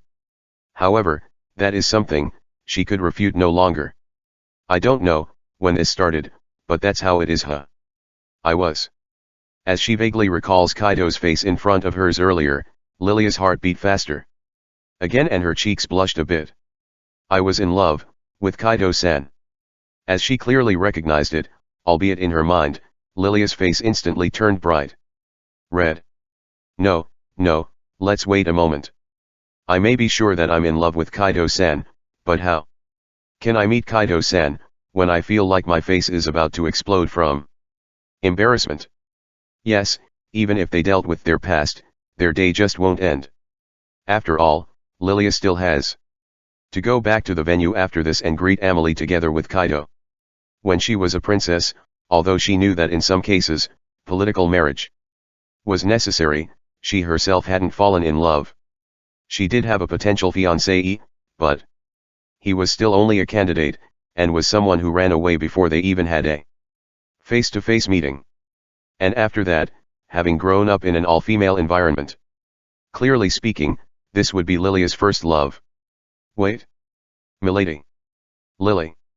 Lilia started banging her head against the wall repeatedly, and Luna Maria and Sieglinde, slightly frightened by the situation, hurriedly called out to her. There's no way I can meet him again like this now. I mean, I can't even look at Kaido-san's face anymore. Milady. If you keep doing that, it's going to break, the wall is. Worried about the wall Lilia had been hitting her head so many times, Luna Maria fearfully called out to her. Before Lilia-san finally turns to her, her face bright red. And a tearful expression on her face. Luna. Sieg. I feel so embarrassed that I want to die. What on earth am I going to do? I'm very sorry, but I have no idea what's going on at all. Same here. After drawing near to Lilia, who looked completely confused, Luna Maria and Sieglinde exchanged glances for a moment and tilted their heads, and began trying to somehow calm Lilia down. The Frontier Count and the Viscount, whose former crimes had been exposed to the public, had been immediately taken into custody by King Rise's instructions and taken away by the knights. They will be left in prison temporarily to wait for judgment. Is how it should have been, but for some reason, the knights didn't bring the two men to the prison, but moved them to the courtyard of the royal palace. Instead. Why are we led here? What the heck are you planning? There wasn't even a single soul in the courtyard where they arrived, and the moon in the night sky gave them an unusually quiet and eerie feeling, so they felt agitated and asked the knights, but the reply came back from elsewhere. I made them bring you here, you know. It's written in the scenario after all. In the darkness of the night, a high-pitched voice rang out, and a being dressed in jet black robes appeared in front of them. P. Phantasmal King. No Face Sama. At the appearance of the Phantasmal King, No Face, the faces of the Frontier Count and the Viscount are colored with despair. The reason for this is simple. The Phantasmal King is someone who doesn't allow the existence of someone she deems as an obstacle to the world, and will mercilessly erase them. That is to say, the fact that the Phantasmal King appeared in front of them makes it frighteningly clear what their future will be. Whether it's Kaido-san and Duchess Lilia, they are both kind, aren't they? Just exposed your crime and left the rest for the country to judge. Well, if you ask me, that's quite naive of them. I also like Kaido-san's naiveness and simpleness, so that's exactly why I wrote them such a scenario. However, I secretly added a little something in the ending. Resenting Kaido-san and getting revenge to Kaido-san. Thinking about that. Wouldn't that be troublesome? That's why, wouldn't it be quicker if I just Kill you both here. Saying that with a chillingly cold voice, No Face pulls out a dagger, reflecting the moonlight. Just a little swing, just a gentle brush, and their lives would have been over, but the dagger was never waved at them. Because before she could do that, a new shadow appeared and stood in between the phantasmal king and the two of them. What do you mean by that? Kuro-san. You can't do that. Kaido-kun doesn't want such a thing. I know that. However, even if there's just a measly 1% chance that they would harm Kaido-san, I will never overlook it. Even if they say that they won't do him any harm. I don't care. I'm not saying that you have to overlook them.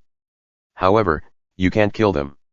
If that happens, I'm sure Kaido-kun will feel responsible. Suddenly appearing and glaring at each other, the Phantasmal King and the Underworld King. The Frontier Count and the Viscount are so confused by the situation that they can't even say a word. Hearing Kuromuina's words, No Face was silent for a while, before she slowly lowered her dagger. I understand. However, so that they wouldn't even think of opposing us, I will show them hell. Is that all right? As soon as she muttered that, a glowing purple magic orb floated above No Face's hand and she moved it in front of the two nobles. Nightmare Fortune. In the next moment, the magic orb shot out an intense light several times and instantly reaped the consciousness of the two men. What No Face used is a magic that shows nightmares. From this, every time they sleep, the two nobles will continue to have nightmares just as if they were before a bottomless darkness. As she watched the Frontier Count and the Viscount tumbled down, the knights who had been waiting by the side carried them and started bringing them to the prison. No Face coldly muttered. What you'll face if you turn your resentment to Kaido-san and Duchess Lilia. Please study carefully in your dreams. For the time being, I've prepared about 1,000 different ways for you to enjoy your destruction in 1,000 ways. You're really relentless. Wouldn't they be afraid of sleeping and end up having a mental breakdown? I dunno. When it happens, it happens. Also, I've always said this, but Kuro-san, you're just being naive. Well, I like that kind of naivete in you too, but I have no intention of being naive myself. After answering Kuromuina's words, No Face turned away and started walking towards the exit of the courtyard. I will not allow the possibility of harm to come to my most beloved. If I just leave them alone and wait for something to happen, such thoughts would be too late by then. I will deal with them before such a thing happens. If it's necessary, I will kill them, not overlooking even the single thorn. It's that simple. Shout here. You're getting back to your old tone, you know. Are ya? Excuse me. It looks like I got unusually passionate. Jokingly saying that, the Phantasmal King, clothed in deep darkness, melted away in the darkness of the night, before quietly muttering a whisper that didn't reach anyone's ears. I don't want that to happen anymore. For my loved ones to die and I'm the only one left again. I won't let go of Kaido-san. If needs be. Even this world. I will destroy it. After Lilia-san left the assembly hall, I slightly raised my guard. I may feel like there isn't a single thing interesting in me, but apparently, I'm quite famous among the nobility, so that gives me some idea of what's about to come. Could I refuse their dance invitation? Well, is what I was thinking about, but for some reason, the result was different than I expected. The nobles who tried to approach me near the entrance were somehow talked to by another noble at the right time or even offered a dance, and as a result, they didn't come up to me. As I was tilting my head at the situation that seemed to be too convenient for me, I heard someone whisper into my ear. Kaido-san, please look at the table on your right. Alice. Why are you suddenly telling me that? Table on my right, are you talking about that? Tilting my head at Alice, whose figure I still couldn't see, I looked at the table to my right as I was told, and saw a variety of dishes on it. In this buffet-style party, the food was basically self-service, and the table was surrounded by some nobles who were holding their small plates. Yes, you can see that roast beef that looks really delicious, right? I can see it. I think I deserve a reward for my hard work. How many slices do you want? I see. I finally understood. The nobles who came by earlier were being led elsewhere at the right time because Alice is using her subordinates to guide them. Well. She certainly is working hard, and it's helping me a great deal. Thinking that, I moved to the table where the food is placed, and while watching as the nobles who were originally there were spoken to by other nobles at the right time again, I take some slices of roast beef onto a small plate and quickly move the plate to the right, and the roast beef that was on it disappears. As expected of the royal palace, it tastes wonderful. Nothing really tastes better than free food. Come on, if you've got any more food you want to eat, I'll go take some. No way, Kaido-san is being unusually nice to me. So, it has finally come. You've finally decided to take my flag. You've finally become madly in love with Alice Chan's charm, right? Does that mean you don't want to eat anymore? I'm sorry. That's not true. I'm going to eat. Even in a place like this, I felt somewhat reassured by Alice, who was still the same as ever. I then started picking out a variety of dishes for Alice to eat until Lilia-san returned. I thought that if Alice wanted to eat, she should just take some herself, but Alice said something like, I think it tastes better this way, which I honestly don't understand at all. As we continued to eat for a while, I heard Lilia-san's voice at the same time as I heard her footsteps from behind me. Kaido-san? Thank you for waiting. Lilia-san? Are you alright? Come on, let's go see Amelie. Lilia-san. Hi. When I turned around, the one behind me was the familiar Lilia-san, but Lilia-san, with ears that looked really red, had her face completely looking in a different direction. How should I say this? Her posture is a bit funny. Why are you looking that way? That's because, I just feel like looking this way. Is that so? She's really bad at lying. I wonder why this happened? It should have been business as usual earlier, but it seems like she's extremely panicking. At the same time, the atmosphere around her feels like she doesn't want me to mention it. If that's the case, I shouldn't press on this matter too deeply, huh? Then, how about we go to where Emily-san is? Why yes. Let's go. Let's go do that. Lilia-san, you need to calm down a bit. Why yes. I'm sorry. Urging Lilia-san, who is clearly looking like she's about to blow up, to calm down, both of us headed to the seat of honor where Emily-san is. As we walked over there, the both of us didn't interact at all. How should I say this? It feels extremely awkward, but I can't run away because of the situation we're in now. What is most troubling is that I have absolutely no idea what is causing Lilia-san to be like this. In the end, Lilia-san's condition remained strange for the entire day. The next day, things were somewhat back to normal, but she still sometimes suddenly looked flustered. It wouldn't be until a little while later before I would find out the reason for this. The 25th day of the Earth month. Iked and Eva came to visit me today, and we were chatting over tea in my room. That's when the topic turned towards my previous visit to Kuro's house. I see, that day huh? It just so happened that we were out back then, too bad. That's right. We would have liked to have invited you to visit our room, but that will have to wait until your next visit. So, who was there that day?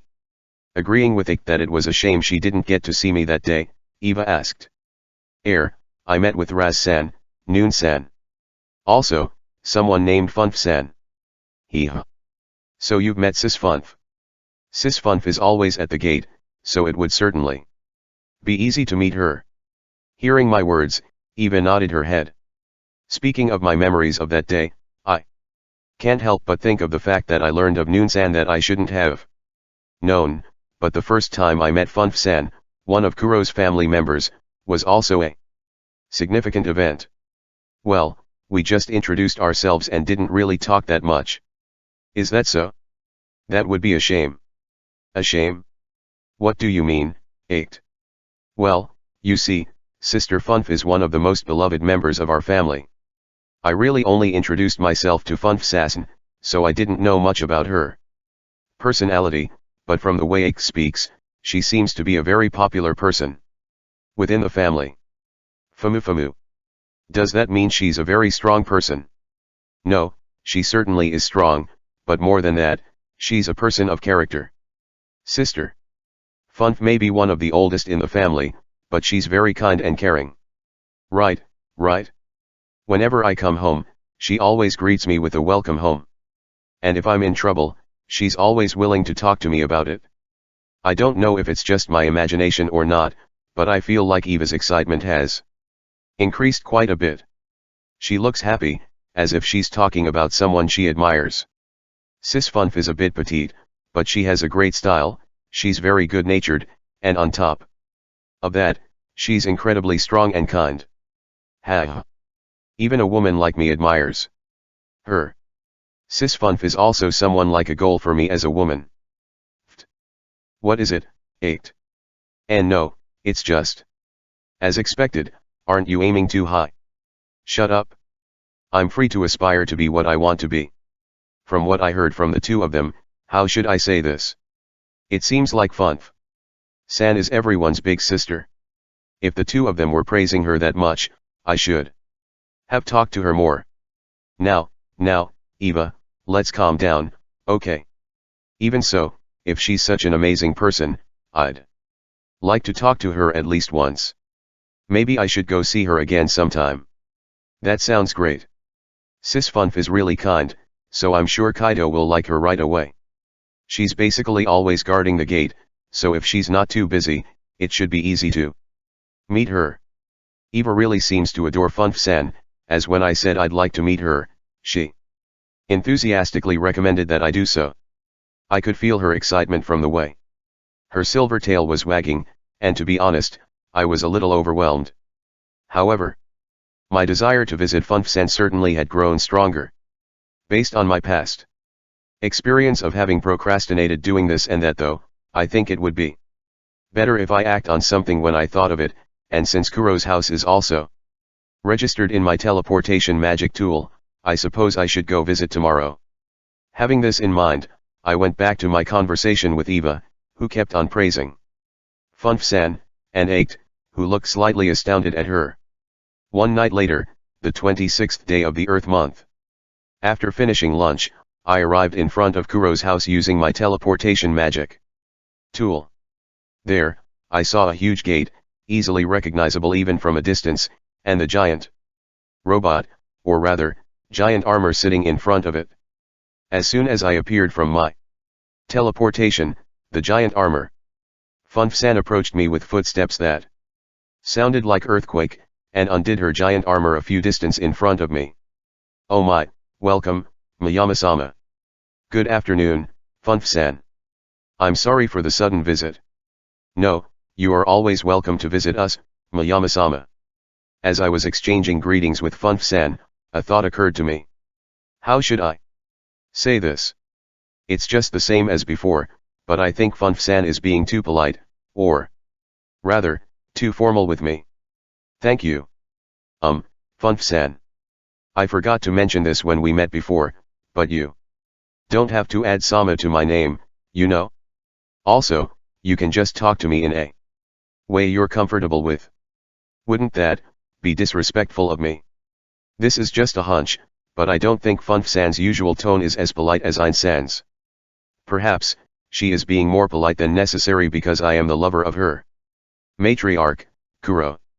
As proof of this, she reaffirmed my suggestion to her with a slightly perplexed expression on her face. It's alright.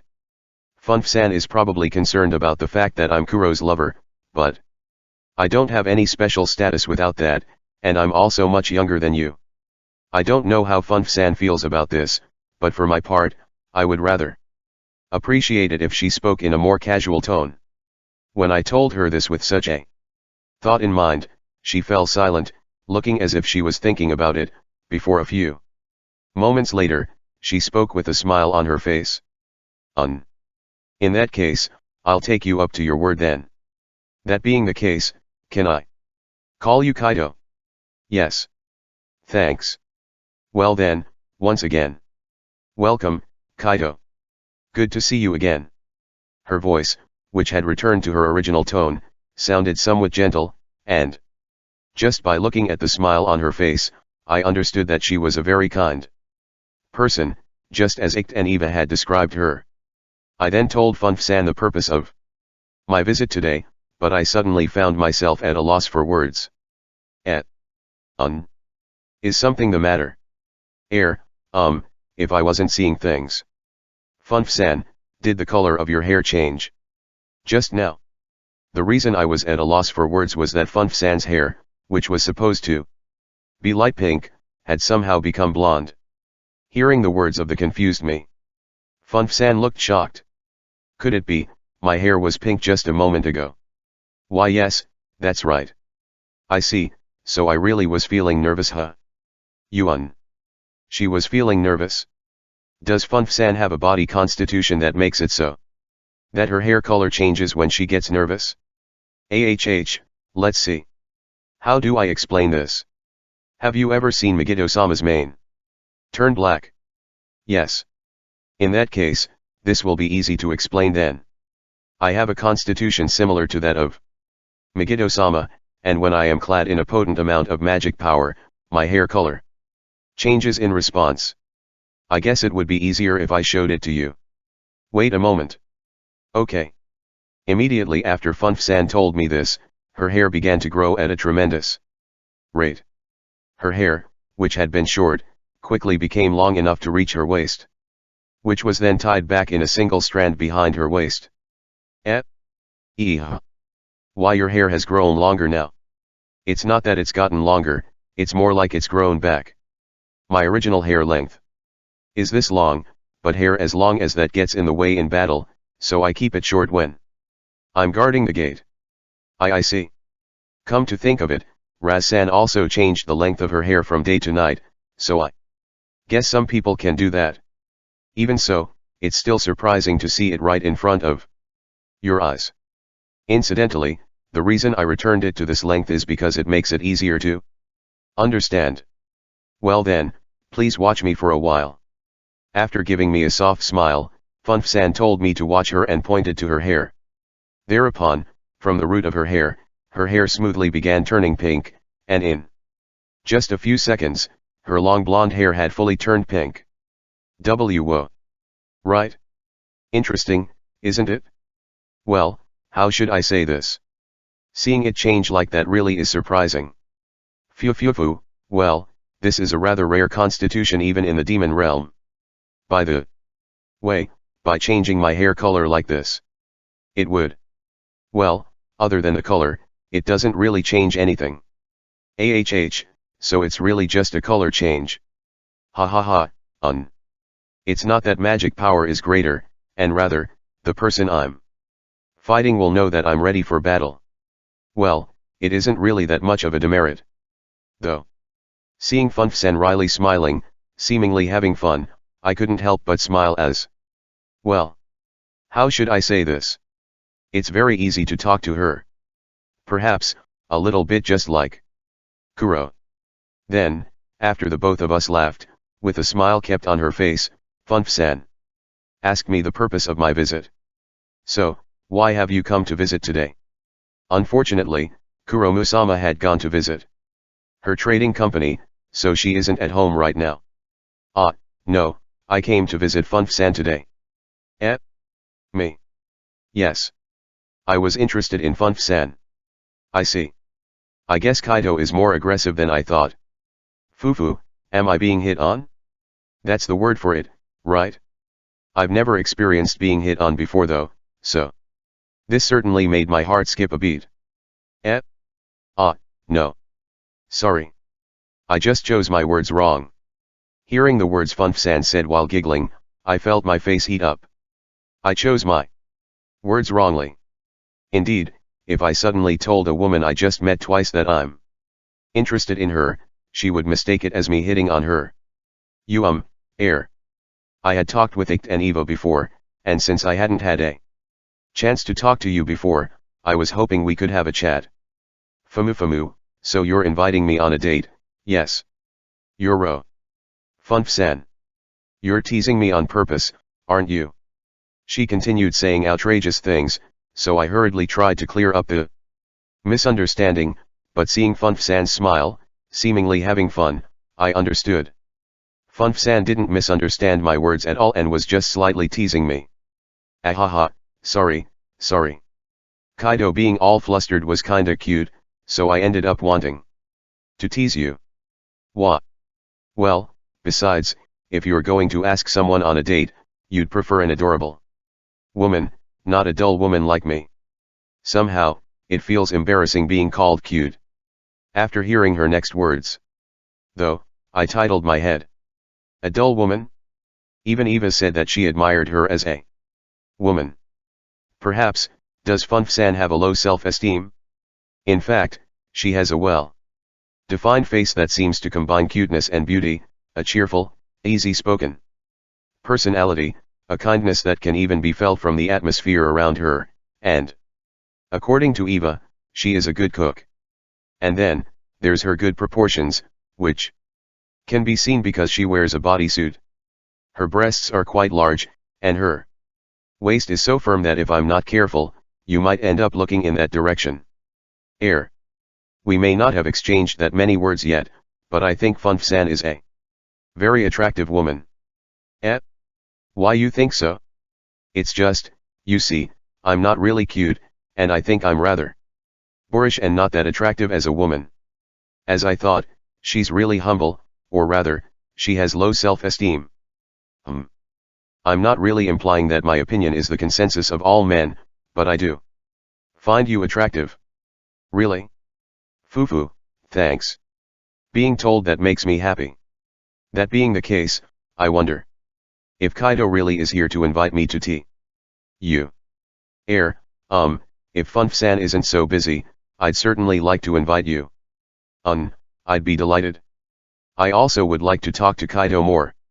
This composed response, mixed with some teasing that doesn't make the other party feel uncomfortable and gets the conversation going. This certainly feels like something a big sister would do. Well then, since you've come to visit us, I'll invite you to my room. Wait a moment. Okay. When Funf-san told me this and lightly waved her hand, a number of metal objects appeared in the empty space and they assembled together. A few moments later, a giant armor like the robot sitting by the gate earlier had been completed. That was so cool. Auto control. Thereupon, Funf-san snapped her fingers and the giant armor walked off by itself and sat in front of the castle gate. Amazing. That huge armor is moving automatically. Well, its combat power is less than when I'm manually operating it. I heard that Funf-san is Noon-san's teacher in magic, and seeing it in person, it certainly makes sense. Noon-san's magic apparently transforms her magic power into metal and other materials. Although I had never seen her actually using such a magic, I heard that the reason Noon-san doesn't carry a weapon is because she uses her magic to create it. And Funf-san created not just a weapon, but something the size of a giant robot in an instant, and was even making it move automatically. She's probably a master at magic. Ahaha. I'm not really so good at magic. Is that so? I certainly am good at materializing magic power, but overall, I don't have a lot of magic power I can use. My sister was better at that. By sister, you mean someone who's also part of Kuro's family. When I asked her about it, Funf-san wryly smiled before explaining. There was a girl who was picked up by Kuro Musama at almost the same time as I was, so she grew up like a sister to me. She was really good at magic. Well, she didn't really like fighting, so she only trained recovery magic and other such magic. I'm sorry. Was I not supposed to ask this? I could see it from the sad expression Funf-san had when she said this, but there's also the way she was saying it. She was describing her sister in past tense. Perhaps she may have been someone who is no longer in this world. I'm sorry. Did I make you feel bad from the way I said it? It was just that she's now independent and doesn't live with us here in the house, so it isn't like what Kaido is probably worried about. Is that so? Fufu, I'm glad you worried though. That means Kaido is a kind child, right? Funf-san was kindly smiling, but somehow, it felt as if she was asking me not to ask any more questions. There may have been some complicated circumstances involved, and I don't think it's a topic I should go into any further.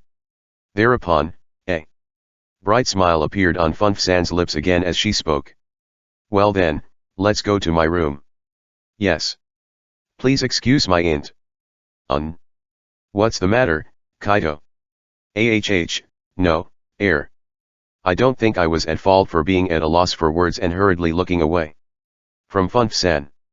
It had slipped away from my mind because of the heavy atmosphere around us earlier, but Funf-san was wearing a bodysuit that clearly showed the curves of her body.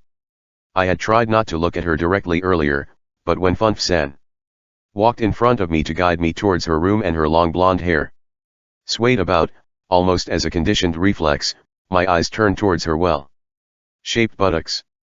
Once I became aware of it, I couldn't help but be extremely conscious of it. I had been trying not to properly look at her earlier, but my eyes couldn't help but roam towards Funf-san's breasts as she turned to look towards me. I tried to keep my cool, but before I could do that, Funf-san looked at my face before looking at her body, before chuckling in amusement. Perhaps, my clothing was bothering your mind. I'm sorry. Ahaha, no, I'm sorry for not being mindful. Well then, how about something like this? With a snap of Funf-san's finger, her body was enveloped in light and her attire changed to something between a military uniform and a suit. How should I say this? When Funf-san wears a suit-like outfit, she looks more mature, kind of like a beautiful office lady. Then, when I nodded to her question if such an outfit is alright, a smile, a slightly teasing smile appeared on Funf-san's lips. Fufu, I guess Kaido is also a boy, huh? Ugh. With Funf-san brimming with big sisterliness, I honestly don't feel like I can win against her. No, I have no idea what I'm competing against her with, but my face is probably red right now, so I'd say it's my loss. Under Funf-san's guidance, I arrived in her room, which was decorated in a simple and calming manner. There were no gaudy interior decorations, but instead, the room had a beautiful line of tables and sofas of subdued design. The room had a mature feel to it, somewhat reminiscent of a high-class apartment. You can sit wherever you like. Also, what do you want to drink, Kaido? I have tea, coffee, juice. If you want, I also have some alcohol, you know. In that case, can I have some coffee then? Hot coffee or iced coffee? Iced. After urging me to sit down, Funf-san, who was wearing an apron before I knew it, headed for the kitchen. Left behind, I sat down in a chair and looked around the room a bit. I wonder what this strange nervousness I'm feeling right now. While I was feeling strangely fidgety, feeling slightly restless within my heart, Funf-san returned. Thank you for waiting, here's an iced coffee and some cookies. The cookies come in several flavors, so pick out what you like. Tea, thank you very much. Sorry for having to trouble you. Fufu, you don't have to be so formal. You can be casual with me. Telling me this in a gentle voice, Funf-san took the seat across from me. Yes. The iced coffee and cookies were very tasty, and just as Eva said, Funf-san is a great cook. We continued chatting for a while, before the topic of conversation gradually turned to Funf-san herself. Speaking of which, what does a gatekeeper do? In my case, I think I deal with the visitors most of the time. That sounds like a lot of work. In fact, I think it would be difficult to stand in front of a gate all day long. You aren't always sure if a visitor would come, but that doesn't mean you can relax either. As I was thinking about this, Funf-san shook her head with a gentle smile on her face. That isn't the case. I'm not usually at the gate all day long. With the peaceful days around us, I won't have to be on the lookout for sudden invaders, and besides, I'm a gatekeeper because I like doing this. It lets me say take care when bidding my family goodbye, and welcome home when they come back, so I love this job. Funf-san, you really care about your family, huh? How should I say this? I think I understand now why Eva and Ikta adore her. Even if I don't use my sympathy magic, I can tell that Funf-san really cares about her family. I am my family's shield. That's something I'm proud of from the bottom of my heart. I want to protect everyone's happy future, or something like that. Ahaha, was I trying hard to look good there? I don't think so. I think it's really cool that you can say that and mean it, Funf-san. I see, thanks. After hearing my words, Funf-san happily smiled, and as we sipped on our coffee, we talked about something else. As we continued happily chatting like that, a knock came from the door. I wonder who that is. The door's open. Excuse my intrusion. Funf-sama, if it's possible, I would like to receive train. Kaito-san. Ara? Noon-san, good afternoon. Good afternoon, I didn't know you were here. It was Noon-san who came to the room, with only her helmet removed as usual. Noon-san looked surprised to see me for a moment, then regained her composure and greeted me back. Noon, have you come for the usual training? Yes. I came here to ask Funf-sama to give me some training, but it seems like I didn't come at a good time. I will come again later. No, you don't have to worry about me. It seems that Noon-san came to ask Funf-san for training. It wasn't that strange, since they had mentioned being a teacher and her student in terms of magic. I had already had enough time to talk with Funf-san, and I told them it would be fine if she prioritized Noon-san's matters. Thereupon, Funf-san brought her hand on her chin. Seemingly thinking for a moment, and after a little while, she spoke. In that case, since we're at it, why don't you watch her training, Kaito? Is that alright? As I recall, magic doesn't exist in that world, right? Then, I think you would find it enjoyable watching it. Well, since neither Noon nor I are mainly making use of magic as a means for battle, so it might not be as flashy as you imagine. That sounds intriguing. If you two are alright with it, by all means. This was an unexpected proposal, but frankly, I am quite interested. I would especially like to see Noon-san, who is a legendary figure in this world, fight. I know from the novels based on Noon-san's great achievements that she mainly uses a katana in her battles, but I have never seen her in action. I heard from Raz-san that they battled a bit during the Sacred Tree Festival, but I was out cold at that time. Are you alright with that, Noon? Yes, I don't mind. Alright then, let's move to the training grounds. There's even a training ground here, huh? I don't know if I should say that it's to be expected or not. On the way to the training ground with Funf-san and Noon-san, I heard that the training ground was built by Kuro. It was apparently made with a phase-shifted spatial barrier that automatically repairs itself when it's broken, and no matter how powerful the attack is, the castle will not be broken. I can already understand that. It's something extraordinary just by hearing about it, but well, I think that you can just say that it's to be expected from Kuro. In the meantime, we arrived at training grounds and followed them through the door. After feeling as if I passed through a thin membrane, I was immediately confronted with a surprisingly large space. The space is like an empty wilderness. But the size of the space is extraordinary. I was able to see the horizon from where I stood. Magic really is mysterious. Well then, Kaito, you watch from here. I'll make sure you're properly protected with a defensive barrier, so don't worry. Yes. I understand. Well then, Noon. Shall we begin? Yes. I'm in your care. After calling out to me, Funf-san and Noon-san moved to a distant location. Not so much that I couldn't see them, but they were still a good distance from me. Thereupon, Funfsan snapped her finger, and she was once again dressed in a bodysuit and her hair became short. However, her hair color remained golden, so it doesn't seem like she's in a stance for battle. Well then, Noon, I'm ready when you are. In that case, here I go. As soon as the training began, something like a black mist appeared in Noon-san's hand, and in an instant, it turned into a Japanese katana. With her stance lowered, she held her katana while it was sheathed. It's that so-called IAI stance. Immediately after, I thought I saw a flash of light, but Noon-san had already drawn her katana, and it was broken in half. The pace from activation to attack has become smoother than before. Speaking in a gentle voice, in Funfsan's hand, was the other half of the broken katana between her index and middle finger. It's that, isn't it?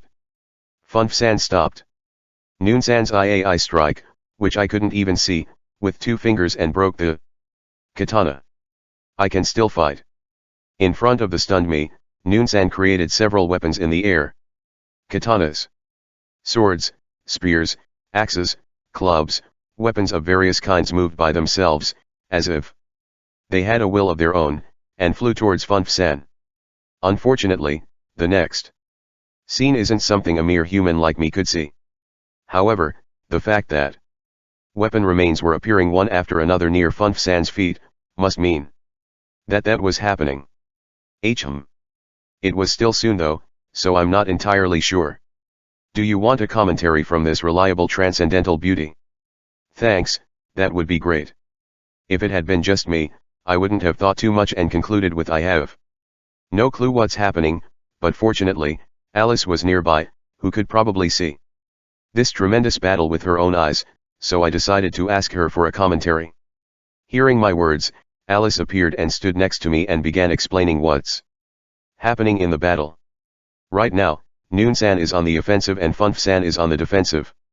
Noon-san is attacking with almost all her might, changing her attack pattern as she makes a large number of weapons appear. However, it seems that Funfsan still got plenty of composure as she destroyed the incoming weapons without taking a single step. Famu, is there a significant difference in ability between Funfsan and Noon-san? Let's see. Even if the both of them are count rank, there were still differences among the people within that rank. Noon-san may have the strength of a count rank, but she'd be around the middle among the count ranks. In contrast, Funfsan is one of the few known as peak count ranks. These peak count ranks were on the level of those called as Six Kings executives, so there's quite the gap between the two. I see. This is the first time I have heard that Noon-san's fighting ability is on par with that of count ranks, but I guess even though both of them are count ranks, that doesn't mean the both of them have equal abilities. That doesn't mean Noon-san is weak at all though. Among the count ranks existing in the vast demon realm, her strength is around the middle. Looking at it on a global scale, that makes her more powerful than most of the people in the world. Incidentally, how strong is Funfsan? She's considerably strong. Even I would need 15 seconds to beat her. Is Funfsan, being amazing for Alice to need 15 seconds against her, supposed to be a good explanation? Yes, Funfsan is one of them guerrilla fighters who stomp on everything on their path. Like a human bullet, possessing power and speed that were off the charts. She is capable of clearing an entire continent in a few minutes. Well, Alice-chan is still much stronger than her though. Stop with that smug look on your face. I can't even imagine how absurd it is that she could clear a continent in a few minutes. Does that mean that Alice, who's even stronger than her, could destroy the world in a few minutes? I feel like she could really do that. Well, they're just training, so Funfsan is holding back against her. It looks like they're swapping the offensive and defensive roles now. Whoa. When I returned my gaze to the two after hearing Alice's words, I heard Funfsan and Noon-san stop fighting for a moment and began talking about something. Funf-sama, I'd like you to use that. I don't think Noon is ready for that yet. I should somehow be able to pull through against that today.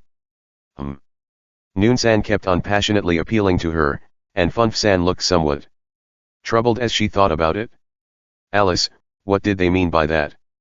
Noonsan probably wants Funf-san, who will now be on the offensive, to unleash a powerful attack. It seems like Noonsan had a part of her that hates losing. I see. In other words, we have Noonsan who wants to defend herself against Funf-san's special move, and Funf-san who is hesitant to do so because she's afraid she might hurt Noonsan. The two then talked for a while, and then, perhaps overwhelmed by Noonsan's enthusiasm, Funf sighed and turned towards Noonsan. Ha! I understand. But if I think it's dangerous, I'll stop it immediately. Yes. Thereupon, Funf-san's hair turned pink, showing that she was in a battle stance. Erjit Lam.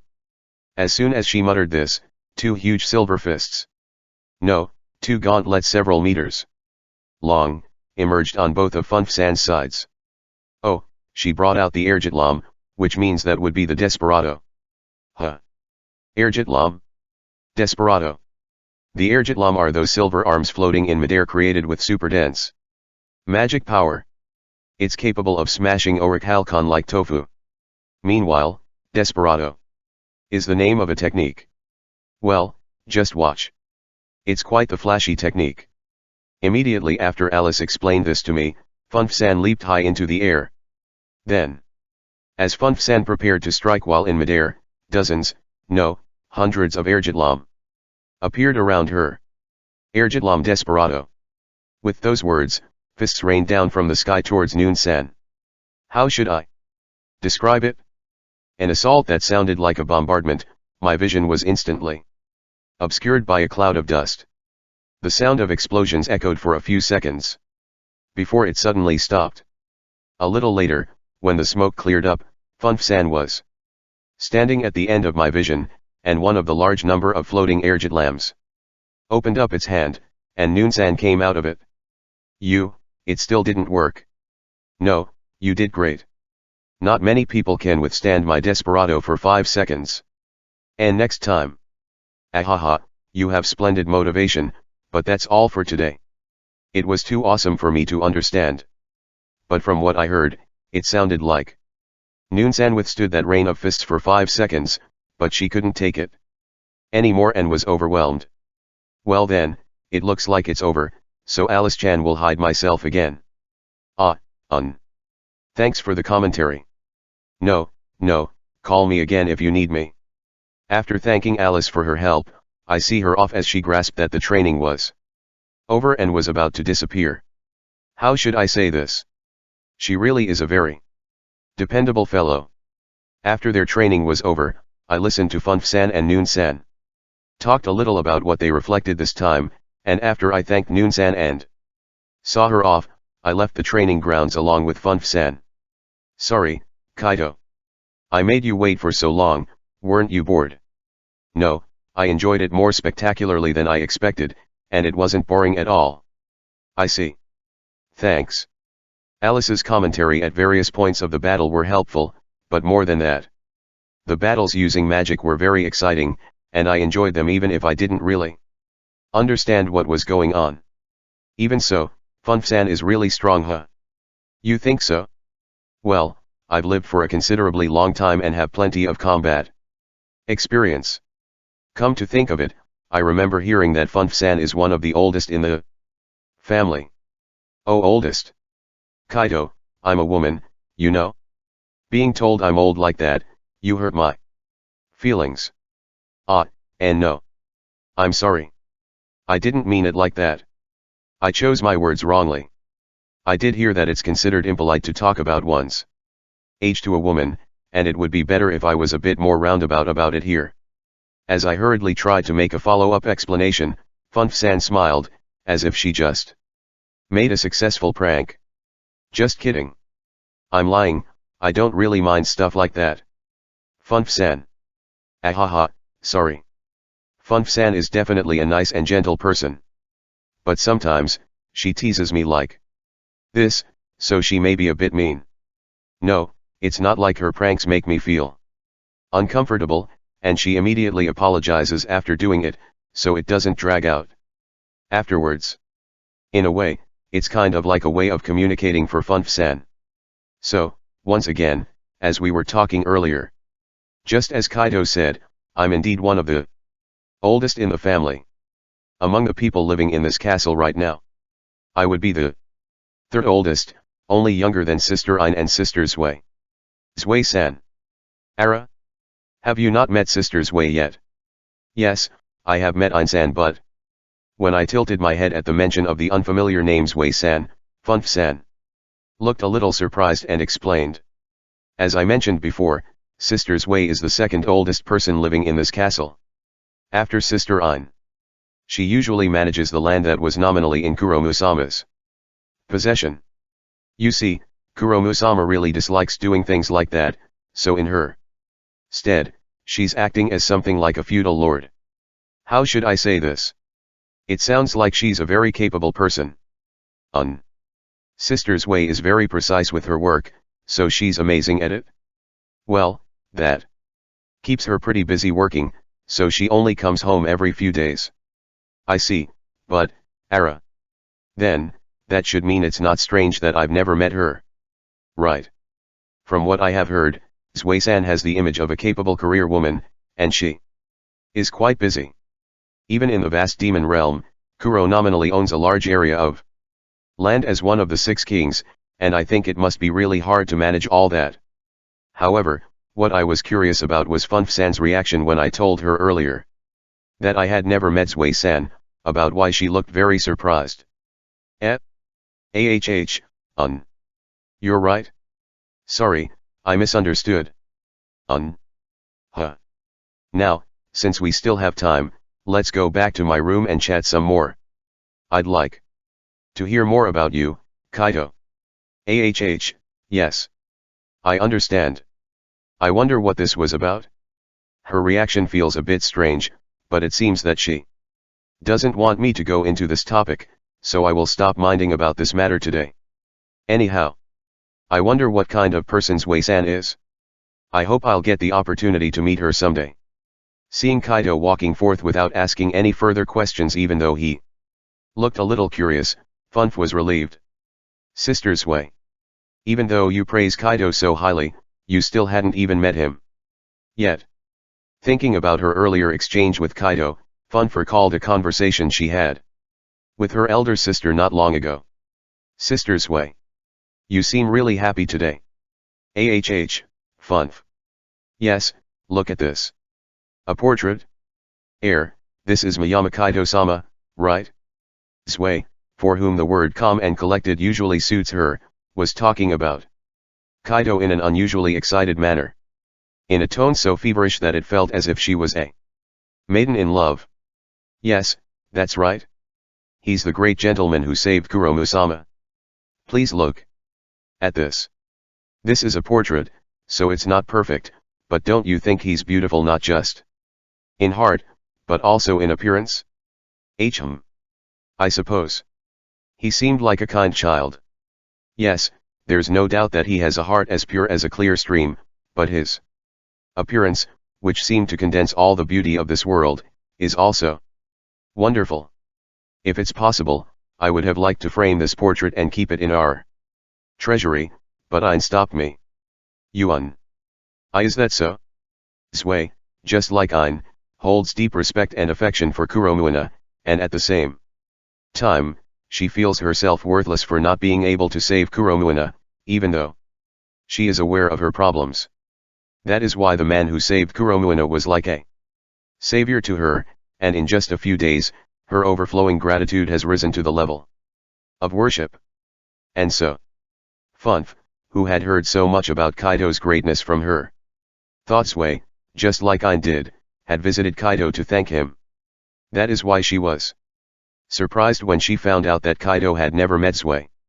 In fact, there was a reason for this that Funf was unaware of. Zwei is a perfectionist who doesn't like to compromise. She thought that she had to prepare the best hospitality and make herself perfectly presentable before she could meet Kaido. Yes, the reason why Zwei has not yet met Kaido, was that she was preparing all sorts of things, such as perfume and clothes she is having newly created just for meeting Kaido and the present she's going to give to him.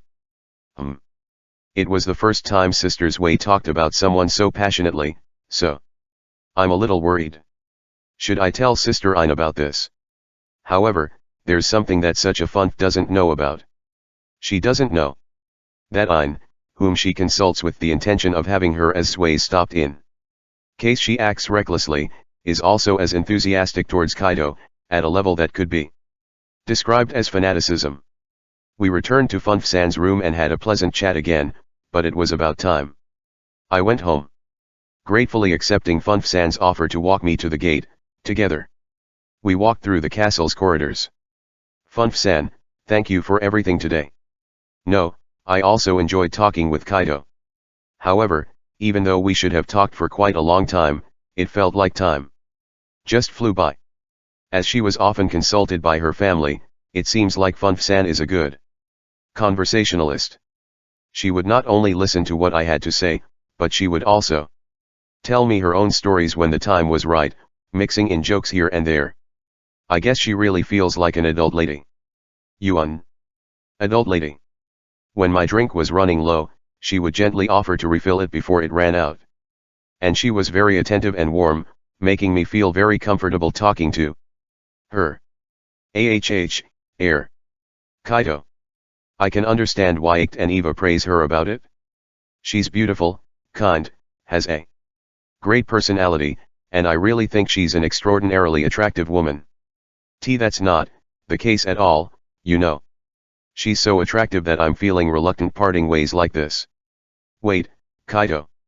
Stop. Stop. Most of all as I walked along while thinking all those things, for some reason, Funf-san cut in front of me with a face blushing red. I'm glad you're praising me that much, but as expected, I'd feel embarrassed. Okay. And no, like I said, being called beautiful and kind is just Funf-san. Can I ask you something? Yuan. At one point did I start saying that out loud? Starting with, I guess she really feels like an adult lady. I've done it. I went and freaking done it. I never thought I was actually speaking that out loud. This is bad, this isn't just on a level where I'm feeling embarrassed. I seriously feel like my face is going to burn from the heat on my cheeks. No, that was Yuan. I understand. Kaido is kind, so you complimented me on many things. Ahaha, that's the first time anyone's ever said anything like that to me, so I was flattered. As I thought, Funf-san really has low self-esteem, and it seemed like she thinks that I had been flattering her because I was being considerate of her. To be honest, I felt like saying this would just add up to my embarrassment, but I don't feel comfortable nodding to her words. That being the case.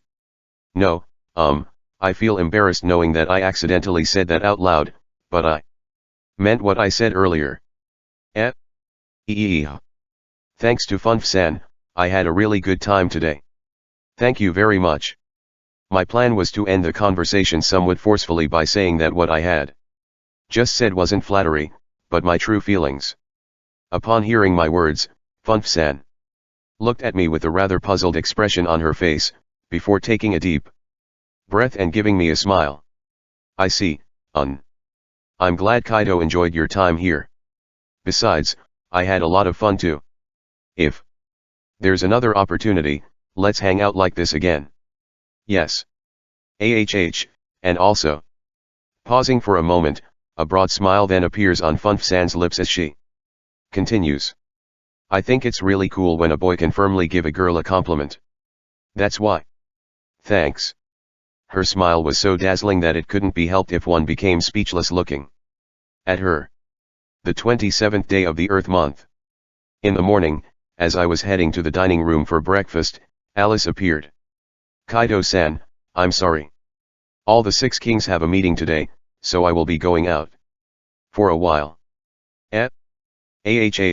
I guess you really have those kinds of meetings, huh? No, we don't have regular meetings. It's just that we were sometimes called to a meeting. As expected, there's no way I could just have my clone attend for me, so I'm going to attend with my main body. Alright. Even if she's like that, Alice is still one of the 6 kings, the pinnacle of the demon realm. It's hard to imagine it if you just look at how she regularly acts, but she really must be busy with lots of things. Anyhow, I'm very relieved to know that Alice is always with me as my guard, so when she declared that she's going to be relieving her duties as my guard for a moment, I feel a little uneasy. It will be alright. There's someone who will substitute as your guard while I'm gone. When you say substitute, are you talking about those count rank demons from before?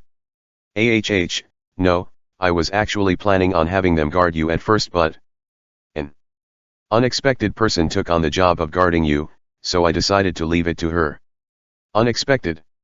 Yes, I did have her try out guarding you for a whole day a few days ago. And it doesn't seem like there would be any problems with her, so I'll leave it to her. Famu.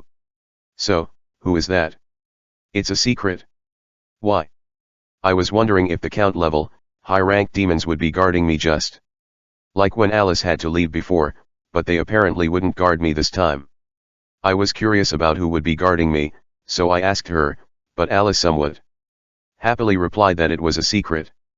Well, you just have to look forward to when you find out. Well then, I'll be off. Alice. Wait a moment. Fiha? What's the matter? Well. Here. Stopping Alice, who was about to leave with an exaggerated salute, I took out some pastries from my magic box and gave it to her. You probably aren't eating properly again anyway. Kaido-san. Kuha. As expected, even if you say all those stuff, you're really a kind person. For you to love me this much, Fugayata. Just take them already. Yees. Well then, I'll be off. Yeah, take care. She's still acting like usual, but I guess Alice would still be the same as always. Thinking like that, I see Alice off with a wry smile on my face. Oddly enough, the unusual situations continued, as after finishing breakfast, I noticed one person who was acting strangely. Lilia-san. Why has Lunamaria-san been acting like that since earlier? In front of the 4 of us who gathered in the dining room, Aoi-chan, Hina-chan, Lilia-san and I.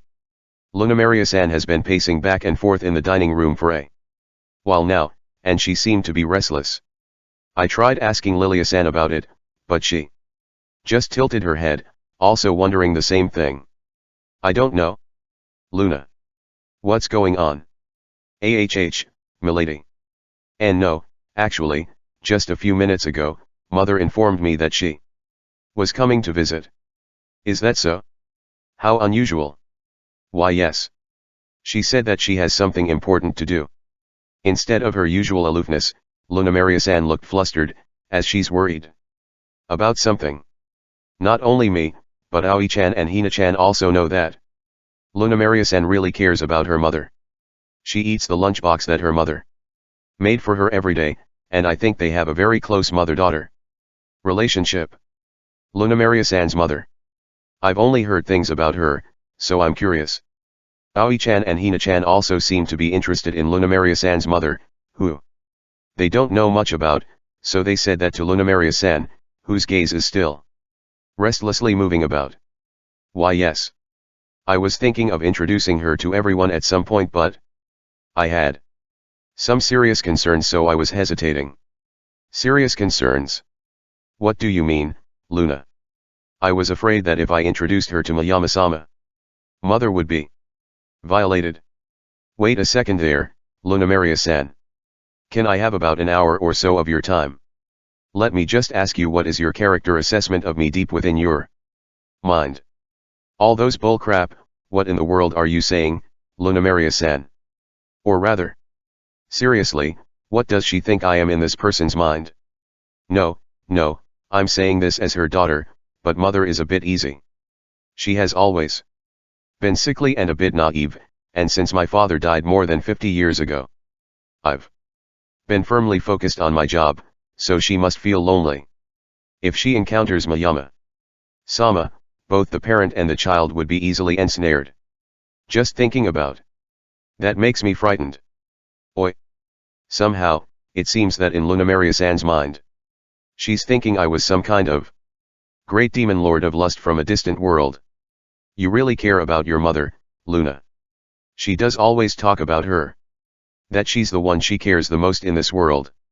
As I'm stunned by Lunamaria-san's reaction, Lilia-san said that she somehow had a smile on her face, and Aoi-chan reacted to her words. After hearing their words, Lunamaria-san seemed to have calmed down a bit, and gave an unusually gentle smile, as if she was reminded of someone sincerely important to her. Yes, mother had always been very frail. And yet, she raised me with her own hands, working as a well-bred adventurer to raise me.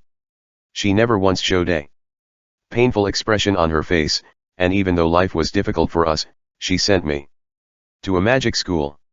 She's a good mother, isn't she? Yes. I'm proud of mother. She might be a little careless, but she's really the most important person in the world for me. I just want to make it a little easier for her. Her mother is an irreplaceable part of Lunamaria-san's life. I could tell that from the look on Lunamaria-san's face and the gentle tone she had just now. A mother that Lunamaria-san respects and cares so much about. I'm kind of curious to see what kind of person she is. Just when the air was a little solemn, in a somewhat grave tone, Hina-chan spoke. But if she's coming here, that means she's going to meet Kaito-senpai too, right? I don't want them to meet. Calm down for a bit, Luna. It's not like you already know what your mother will think of Kaito-san just when she meets him. That's right. It's not like mother would fall in love with Mayama-sama just because she met him. As the mother-con held her head, shouting that she doesn't want her mother to meet me, Lilia-san calmly makes a follow-up. For me, I think she was being very unreasonable, but for now, I'll keep quiet if this is going to help calm Lunamaria-san down. However, we're talking about Kaito-san here though. It's Kaito-senpai, you know. I won't be disgruntled. I definitely wouldn't be disgruntled. However, not just Lunamaria-san, even Aoi-chan and Hina-chan are thinking like that. What kind of person do these people think I am? Why do those words sound depressingly persuasive? Luna? Pull yourself together. It's alright. I'm on Luna's side. You ugh. Milady I. Lunamaria-san, who was kneeling on the floor with an expression filled with despair. Lilia-san follows up with a gentle pat on her back. Thereupon, looking as if she has been driven to the corner, Lunamaria-san looks back at Lilia-san with tears in her eyes. Then. If I said that I won't give mother to Mayama-sama, and end up antagonizing Mayama-sama, will milady stand by my dash? Why are you averting your eyes? Rather than your female friend, you would rather take the side of the man you mug. That is enough, go calm down for a bit. Just as Lunamaria-san was about to shout something, Lilia-san shouts and covers her mouth, and for some reason, her face had turned red. After a little while, Lunamaria-san, who had slightly regained her composure, turned her gaze towards Aoi-chan and Hina-chan. What about Kusanagi-sama and Yuzuki-sama? I'm sorry. If anything, I would be on Kaito-san's side. Same here. Do I not have any allies here? Lunamaria-san cowered, her head held in her hands. In the first place, what she said about how I would do anything to Lunamaria-san's mother is strange, but I was just too dumbfounded to have the energy to fire back my Tsukumai. How should I say? This morning is really filled with ruckus. I'd really like to have some tea now. Here. Thank you. I've also prepared some cookies to snack upon. Yes. What are you doing here? Ein-san. I am guarding Kaito-sama on behalf of Shaltir for the rest of the day. If you have orders, please feel free to call me. Is that so? With very spontaneous movements, Ein-san serves tea and cookies in front of me. And after bowing, she disappears. What is this? The replacement that Alice was talking about. It was Ein-san? No, wait, seriously, please give me a moment. There are so many things going on that my head can't keep up. How should I say? This. It feels like today is going to be a disastrous day. I feel like there wasn't just one, but there were 2 or 3 shocking situations, but I'll leave it at that for now, as we move to the entrance to greet Lunamaria-san's mother. It isn't that Lunamaria-san's mother is an influential figure, but well, Aoi-chan, Hina-chan and I wanted to see Lunamaria-san's mother that she has been talking about as soon as possible, and Lilia-san seems to be acquainted with her, so she came out to the front door to pick her up. Also, I may be digressing, but I recently started calling Kusunagi-san Aoi-chan. When she noticed that I started calling Yuzuki-san Hina-chan, she complained that she's feeling slightly alienated, so with her permission, I started calling her Aoi-chan. Speaking of which, what kind of person is Luna-san's mother? I guess she would also have blue hair like Luna-san. Yes, Luna's mother is a petite woman with hair as blue as the sky. Her name is Oya. It seems like she has arrived. When Aoi-chan asked Lilia-san about Lunamaria-san's mother, Lilia-san told her that Lunamaria-san's mother is a petite woman with hair that had the color of sky blue. Ara. I feel like I've seen someone who looks like that a while ago. Just as Lilia-san was about to speak her name, she saw a figure around a gate and moved her gaze towards it. A petite woman walks over to us, clothed in a light blue dress that isn't as pompous as a noble's clothing, but somehow looks elegant, holding a pretty parasol in one hand and a basket in the other. How should I say this? Her face looks very familiar, or rather, Ara. Isn't that Noir-san? Wait a moment, so, does that mean Noir-san is Lunamaria-san's mother? I didn't expect someone familiar to come, so I was stunned and speechless at seeing Noir-san. Noir-san began approaching us, and then, deeply bowed her head to the homeowner, Lilia-san. Lilia-san, hello. I apologized for my sudden visit. It's been a while, Noir-san. It's good to see you looking well. After exchanging greetings with Lilia-san with a calm smile, Noir-san turns to Lunamaria-san and gives her a gentle smile. Although her height is shorter than Lunamaria-san, her expression that is filled with affection is unmistakably that of a mother. Lu-chan also, I'm sorry to bother when you're working. That's alright, but Mom, why did you suddenly decide to visit? I just suddenly noticed it, but Noir-san and Lunamaria-san, even though they were mother and daughter, were talking to each other with honorifics. Does that mean they were originally using honorifics when they're talking with each other? Anyway, when Lunamaria-san looked flustered while talking to her, for some reason, Noir-san glanced at me with a slight blush on her cheek. I just came because there was someone I wanted to meet. Mayama-san, hello. Yes. Hello. As Noir-san turned to me and elegantly greeted me, it's as if the expression on Lunamaria-san's face disappeared, and dumbfounded, she muttered, I feel apologetic. After seeing her reaction, but I didn't think Noir-san was Lunamaria-san's either, so please forgive me. Nevertheless, Lunamaria-san quickly recovered from her confusion, and looking far more flustered than before, she went closer to Noir-san. Wait, what does this mean, Mom? Are you acquainted with Mayama-sama? Yes, I got sick on the way to the hospital the other day, and that's when Mayama-san helped me out. Is that so? Yes.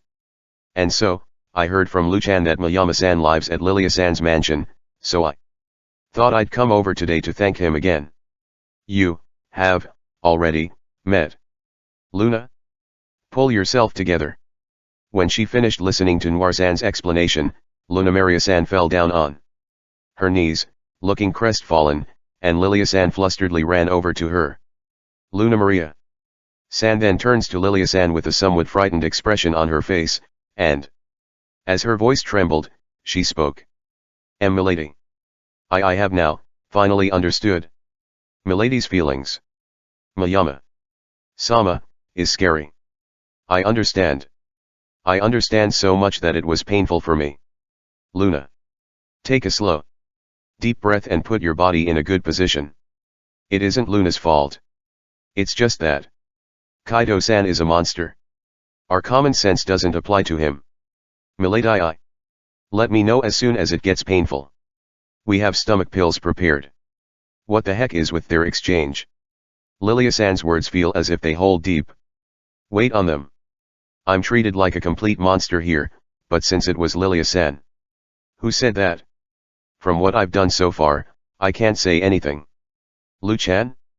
Are you alright? Am I alright, isn't the question here. What are you doing, Mom? Eh? What, you ask?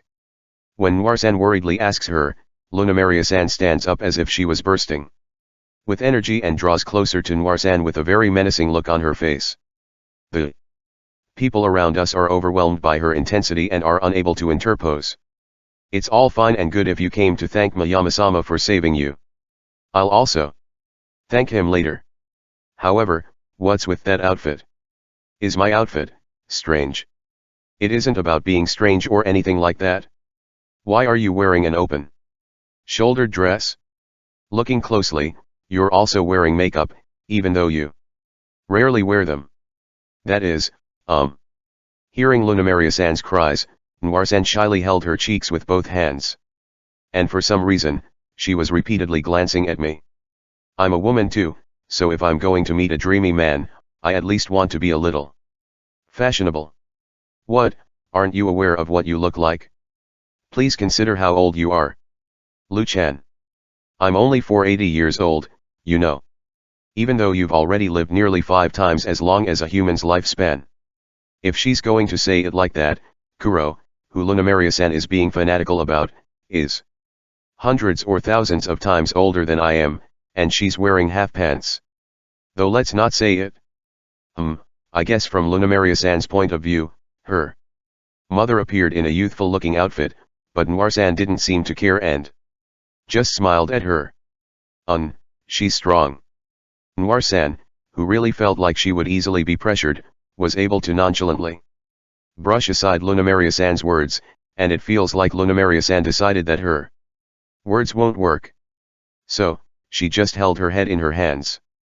Thereupon, Noir-san turns to me and holds out the basket in her hands, her cheeks cutely blushing. Mayama-san, thank you again for that time. At least to thank you, I baked some muffins. It would be great if it suits your taste. No, you didn't have to go all the way. Noir-san, is your body alright after that time? Yes.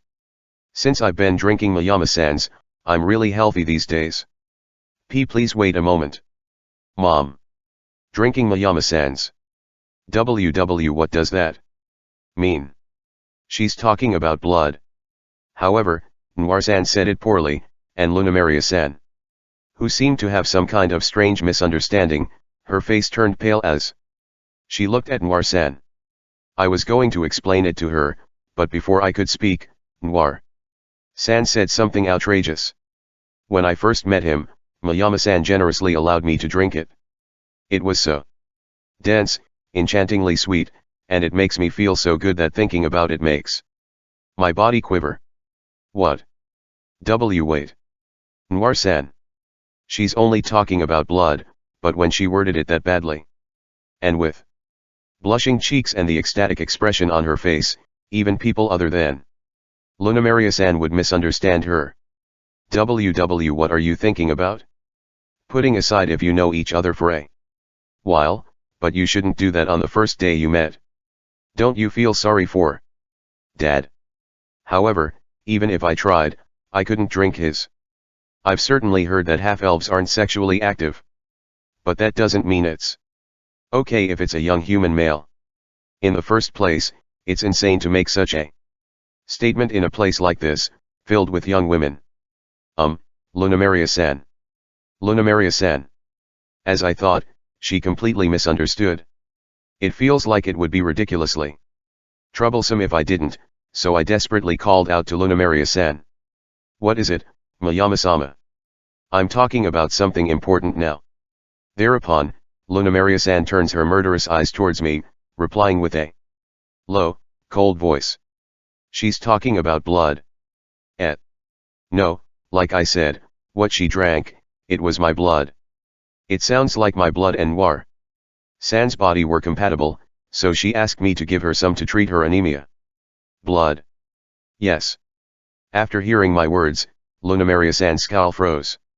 And as her face turned red, she crouched down with her hands covering her face. This is no good, I can't call out to her. And as if to deal the final blow to Lunamaria San, who looks like she would die from shame. Lu-chan, it's as Mayama-san said, we're talking about blood. It's not like we had sexual intercourse, you know. And there goes the finishing blow. With a calm look on her face, she just dealt the finishing blow. Noir-san. How frightening, this person is. Lunamaria-san looked like she's already crying. In terms of having sexual intercourse with someone, I also certainly think that. Noir-san, stop. Lunamaria-san clearly understands it already. So please don't talk about it anymore. Yes. I understand. Lunamaria-san's heart was about to be crushed by shame, so I hurriedly stopped. Noir-san. She won't do anything good, dealing more damage after she dealt the finishing blow, because Lunamaria-san's spirit is already in shambles. The best thing to do here is to leave her alone. While thinking that, I was about to speak to Noir-san to buy some time for Lunamaria-san to recover, when I heard people whispering to her. How should I say this? It certainly is strangely realistic since the other party is Kaido-san, isn't it? Right, if it's about Kaido-senpai, it can't be helped if you think like that. Hey, I have something to talk about with you two later. It seems that my two Kaoruha have a very disgraceful misunderstanding about my character, so I'll go explain to them properly, along with some grueling scolding. After we chatted with Noir-san over tea at Lilia-san's mansion for about an hour, she left, saying she would be back. Most of the stories Noir-san talked about were about Lunamaria-san, and she generously told us how Lunamaria-san used to be and other such episodes in their family. Lunamaria-san's eyes were dead the whole time. Though, as she told Noir-san not to come back when she said she would come back again. Putting that aside, when she was talking to Noir-san, Lunamaria-san seemed to be less relaxed than usual, and it might be impolite for me to think this, but I think she's kind of cute. The 28th day of the Earth month, the day after Noir-san's shocking visit. As I finished my daily routine of brushing Bell, I was leisurely looking around the large garden when I heard a voice. Good morning, Master. Good morning, Anima. Are you also working today? Anima, dressed in her usual black military-style outfit and wearing a fur cloak, greeted me with a neat salute. Anima is apparently, or was supposed to be, according to the person herself, my servant, but since I don't have any particular work for me to give her, she usually helps out with the work in Lilia-san's mansion. Sometimes, she's in charge of the mansion's security and sometimes, she's the gatekeeper. Perhaps, because she's naturally serious about her work, I've honestly never seen Anima not working or training. No, I don't have any work today, so I'm going to train. Do you ever take a break? Take a break? You mean rest? Yes, I get some rest for about 4 hours a day. To sleep and eat? That's weird. What Anima just said was completely weird. I mean, if what she said is true, that means Anima is working or training for almost 20 hours a day. No, what kind of black company is this place? Lilia-san has made sure that her servants have a good amount of days off and break time, and I'm sure they even have proper work shifts established. So she shouldn't be working in that ridiculous amount of time. Anima, what do you do during your breaks? I'm making use of it to train myself. That? Even on your day off? Yes. So that master wouldn't ever be ashamed to call me his subordinate, I'm always devoting my time to improving myself. I'm now convinced. This woman isn't getting any more rest than Lilia-san does. She's saying that other than when she sleeps and eats, she's either working or training. And no, would it be fine if the person herself likes it? Anima, don't you have any hobbies, other than training? Hobby? No, I have dedicated my everything to master, and I have no need for time. That is spent on my own preferences. This is no good, this woman is too serious. For me though, I'd like it if she relaxed a bit more. This is difficult. I'm sure she will obey if I order her to do it, but in that case, she completely wouldn't know what to do with her breaks. Anima, you don't have any work today, right? Yes. Then, since I'm going to the city, will you come with me? Ha!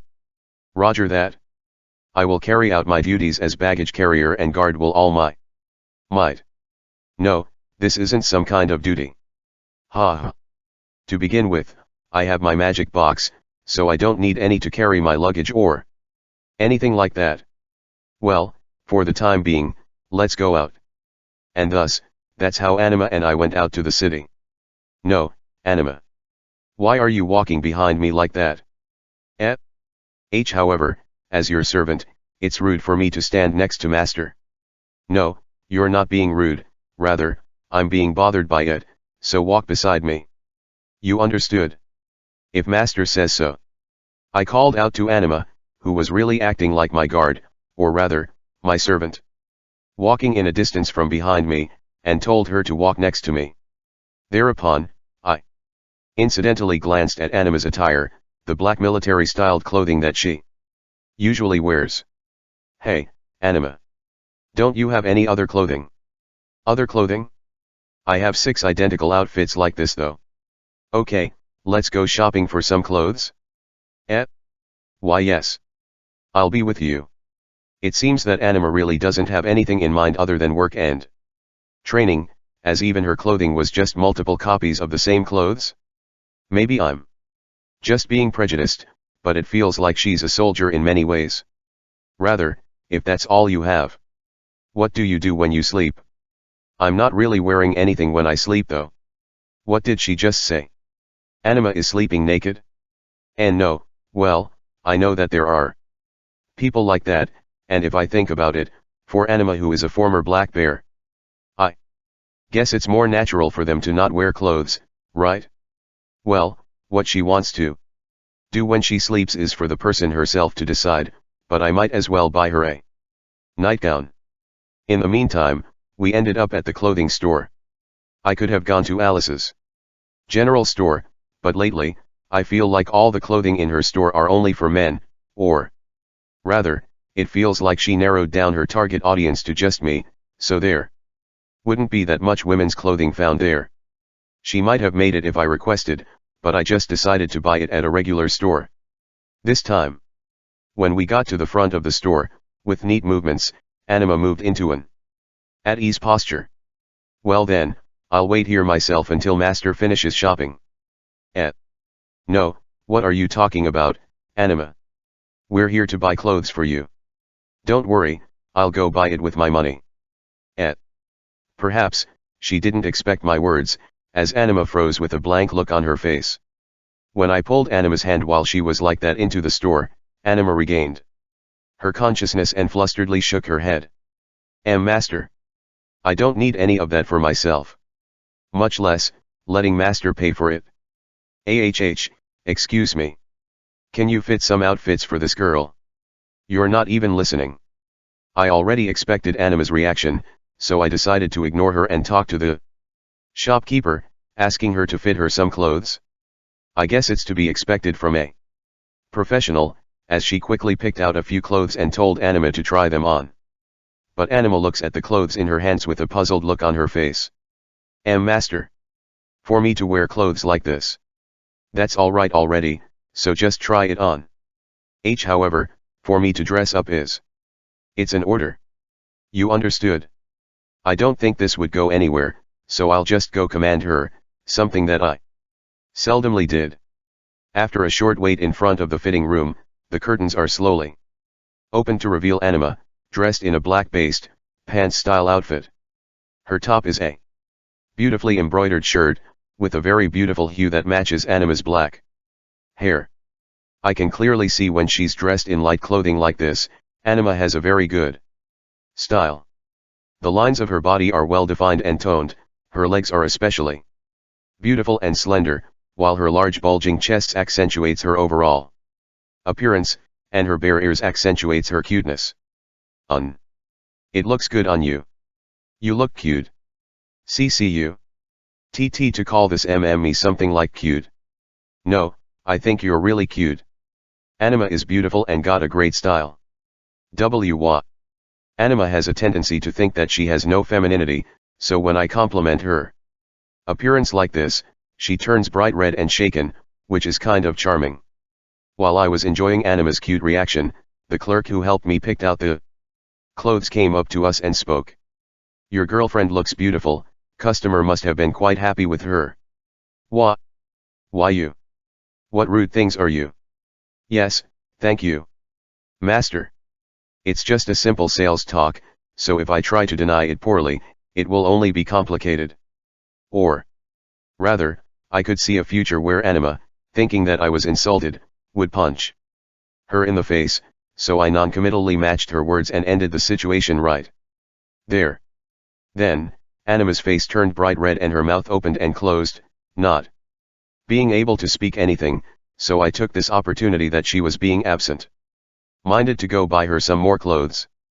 After a while, Anima recovers from her state of absent-mindedness and looking somewhat flustered, takes out a pouch that seems to be her purse. I can't let master pay for me. I'll pay for these clothes myself. I already paid for it. That's right. I already bought those clothes you're wearing, so that's what you're wearing for the rest of the day. And with that, I'm going to put the clothes you just came in the magic box.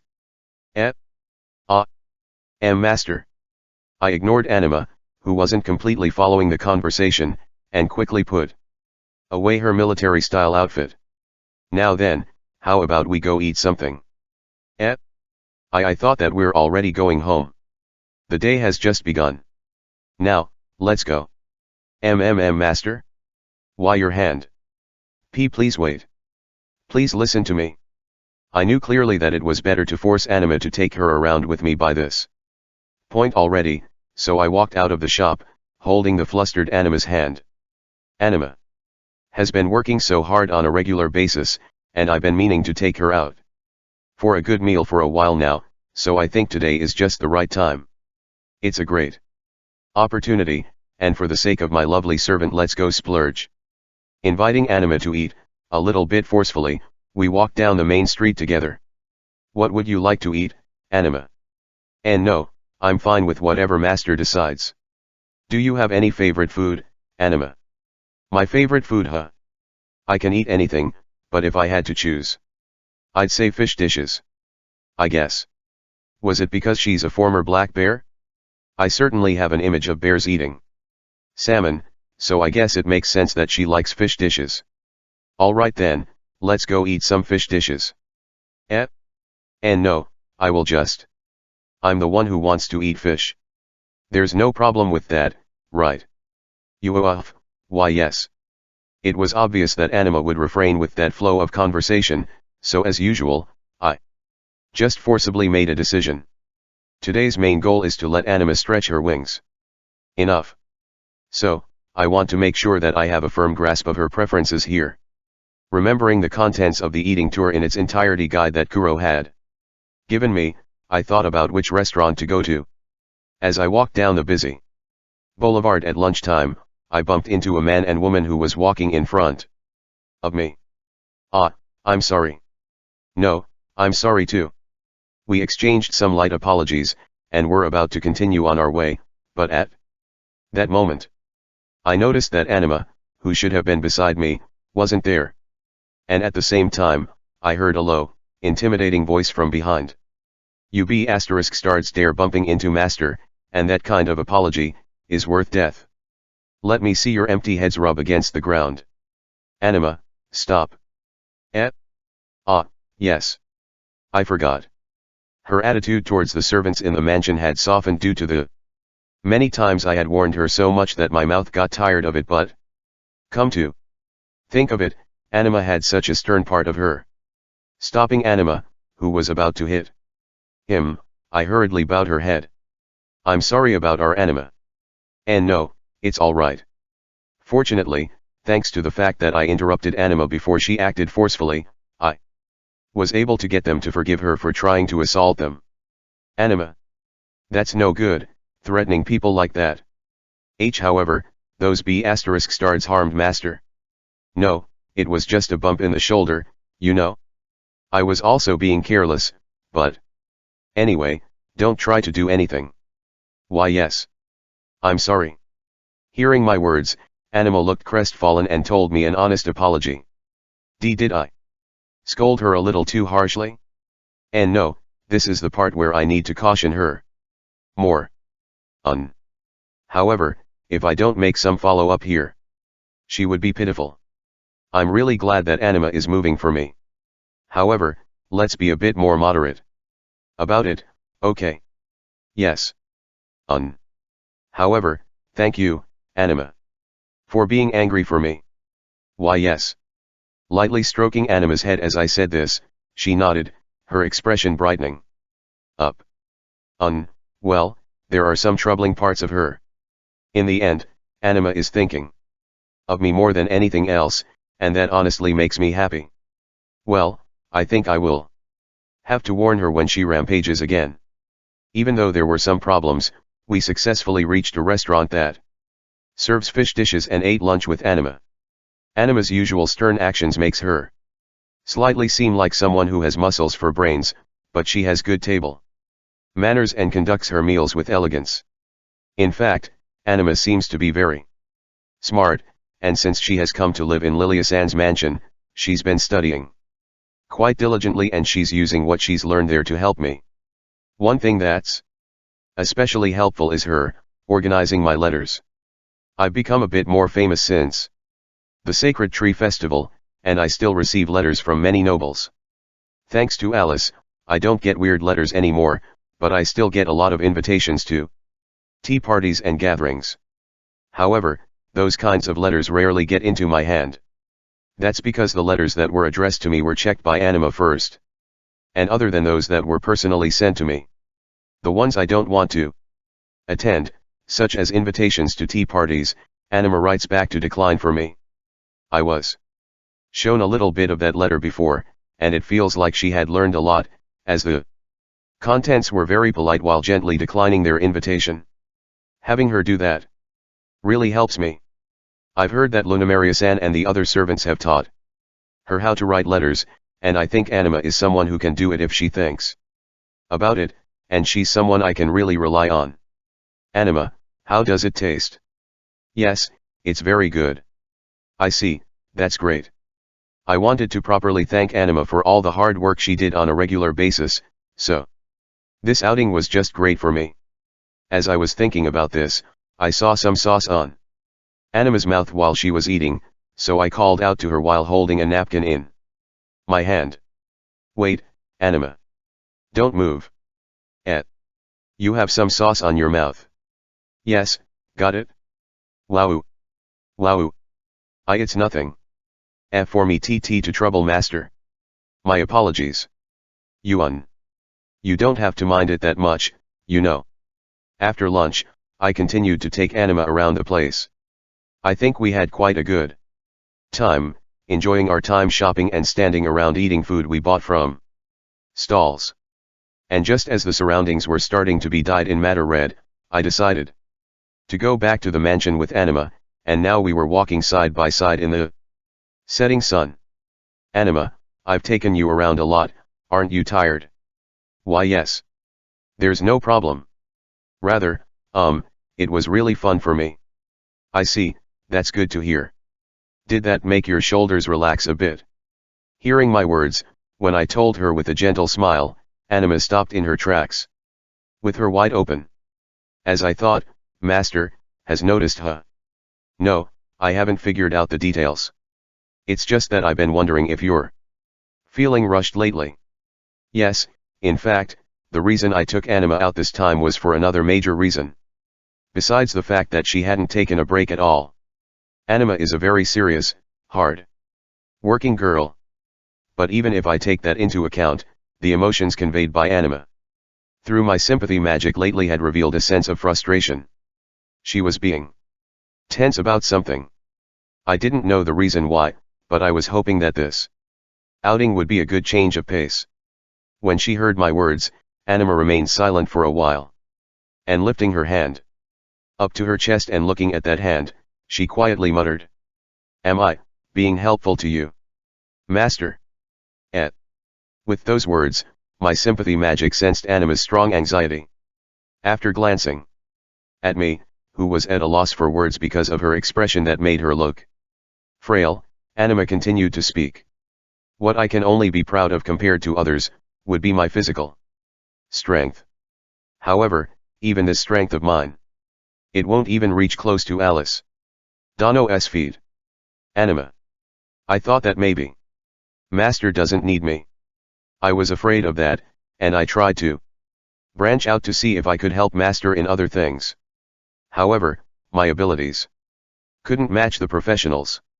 Being useless like this. I wonder what I should do." I didn't know what to do. Anima's voice is trembling. She utterly hated her own stupidity. She's a tenacious and diligent woman, but she's also holding onto her own insecurities for a long time. Why didn't I notice it sooner? Now that she mentioned it, it's certainly true. Anima started to learn all kinds of things when Alice became my guard. D*M*N it. I'm really thick-headed. No, regretting will be for later. Right now, there are things that should be done before that. Thinking that, I approached Anima, who was hanging her head down, and hugged her body, wrapping her in my arms. Master. I'm sorry. I didn't realize at all that Anima was feeling anxious about that. I'm sorry, for being a stupid master. And no. That's wrong. This was because my mind was weak. Come to think of it, I didn't put it into words properly, huh? Anima isn't useless. You've always worked hard for me and tried to do things I wasn't good at. Anima is a girl I can really count on. Moss, Ter. Yes, it was easy for me to wipe away Anima's anxiety. All I had to do was say my heartfelt feelings. And yet, this stupid me was really slow in doing it.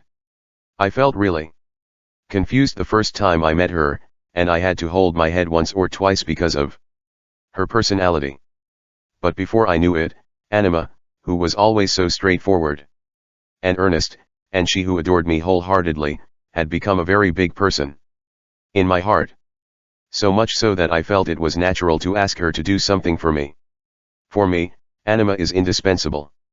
That's why, don't say such sad things about you being useless. As gently as possible, holding her body that was smaller than I expected within my arms, I say the things I couldn't say before. The first weakness shown by the reliable Anima, so that I could firmly receive it. I think I'm less than half the man I am as your master, and I can't give precise instructions to Anima who is trying to be my servant. I'm sure that I won't be able to assign work to you well in the future. Our master-servant relationship is difficult for me, and I don't think I'll ever get used to it. However, this is just something I heard other people say, but for me, my relationship with Anima, I'd like it if our relationship would be something like a family. Yes, I don't think I'll ever be a great master. After all, the ideal relationship I have in mind is one that is as close to family as Kuro has. However, if it's possible, I would like to have that kind of relationship with Anima. That's why, if you're fine even if I'm this unreliable, would you continue helping me in the future? Why yes. Myself. My everything. My future is all for Master. If Master allows it, until this body crumbles to dust. Please let me serve you. I'll be in your care. Yes. Yes. Master. I am. Having Master as my lord, is my happiness. In the dusk, a silent sob echoes. And along with those gentle tears, I think it has also washed away all the anxiety she had been feeling. The 29th day of the Earth month. I was sitting at my desk in my room, responding to the letters Noon-san had sent me. Anima handles a lot of my letters, but only those from the people I don't know, and the letters sent by Noon-san and Chris-san directly go to my hand. Noon-san is especially corresponding, as we frequently exchange letters with each other quite a bit. The contents of the letters are basically uneventful, and this time, written in beautiful handwriting, was about how Raz-san was in a very good mood and how they ate a seasonal dish. As I was lightly reading over the letter and writing my response, there was a knock on the door of my room, and ETA and Theta came in. "Master, we have come to take care of the laundry." "Thanks, then, get the clothes over there." The red-haired twin demons who were once Megiddo-san's subordinates, ETA and Theta, are currently working tirelessly as maids in the mansion. Although they are twins, they still seem to have different personalities and specialties, and are in charge of different jobs. ETA, with her long hair in a ponytail, I don't know if I could describe her as someone with a knight-like personality or not, but I can say that she's a diligent and capable woman. She was mainly doing the laundry and cleaning. And she's also the one who washes the clothes I usually wear. "Master, I brought you a cup of tea, Disu." "Thanks, Theta." With her hair cut short and a stature that is a bit shorter than ETA, Theta has a quiet and calm personality. She isn't very good at using honorifics, but she has a characteristic way of speaking, of adding Disu at the end of her words after a brief delay. She seems to be mainly doing the jobs related to cooking, and she always brings me tea and sweets at just the right time, which is very helpful. As I watch the two of them getting used to life here in the mansion, I suddenly remember that I went out with Anima yesterday. Maybe I just don't know, but I'm wondering if ETA and Theta are also working too hard. I've just decided to pay attention to those situations, and since they're both here, I'll just ask them here. Speaking of which, how are ETA and Theta doing at work? Is there anything that's troubling you? Thank you for your concern. I don't have any problems. I'm also fine, Disu. I see, but in addition to working at the mansion, you're also doing some training. Right? Don't push yourself too hard, okay? As far as the two of them are concerned, I can't read any feelings of impatience in them, unlike Anima. It's true that these two originally said they would serve me as maids rather than guards, and since the two of them are pulling themselves together, they may have sorted out their feelings well in that regard. Their skills as a maid, which were devastating at first, have dramatically improved under Illness-san's guidance, and from what I can see, they were now on par with the other maids in the mansion. Yes. Thank you. However, in order to protect Master when the time comes, I will continue to polish up my battle skills. ETA, with a somewhat happy expression on her face after hearing my words, straightens her back and replies. Just when I thought that she really seemed to have no worries, I heard some disturbing words. In times of need, it is my role to protect Master. Protecting is impossible for ETA. What are you trying to say? Theta. Reacting to the words Theta blurted out, ETA slightly raised an eyebrow. ETA, have muscles for brains. You just swing your spear and plunge into enemies. I will protect Master. Ugh. Now you said it. You're just a dull turtle, relying on defense while hiding behind your shield. You think you can protect Master just by shrinking inside your shell. Wait, you too. And with a return of her own, more words overlap, and somehow, the air between them sharply changed and heavily with each word. You're just a simple-minded monkey, jumping around, not understanding the importance of defense. It seems that you don't know that offense is the best defense. However, I don't really think that's the kind of thing you can put into action anyway, don't you think? Stupid turtle. Is it just my imagination? I feel like there were sparks exploding between the two of them now. Then, their eyes are set on each other, and they each take out their large spear and large shield from wherever they take them out from. Come outside, Theta. That rotten character of yours, showing disrespect to your elder sister, I will make sure to punch a hole through it. Don't think you're my older sister just because you were born a little earlier. If I so desire, I could crush you like the bug you are. I. Their eyes perfectly set on each other, they began exchanging words with low voices. And then, they walked out of the room, completely ignoring me. Do the two of them not get along? No, doesn't they look like they would start punching each other? Without reservation? Well, it's pretty clear that the situation has turned troublesome. Moreover, the reason for their fight is that which one of them is better at protecting me. How should I say this? That's a strangely difficult topic they're talking about. Well, honestly speaking, with me by Kaido-san's side, I'm enough in terms of offense and defense, so there isn't any problem. Rather than that, why are you just nonchalantly eating my cookies there? It's to check if you're being poisoned. If anything happens to Kaido-san, it would be a disaster. Crispy and fragrant. That means it's dangerous. For Kaido-san's safety, I'll have every thouch. After having a bit of a silly exchange with Alice, I walked out of the mansion, curious about how the two are doing, and was soon able to find ETA and Theta. The result of their fight. It was apparently never settled. How do I know that? That's because they're both peacefully sitting in a seiza, side by side, with a lump popping out of their heads. Good grief. What the heck are you two doing? Shirking on your duties and fighting a duel, shame on you two. Become aware that each of your actions could stain Master's honor. My apologies. I'm sorry. In front of the two of them, Anima was crossing her arms in front of her chest and was angrily scolding them. I could already imagine what happened. The yard is a bit gouged, so they probably went outside to try to fight each other, and were able to fight in a few rounds. But that's when Anima found out, and thus, the both of them got a fist knocked on their heads. In the first place, if you want to do that, do it on the training ground. Damaging the garden of the mansion is outrageous. You're not even being conscious of your status as Master's servant. Yes.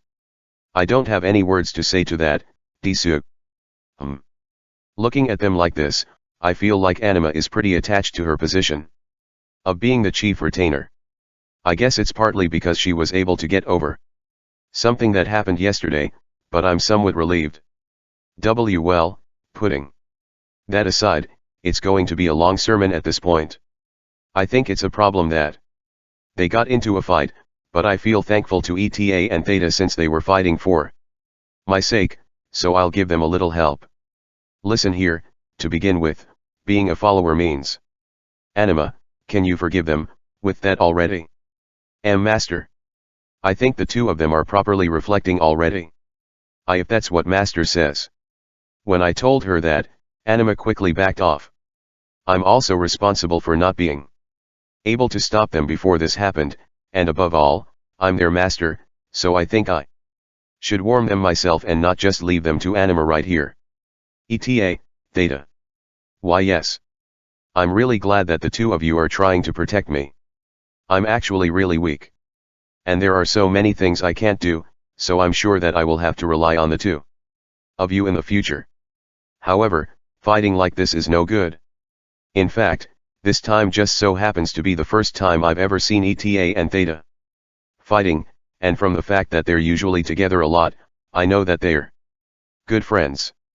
Both ETA and Theta have your own qualities in what you're good at. ETA has your own great qualities, while Theta also had your own, so I hope you'll respect the other person as well. Yes. ETA. I'm sorry. I might be just being jealous of the bright and strong ETA. No, I should be the one who says sorry. Also, please let me take back my previous statement. I should have known your strength better than anyone else. The both of us, we will continue to protect Master together. As I thought, they seemed to be good friends, and they each admitted their mistakes. Apologized, firmly shook each other's hand and reconciled with each other. With this, the situation ends. Well, I'll be repeating myself, but just myself is enough. Fugyah. You, come with me for a sec. Wait, Kaido-san, why are your eyes set on Gyaha? Eta and Theta, twins with different personalities, they too are people that are already indispensable to me. Well, putting them aside, I vanquished the evil that only likes to make fun of others, so I'll say this again: the situation has been peacefully settled in the center of the vast demon realm. It was called the Forbidden Lands by those who live in the demon realm. There's nothing in there. No trees, no flowers, only a wilderness that stretches for a radius of several tens of kilometers. Not a single living creature is said to live here, and even children know that demons shouldn't go near this land. This was the place where the six kings gathered and used for meetings. And at the same time, it was often used by the six kings as the place to fight in. The land where a battle between the six kings, beings holding immense power, could take place. Carelessly stepping into such a place was tantamount to suicide. And now, the six demons who are the pinnacle of the demon realm gathered here. The oldest demon and the real pinnacle of the demon realm. The underworld. King, Kuromuina. She, who is feared not only in the demon realm, but also in the human realm and the god realm. The Death King, Isis Remnant. She, who is called the conscience of the six kings, serving as the bridge between the realms. The World King, Lilywood Yggdrasil. The poster child of battle, the being who loves to fight and fiercely seek the strong. The War King, Megiddo Arjeet Sporns. He, who is the largest creature in the world, a gigantic dragon holding a physique that pierce the heavens. The Dragon King, Magnuel Bascos Lardokertsvald. She, who planted her roots all over the world, holding all information at her fingertips. The Phantasmal King, No Face. With the exception of the Festival of Heroes, the six kings, who are rarely all together, slowly and accustomedly take their places in the center of the demon realm. The other five members of the six kings stood at Magnuel's head, and as a table and chairs appeared out of nowhere, the five of them took their seats. Let's get started then. Kuro-san, you called for this meeting, didn't you? So, what's the agenda? Shaltir, you don't have to be in such a rush. As Kuromuina announced the start of the meeting, Shaltir quickly asked about today's agenda. Noticing that Shaltir is somewhat in a hurry, Magnuel-san leisurely asks, to which Shaltir immediately replies. I want to end the meeting quickly and get back to guarding Kaido-san. So, please get on with the main topic already. Let's hurry this up. Shaltir, we are called right at this time, so it must be about the Festival of Heroes. This is an important meeting for the world. Let me ask you just in case. Between Kaido-san and the world, which one is the? That's obviously 10-0 votes, in favor of Kaido-san. I agree. I understand. I understand already. Lilywood's shoulders slumped in dismay as she saw Shaltir declare without hesitation that Kaido was more important than the world, and Isis raising her hand in response. As for Megiddo, the only one who hadn't joined the conversation, he was drinking alcohol he had brought with him alone. Megiddo, are you not going to join them? AHH? I don't care about the meeting. You guys can decide what you want. I will abide by Kuromuina's decision. In a way, I guess Megiddo-san is the smartest person I know. Megiddo doesn't seem to want to participate in the meeting, so after just saying that he will abide by Kuromuina's decision, he started drinking again. After looking at Megiddo with a wry smile, Kuromuina, the one who gathered the six kings, slowly spoke. This time, we're not discussing the Festival of Heroes. Eh? Is that so? Then, why in the world? But the agenda today is still just as important. That's why I hurriedly gathered everyone. Did something happen? As Kuromuina began to speak with a somewhat solemn atmosphere, Lilywood and Isis' expressions also stiffened, trying to know Kuromuina's true intentions. The problem is that we don't have it. Don't have it? What is? I think that we should have a bigger festival here in the demon realm. FFES, Tival. While looking at Kuromuina, who vigorously declared that Magnuel and Shaltir looked somewhat confused and asked back. Thereupon, Kuromuina nodded with a serious expression and began to talk about what she truly means. The demon realm is full of small festivals here and there, but there's no festival for the entire demon realm, right? That's right. To begin with, the demon realm doesn't have anything like the countries in the human realm. There certainly are cities here and there, but they aren't grouped together, and each region is different. That's why I think having a big festival in the demon realm will help revitalize the demon realm. I see, so Kuromuina, you're saying that we should have a large-scale festival in the demon realm as well. Of course, we would be fumbling around in the beginning, and it will be difficult to scale it up to be a festival for the entire demon realm, so we just have to take the helm first. Let's see, with the name of the Six Kings Festival, let's go make a festival of our own. It seems that Kuromuina's proposal is to hold a large-scale festival in the demon realm, which has the largest population in the three realms. Hearing this proposal, the other members of the Six Kings, other than Megiddo, looked like they started thinking about it. Do you have any specific description about it, or a specific time frame in mind? Because the Festival of Heroes is held in the Heaven month. If we're going to start preparing now, how about holding it during the Light month? Since there are 6 of us, let's have it that the festival lasts for 6 days. I see, it certainly sounds amazing.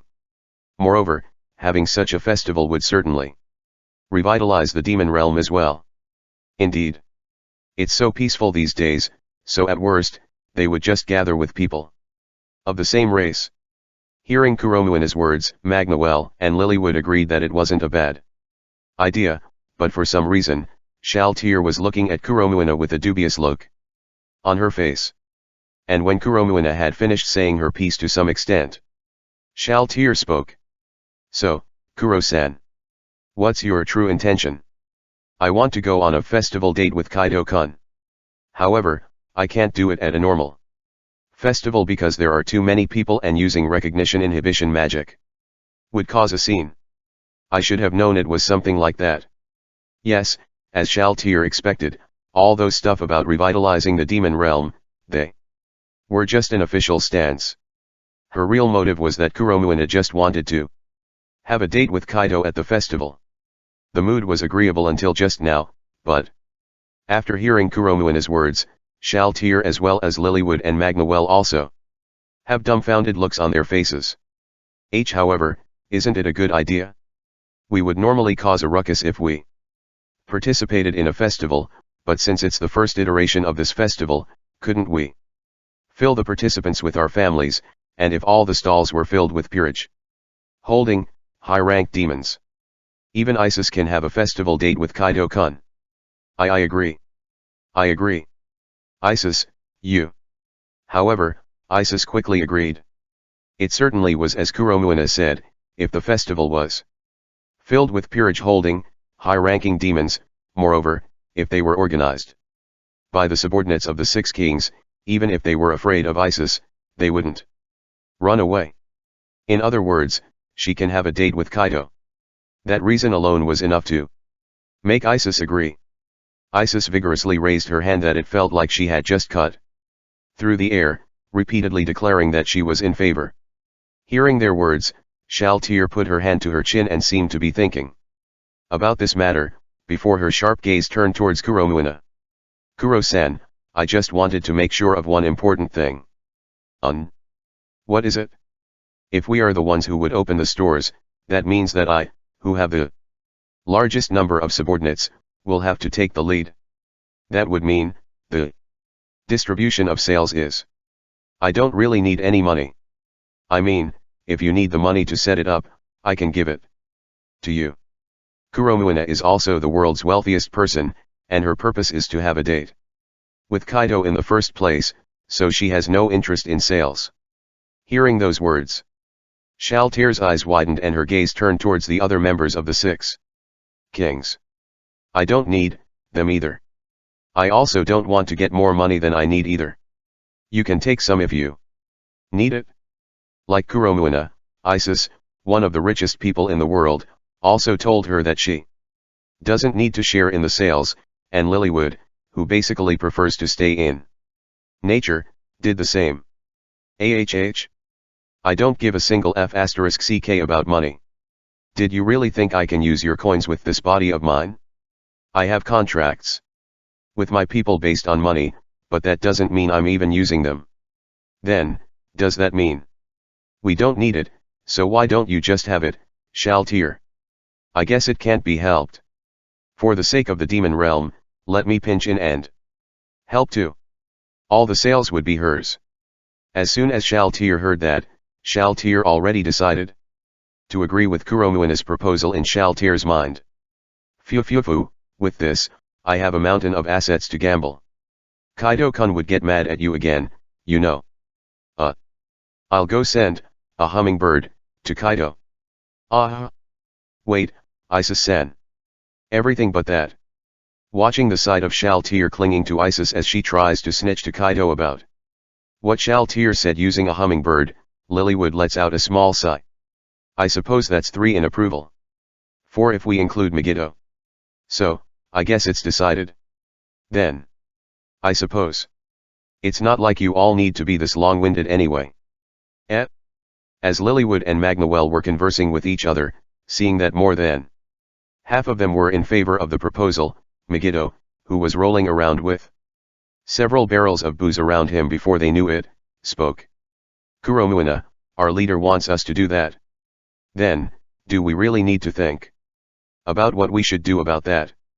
That's right. I guess you're really a smart guy, huh? What Megiddo is saying, is that this suggestion is something Kuromuina wants. With just those few words, Lilywood and Magnoel's minds were made up, and they deeply nodded. But be that as it may, can't we work out our schedule a little bit? What do you mean? Would Shaltir prefer to hold it another day? No, since the Festival of Heroes is held on the 30th day of the Heaven month, it would be a good balance to hold it at the end of Light month, but for this time's festival only, I think it would be prudent to move it. The 6 kings looked at Shaltir, who told them that she agrees to hold the 6 kings festival, but that the date needs to be changed. If we proceed according to Kuro's plan, it will take about a month to hold that festival. Well, as for the preparation itself, I'm sure we can have it prepared with a lot of time left. However, you were thinking of making the first time this festival is held by invitation only, right? That's what I'm thinking. That being the case, the people we would invite would be beings of a certain high status. Nobles, kings, big merchants, and people with personal achievements. That's right. If that's the case, there would be people among them who would find it difficult to adjust their schedule. So, shouldn't we give them a little more time to adjust their schedules? What Shaltir said was quite reasonable, and Kuromuina, hearing this, crossed her arms and began to think about it. It was indeed as Shaltir said. We should wait at least 2 months before holding this festival. I agree. Well then, how about holding only the first iteration of the festival in the fire month? After that, we would hold the second and the iterations after that in the light month. Agreeing with Shaltir's words, Magnoel and Lilywood brought out ideas, too. Which Kuromuina nodded her head. I guess you're right. Well then, just for the first iteration, we will have it held in the fire month. Isis and Megiddo, are you okay with that too? I'm alright with it. Yeah, no problem here too. It's settled then. And thus, this day is the beginning of the unprecedented festival, dedicated for the 6 kings, and the day that the 6 kings festival has been determined. Ara. What is this? I kind of feel chilly just now. And yet again, the young man who had caused such an unprecedented festival to take place didn't know about it. The 30th day of the Earth month. I visited Isis-sen at her home, and we were relaxing together, talking about our impressions of the book she recommended to me. I also found that part interesting. Right. The descriptions were very detailed and reading that part really draws me in. Come to think of it, wasn't this book recently released? Seeing Isa-san speaking with a happy smile on her face, I smiled back and responded to her words, realizing that my heart also felt warm. About a month ago. I see. It was really just a question to keep the conversation going, but when I heard Isa-san's response, something came up in my mind. Isa-san's hobby is to collect items that appear in books she likes, and when we had talked about it before, I promised her that we would go looking for them together next time. That being the case, I think this would be the perfect time to do that, right? From what I have seen on Isa-san's reaction to it so far, I could tell that she liked that book. And since the book has only recently been released, there's a good chance that Isa-san has not yet started having it as part of her hobby, collecting items brought up in a book. Isa-san, do you have any plans to collect any of the items in this book? I had planned to do that. If you don't mind, can I go with you? Is that all right? Yes. We promised before that we would go together, wouldn't we? Going out, with Kaito again. I'm really happy.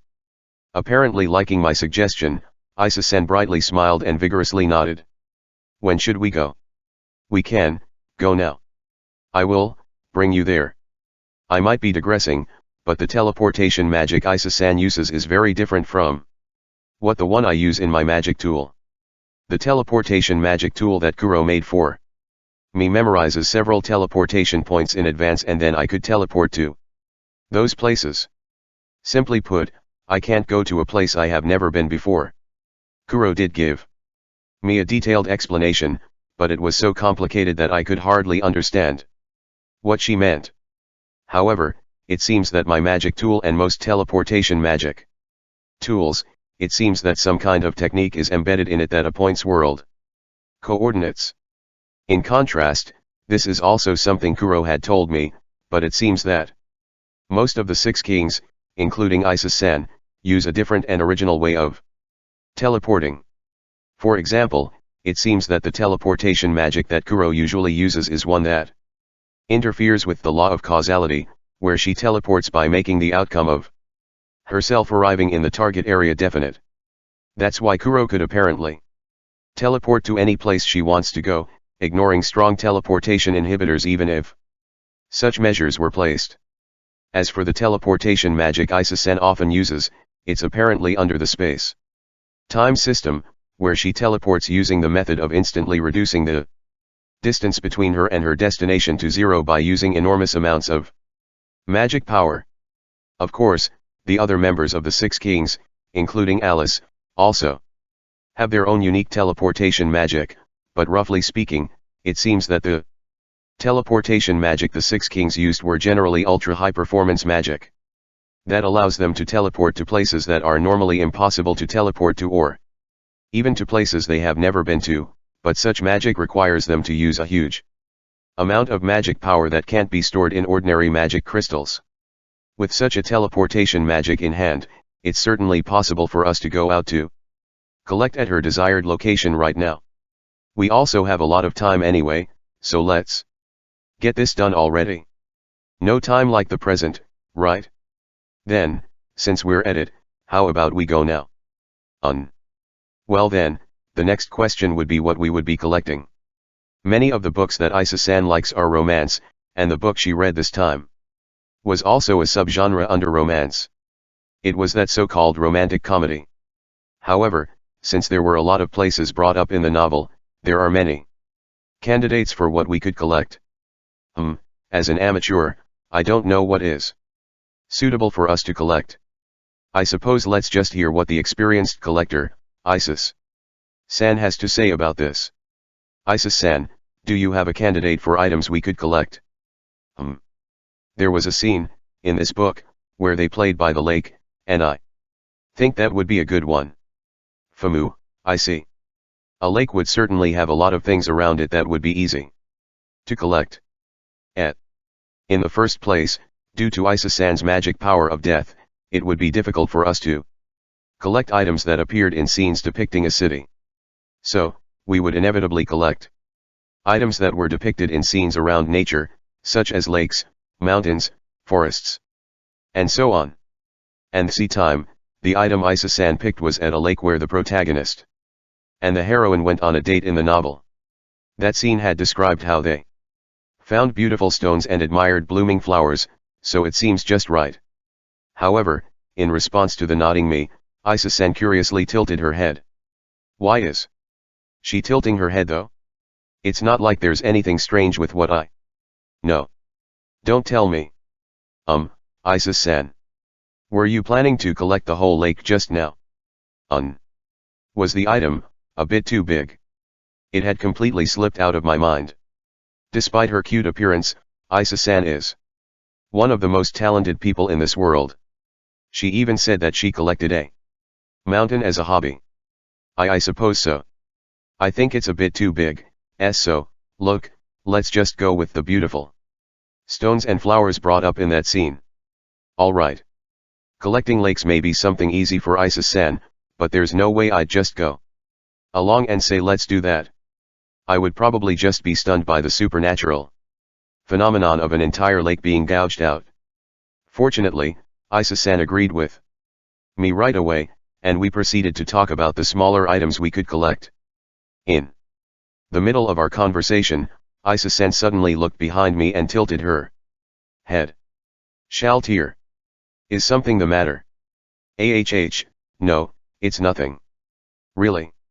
In response to Isa-san's words, Alice appeared for a moment and responded to her words, before disappearing again. Isa-san. What's up with Alice? Just now. Shaltir had turned her attention to me, for a moment, so it caught my attention. Yuan. Shaltir's recognition inhibition magic is the best in the world. Even me would find it difficult to notice her, if her attention wasn't turned towards me. You mean to say that Alice had her attention on Isa-san earlier? This was the first time Shaltir did that, since she started escorting Kaito, so I got a little curious. That certainly is a curious behavior. It's not as if Alice was the type that would just commit a blunder. That being the case, she must have thought about something in regards to Isa-san. Is she up to something again? Well, it's Alice we're talking about here, so she must have something in mind. That's what I also think. I'm curious, but as Alice herself said it's nothing, it would be pointless to pursue this matter. For the time being, I decided to keep it in the back of my mind and just continued talking with Isa-san. Isa-san's teleportation magic brought us to a lake on a plateau southeast of Archlesia Empire. Around the large lake, even though it isn't as many as a flower garden, there were so many flowers of different colors blooming, and the view is very good, partly because there are almost no trees. The breeze comfortably caresses my cheeks, and the surface of the water reflecting the sun's rays is a little dazzling and beautiful. It's truly a spectacular sight, but it seems that this isn't a tourist spot. The area is surrounded by tall mountains, which makes it inaccessible to the public. And because it's remote, although there weren't that many, this place was apparently inhabited by monsters.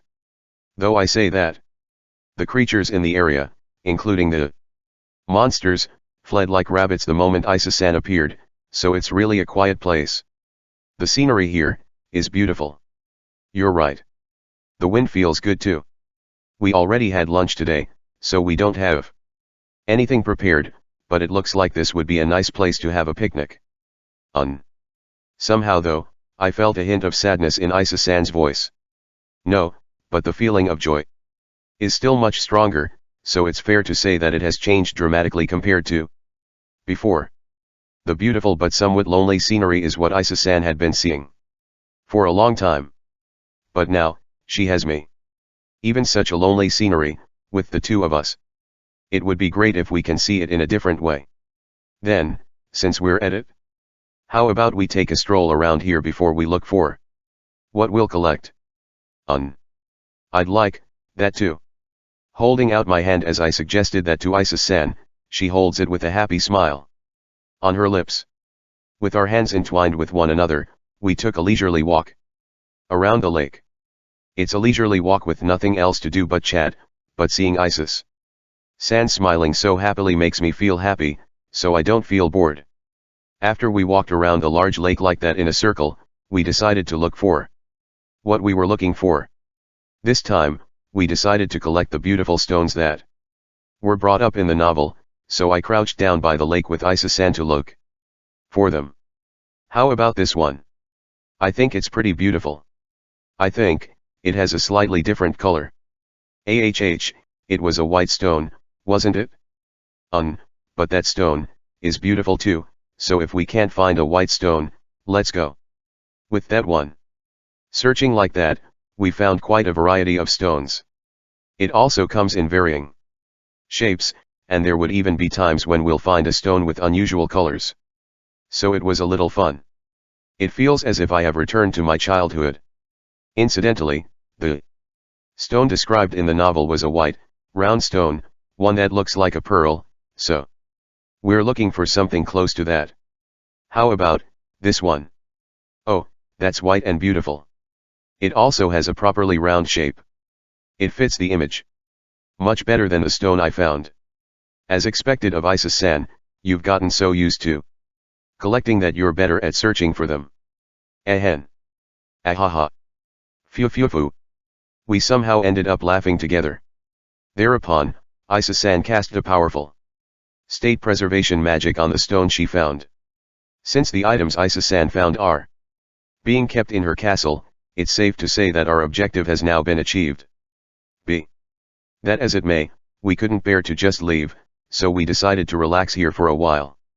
Spreading a leisure sheet by the lake, I sat down side by side with Isis San and chatted with her. Come to think of it, the protagonist of the novel practices his acting at this lake. Right.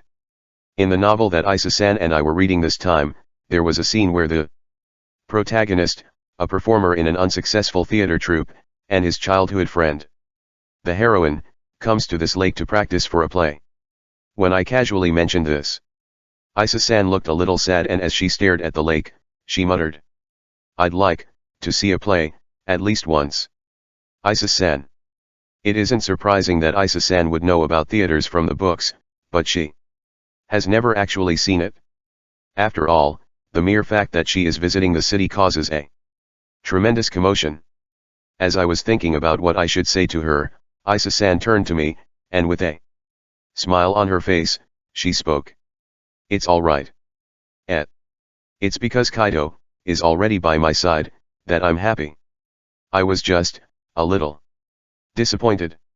I want to go see a play together with Kaido."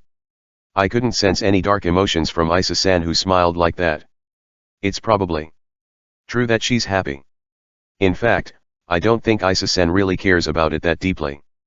But still, even if it's difficult now, I would like to make her wish come true someday. When I suddenly heard some kind of music. What in the heck is that thing? Puzzled, I turned in the direction from which the sound was coming and found a strange scene. There was a group of stuffed animal costumes holding various musical instruments.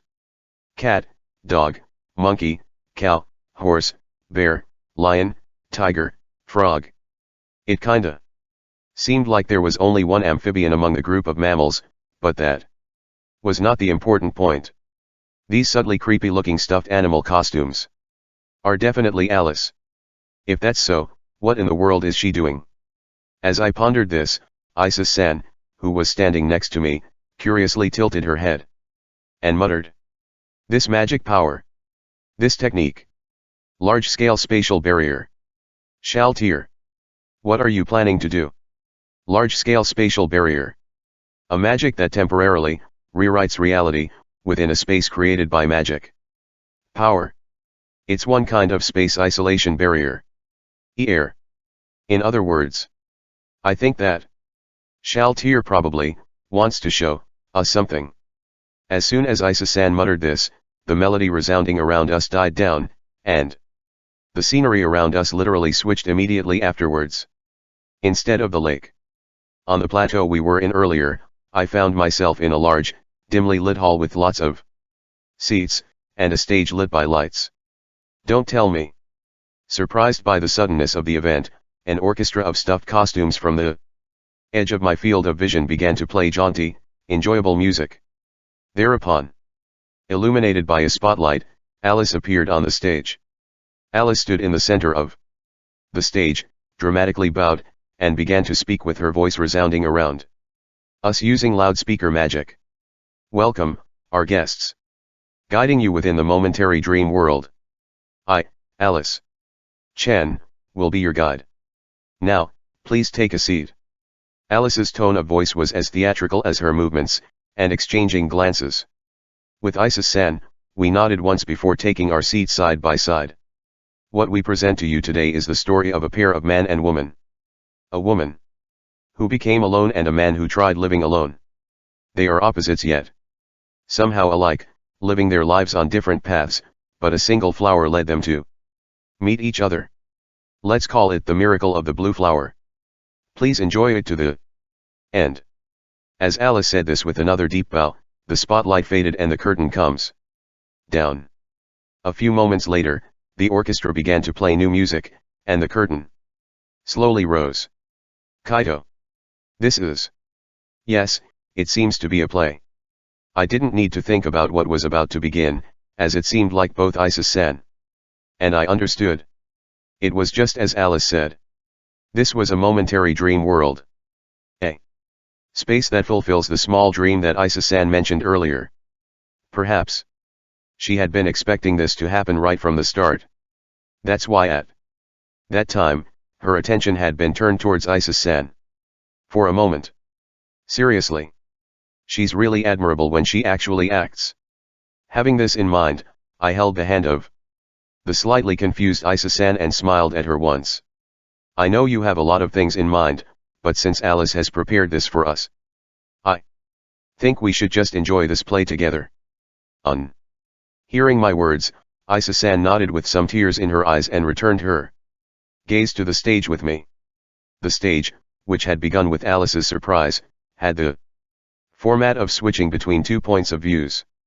On one hand, there's the woman who seeks others and wishes not to be alone, but because of her special circumstances, she is rejected by those around her and had to walk through a lonely path.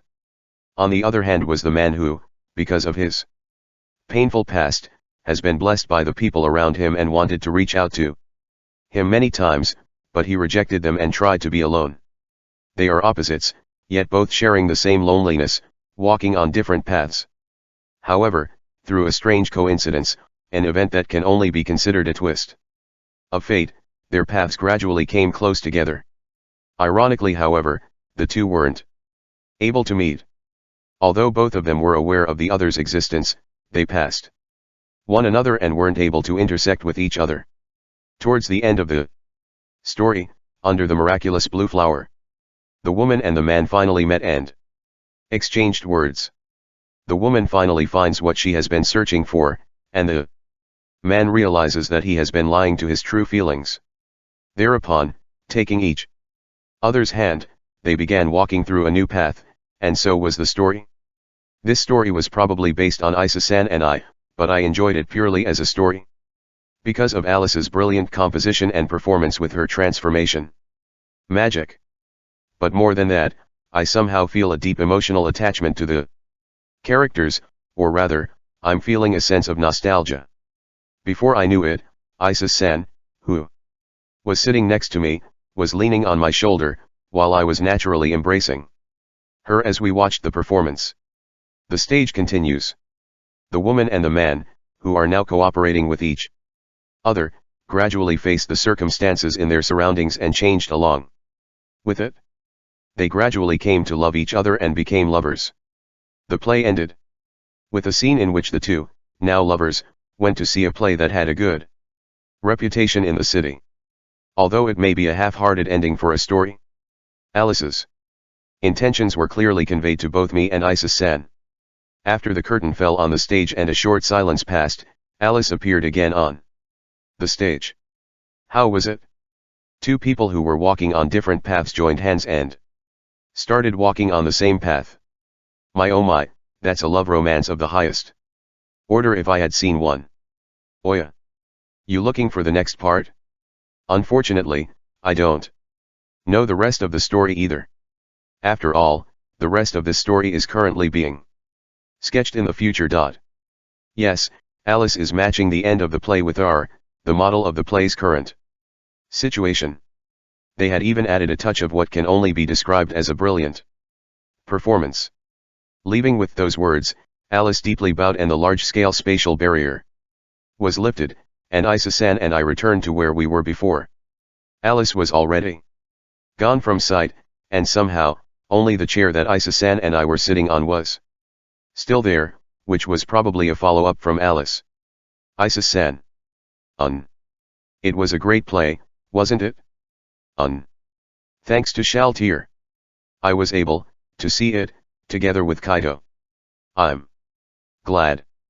Isa-san was happily smiling as she leaned on me, and I could feel the strength in my hands as I embraced her shoulder. This one may have been granted by Alice, but let's see more things together in the future. Let's go to many places together. Kaito. We have plenty of time. You see, we'll be together from now on after all. I want to always be with you. Kaito. I love you. No further words were needed to convey our feelings for each other.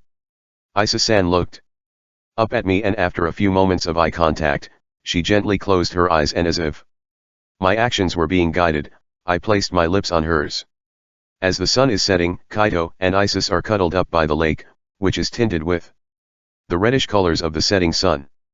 As she watched the two of them from a place far enough that she couldn't hear their voices, Alice smiled. Well, I guess the curtain ends with a happily ever after. Shaltir sure is kind to those you think as your people. Since when have you arrived, Kuro-san? A response returned to the words she should have muttered to herself, but Alice doesn't seem to be particularly surprised as she looked at Kuromuina, who had been sitting next to her before she knew it, with a somewhat dumbfounded expression on her face. Please don't misunderstand me. Everything I've done is only for Kaito-san's sake. Fufu, alright then. I guess let's call it that way.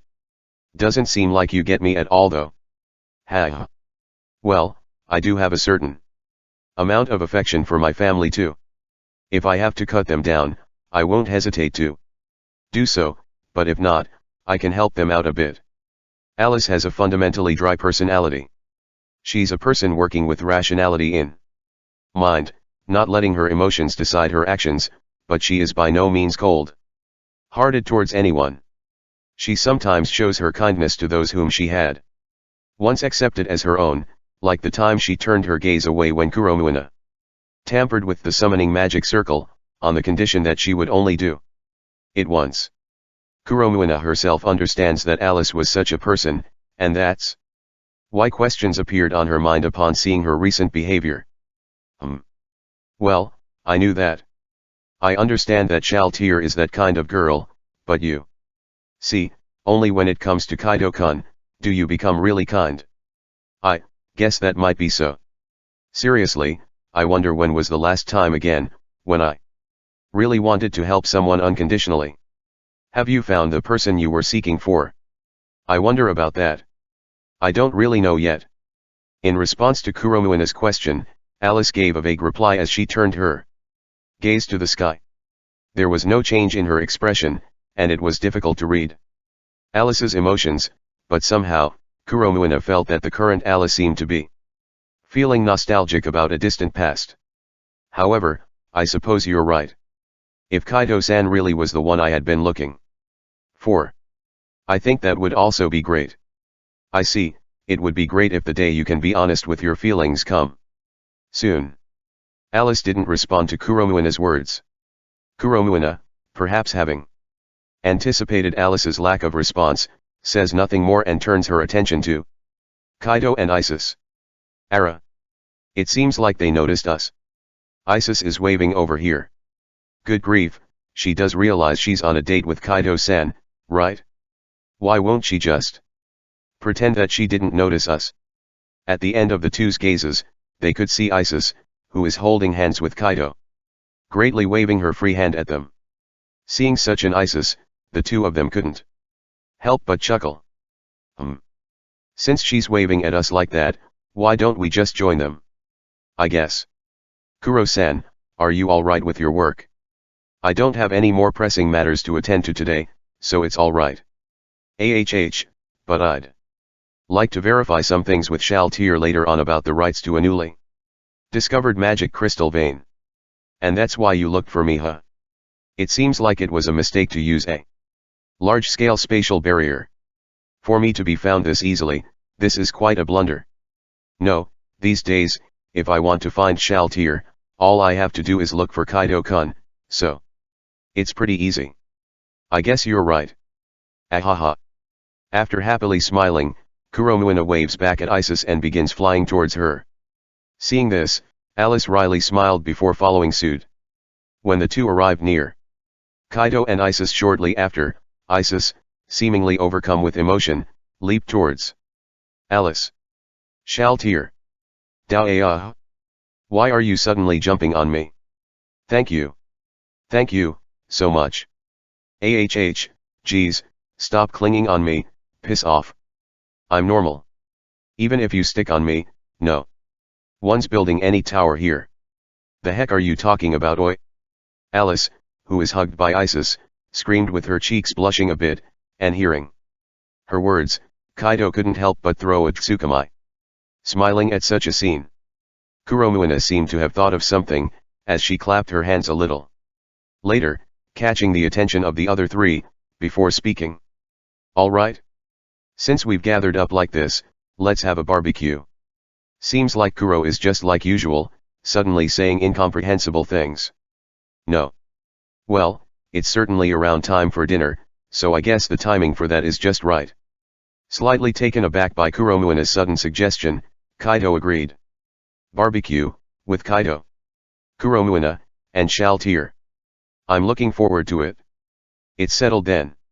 While we're at it, the more, the merrier, don't you think? Hey. Shaltir.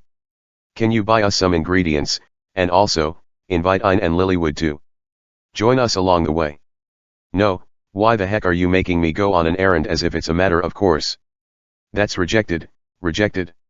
Why the heck should I bother? In contrast to Isis' happy smile, Alice looked blatantly displeased with Kuromuina's request. However, as if she had expected such a reaction from her, Kuromuina pulled a large bag out of nowhere and handed it to Alice. I'll pay for our meal. There's 100 white gold coins here, so can you use them to buy some food? Incidentally, Kuro-san, what about the change? You can take it as your reward, Shaltir. I'll take care of it. Alice, who had been bribed so swiftly, cleanly saluted before disappearing. After they saw her off with wry smiles on their faces, Isis spoke while squeezing Kaido's hand. I'm looking forward to it. Kaido. Yes. The lonely girl trembling in loneliness was lonely no more. Standing in her place was the face of a charming girl with a dazzling smile on her face, as if she was reflecting upon the happiness within her heart. Needless to say, the barbecue that took place that day was bustling and boisterous, and yet, very enjoyable and filled with happiness.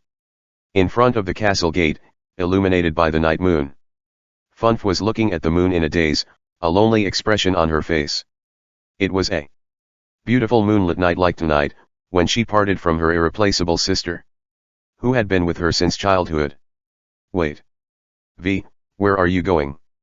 I'm sorry, Funf. I can't stay here anymore. I, who have committed a grave sin, don't deserve to be here.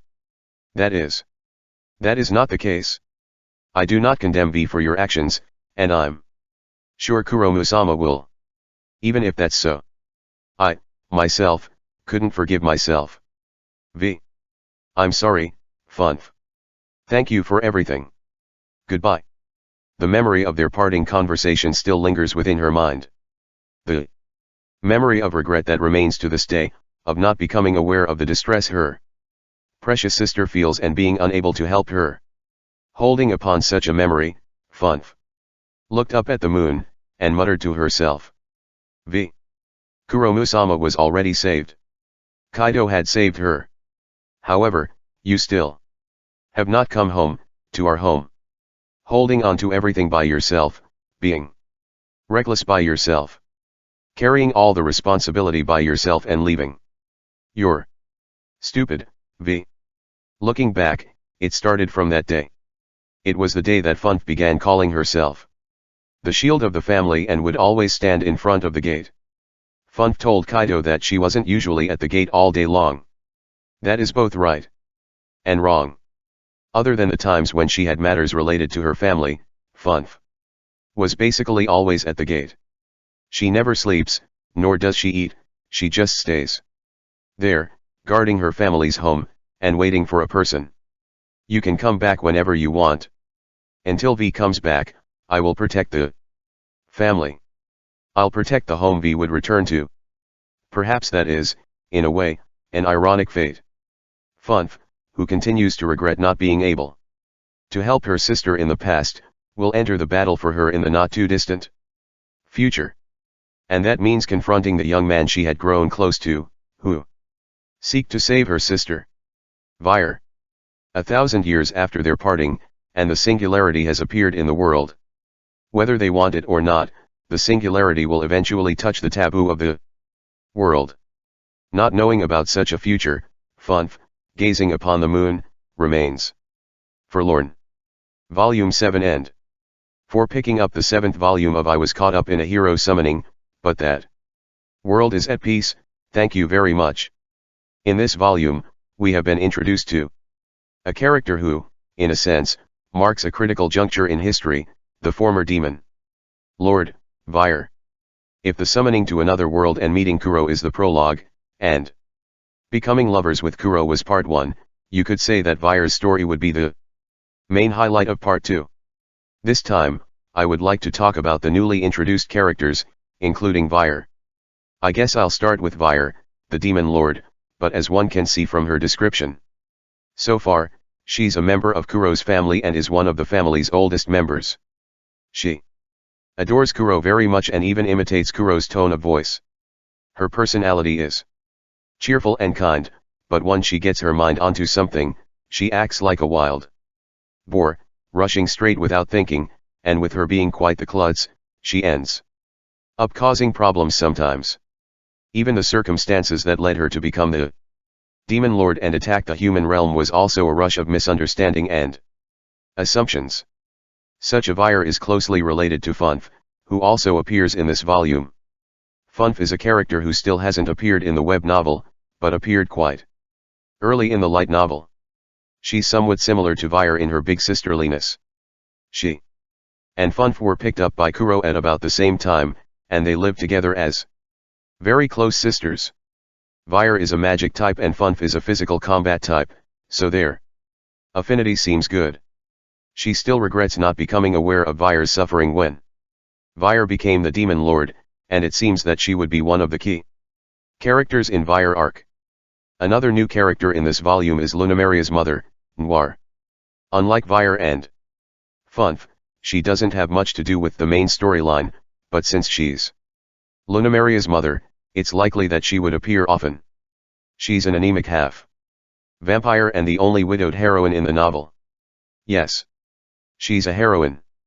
When one thinks of a widow heroine, one would think that there would be some sort of heavy storyline involved, but there's nothing like that in this novel. Noir states that she still loves her husband, and she has come to a clean decision and isn't afraid to have a new love life.